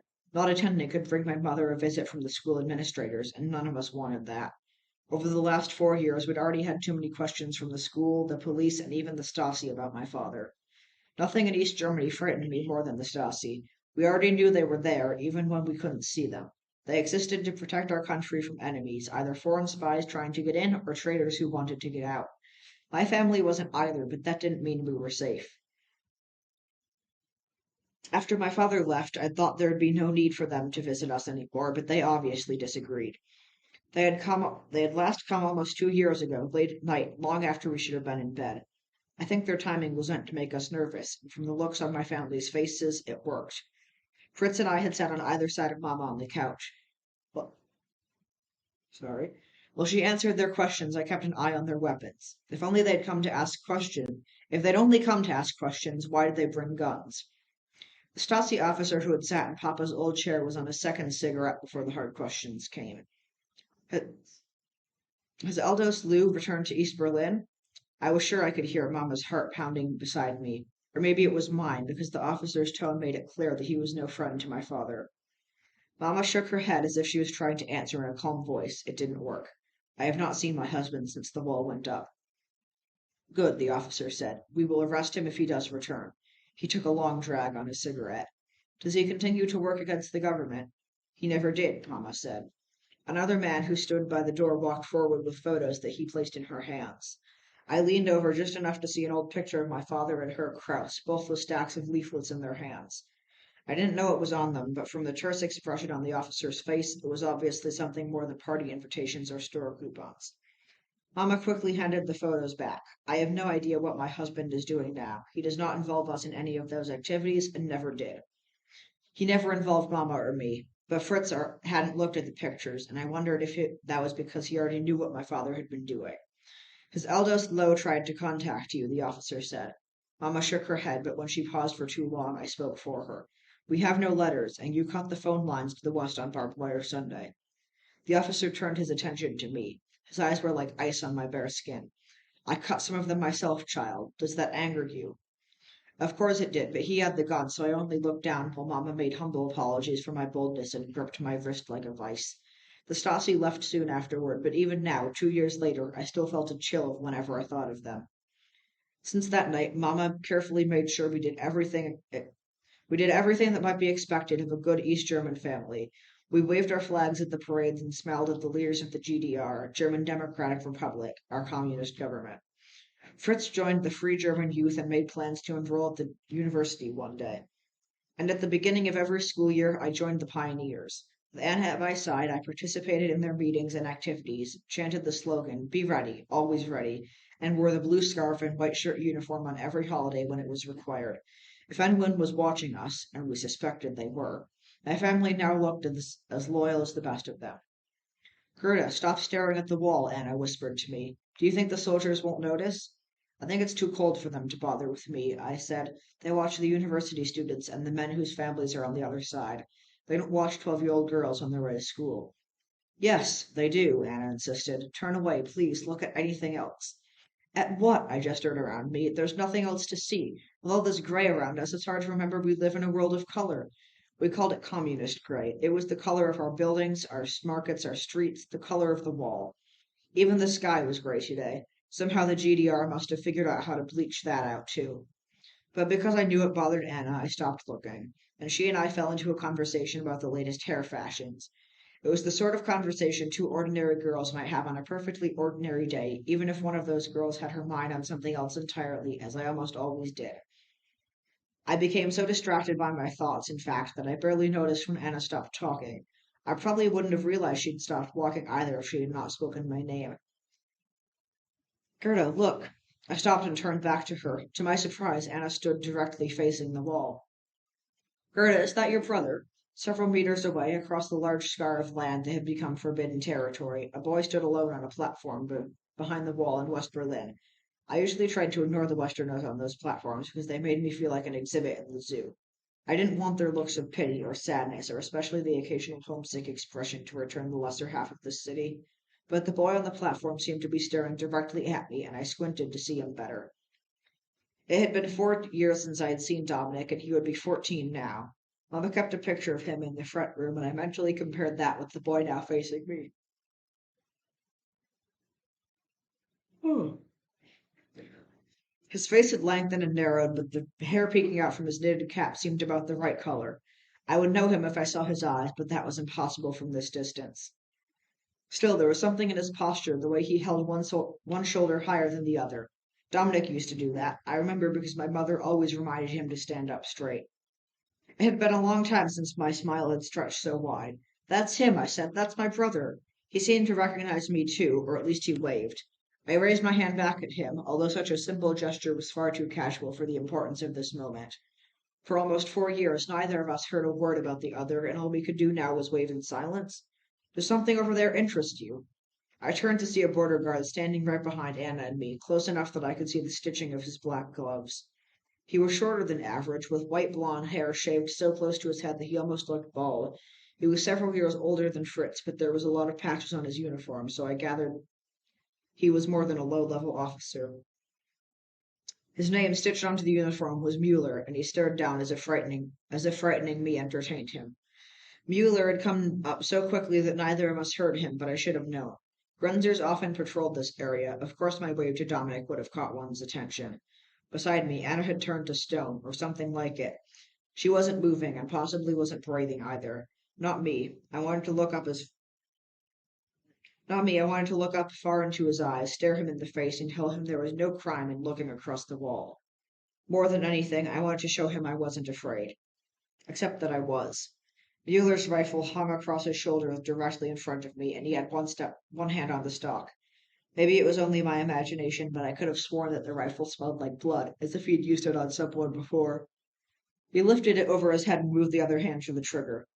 I asked you a question, Mueller said. Who were you waving at? I turned back, but Dominic had disappeared by then, so I lowered my eyes and said to the officer, It was nobody, sir. You'd better remember that the next time someone over there waves at you. He let the whole cold metal barrel brush against my cheek, then ran it beneath my chin and pushed my head up to face him. Because those who get too curious about the other side sometimes get a taste of my bullets. Wer hast du? I stared into his icy blue eyes and tried not to let any hatred show in mine. Yes, I whispered. I understand exactly who you are. Then move along. Do not let me catch you stopping here again. I whispered another thanks to him, which almost immediately began to eat at my sense of justice. Then I grabbed Anna's arm. As terrified as I had been, she seemed worse. Her skin was deathly pale, and she leaned hard against me as we walked away. When Officer Mueller was out of our sight, Anna released a gasp of air and said to me, Please promise you'll never stop there again. Please promise you'll never stop there again, no matter who you see on the other side. Promise me, Goethe.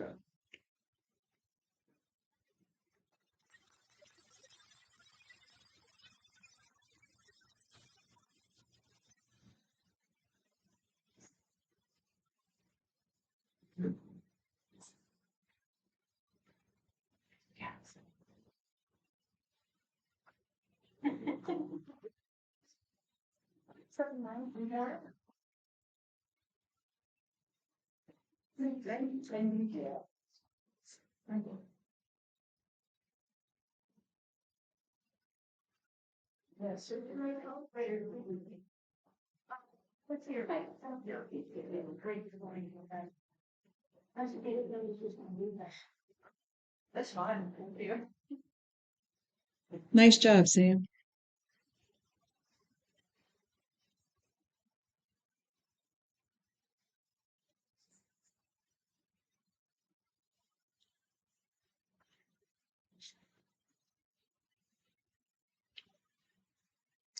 Good afternoon. I'm Lejeune Terry Cornish, president of Ithaca College. I will be reading poems from Amanda Gorman. The title of the book is called Call Us What We Carry.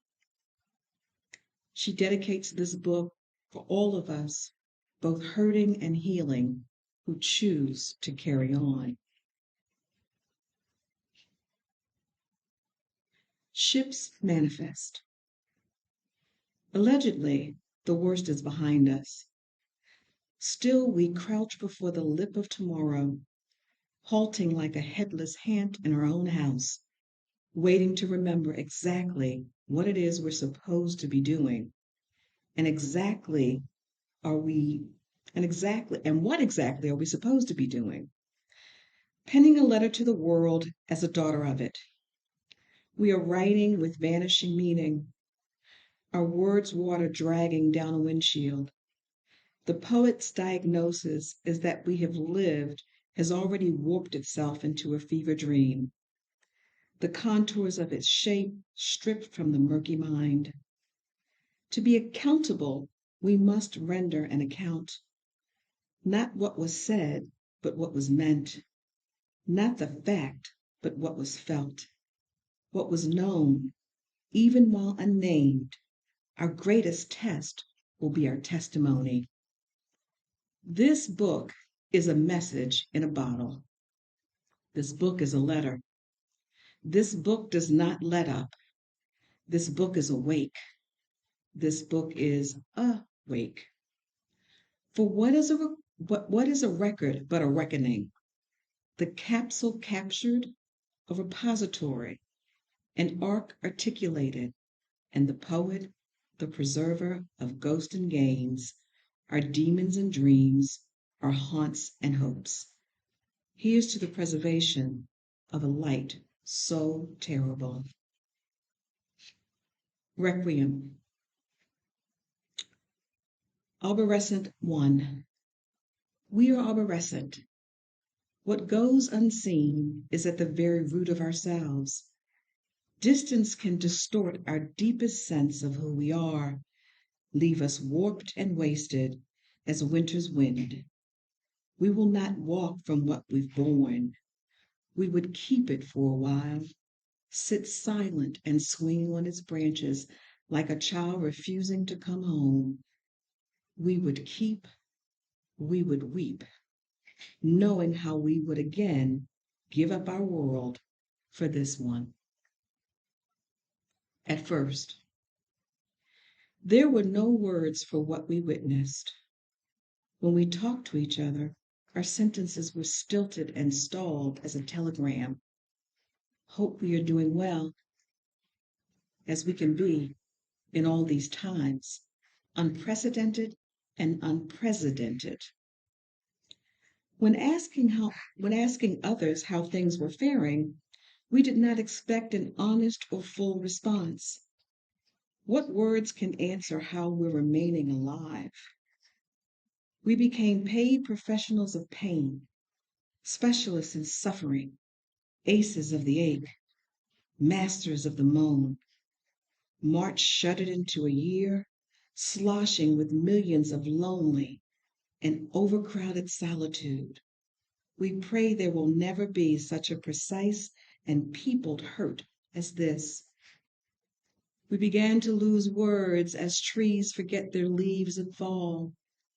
The language we spoke had no place for excited, eager, laughter, joy, friend, get together. The phrases that remained were their own violence. That was sick. We're dead. We are deceased. To try is to take a stab, to take a shot. We want to find who made us a slaughterhouse, a rhetoric that works in red. We teach children, leave a mark on the world. What leads a man to shoot up souls but the desire to mark up the globe, to scar and thus make it his? His intention to be remembered, even if for a ragged wreckage. Kids, unmark this place. Leave it nothing like the one we left behind. Sorry for the long text. There are no small words in the mouth. We find the rhetoric of reunion by letting love reclaim our tongues, the tip of the teeth our hearts have always been in our throats.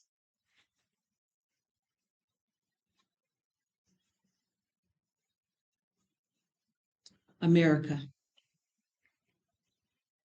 A house divided cannot stand. To be divided, then, is to be devastated.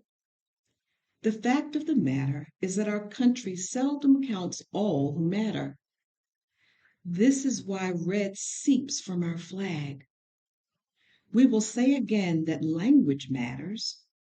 From the beginning, the colonized are kennings, African American, Asian American, Native American. Apparently, there is no white American. American in adjective, American in qualifier. The terms split up, I and dismantled, stripped and striped. Erasure demands a lifetime of rehearsal. Do you really understand what it is to be this dispensable body?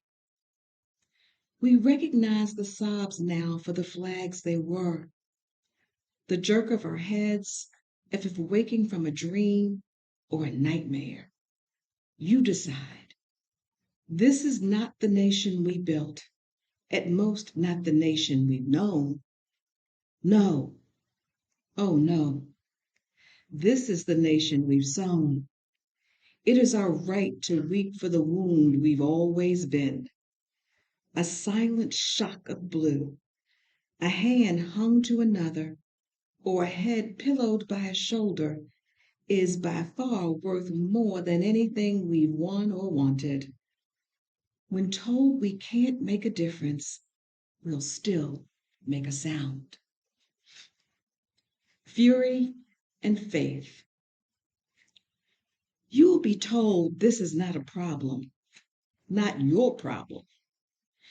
You will be told now is not the time for change to begin, told that we cannot win. But the point of the protest isn't winning. It's holding fast to the promise of freedom, even when fast victory is not promised. Meaning, we cannot stand up to the police if we cannot ease policing our imagination, convincing our communities that this won't work when the work hasn't even begun, that this can wait when we've already waited out 1,000 suns. By now, we understand that white supremacy and the despair it demands are as destructive as any disease. So when you're told that your rage is reactionary, remind yourself that rage is our right.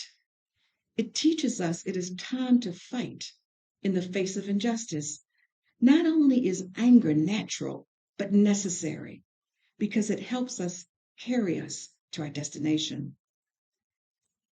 Our goal is never revenge, just restoration, not dominance, just dignity, not fear, just freedom, just justice. Whether we prevail is not determined by all the challenges that are present, but by all the change that is possible. And though we are unstoppable, if ever we feel we might fail, if we be fatigued and frail, when our fire can no longer be fueled by fury, we will always be fortified by this faith found in the anthem, the vow. Black lives matter, no matter what. Black lives are worth living, worth defending, worth every struggle. We owe it to the fallen to fight. But we owe it to ourselves to never say kneeling when the day calls for us to stand. Together, we envision a land that is liberated, not lawless. We create a future that is free, not flawless. Again and again, over and over, we will stride up every mountainside, magnanimous and modest. We will be protected and served by a force that is honored and honest. This is more than protest, it's a promise. Roses. Roses are red, violence is blue. We're tired of dying. How about you? The truth in one nation. That telltale luminescent green vest, his bike, cruising leisurely a second before, skidded to a halt. Like a DJ's hand on his turntable, the hunter had made his mark. mark the world and make it his, though we had nothing to hide. We performed our innocence for him, placed it on full display like a buffet platter. Here, feast your eyes on this. Look, look. No, really, though we had strove that we came in peace, he was already at war. Because aren't we all, always? We blinked, stunned, a doe before the rifle. Didn't he recognize who we were, who we was? A girl just trying to walk home and live to tell the tale. In that moment, we desperately want to snort, to scream, to survive. We have battled hard to be. Nothing, and we mean nothing, can keep you safe. Silence least of all. Speak with this giant life, for we might never be granted that same breath again. A nation's cold pride will kill, choke us on the very spot we shadow. This is also called chauvinism. Such pain patrols with pattern, practiced, cooled, coded, familiar, and unfamiliar. Would we crave peace if we ever knew what it was? Our war has changed. Whoever said we never die in our dreams obviously has never been Black. Sometimes the whole dusk pulls us down. Sometimes in the thick of the night, we say our name again and again and again until it loses all its meaning, until its syllables are just another dead thing. This is a rehearsal of sorts. We stand still, if just to insist that we still exist. Hoodied by a nightmare, we resurrect ourselves. Union of unwilling martyrs, death is no equalizer. Death equals nothing, makes a zero of a life. That is the machinery of this country. As the regulars sprang back, so did the violence, normal in its abnormality, completely unshuttered, and so we were unshuttering, our shoulders no longer recalling how to ripple after seeing our bodies ripped apart. R.I.P. Ravaged in pandemic, rifled innocent people, raised irreplaceable persons. Look alive, everyone. To ask a question is to put up our hand and ready ourselves for the end. An answer is an assault. It can knock you dead. Can we tell you something? We ask. Shoot, cracks the response. Oh, how our beloveds are besieged. Despite how hard we've prayed, anyone becomes prey when they do not turn and run. Nowadays, living is a dying art. We were brought here, and all we got was this lousy t-shirt. This drowsy free hurt. Taste our tired, unbroken rage. Nothing we have witnessed this lifetime surprises us. Disbelief is a luxury we never possessed, a pause that never was. How many times have we wheezed a dread to the last all night long? The truth is, one nation under guns. This republic was bred shady, country of guns and germs and stealing land and life. Oh, say, can we see the blood we stand on, shining below us like a blood-slick star, what we might have been if only we'd tried, what we might become if only we'd listen. not over our dead body. What can we call a country that destroys itself just because it can? A nation that would char rather than change. Our only word for this is home. There is more than one hue of haunting. We want to believe, we want to care for what we care for we can keep. We want to believe.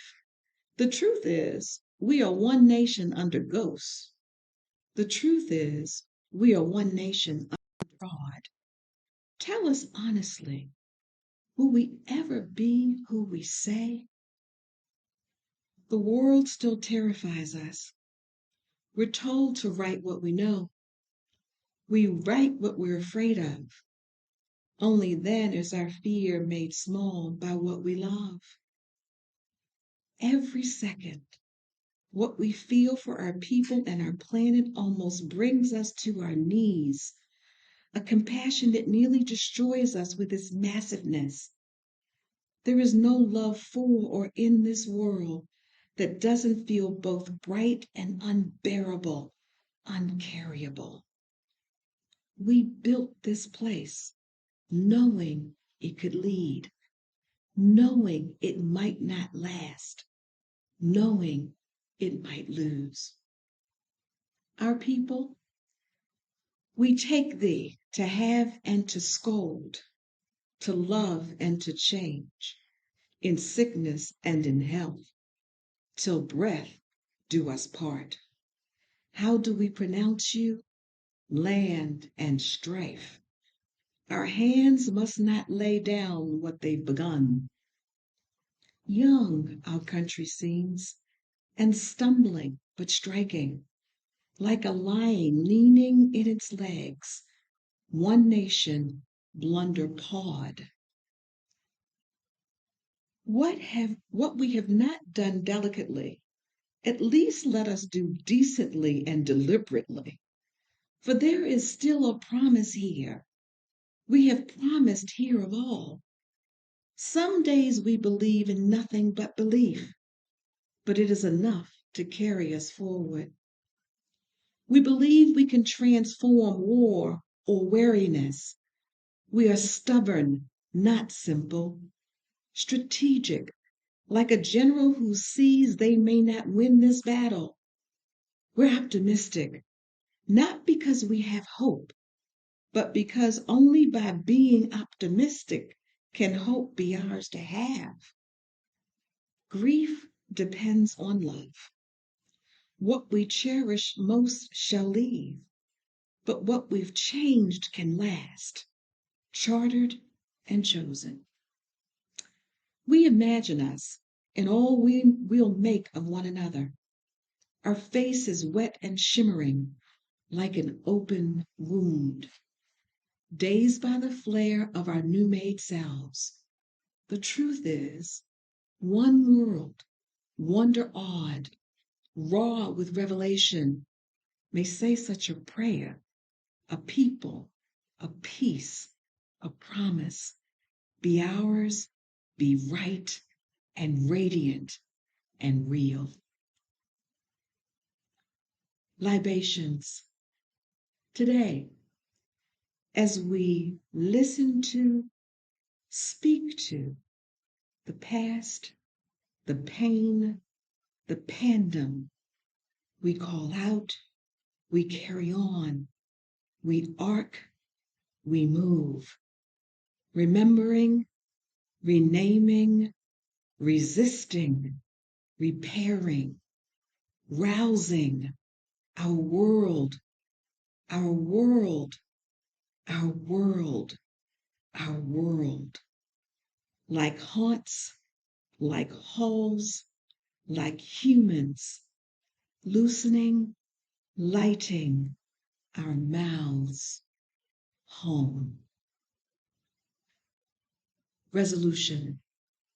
In the beginning was the Word, John 1:1. The miracle of morning. We thought we'd awaken to a world in mourning. heavy clouds crowding, a society storming. But there's something different on this golden morning, something magical in the sunlight, wide and warming. We see a dad with a stroller taking a jog. Across the street, a bright-eyed girl chases her dog. A grandma on a porch fingers her rosaries. She grins as her young neighbor brings her groceries. While we might feel small, separate, and all alone, our people have never been more closely tethered. The question isn't if we can weather this unknown, but how we will weather this unknown together. So, on this meaningful morn, we mourn and we mend. Like light, we can't be broken, even when we bend. As one, we will defeat both despair and disease. We stand with healthcare heroes and all employees, with families, libraries, waiters, schools, artists, businesses, restaurants, and hospitals hit hardest. We ignite not in the light, but in lack thereof. For it is in this loss that we truly learn to love.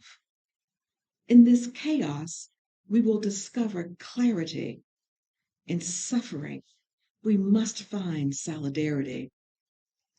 For it's our grief that gives us gratitude, shows us how to find hope if we ever lose it. So ensure that this ache wasn't endured in vain. Do not ignore the pain. Give it purpose. Use it. Read children's books. Dance alone to DJ music. Know that this distance will make our hearts grow fonder. From these waves of woes, our world will emerge stronger. We'll observe how the burdens braved humankind are also the moments that make us humans kind. Let each morning find us courageous, brought closer. Heeding the light before us, the fight is over.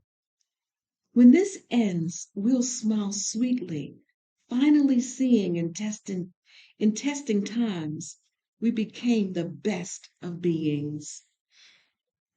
Augury or the birds. In ancient Rome, augurs were official diviners, their darting eyes interpreting omens and the ink stain of birds across the sky. Their job was not to prophesy the future, but to determine if their new named gods approved of an action before it began. The only way to correctly predict the future is to pave it, is to brave it. The breakage is where we begin. The rupture is for remembering.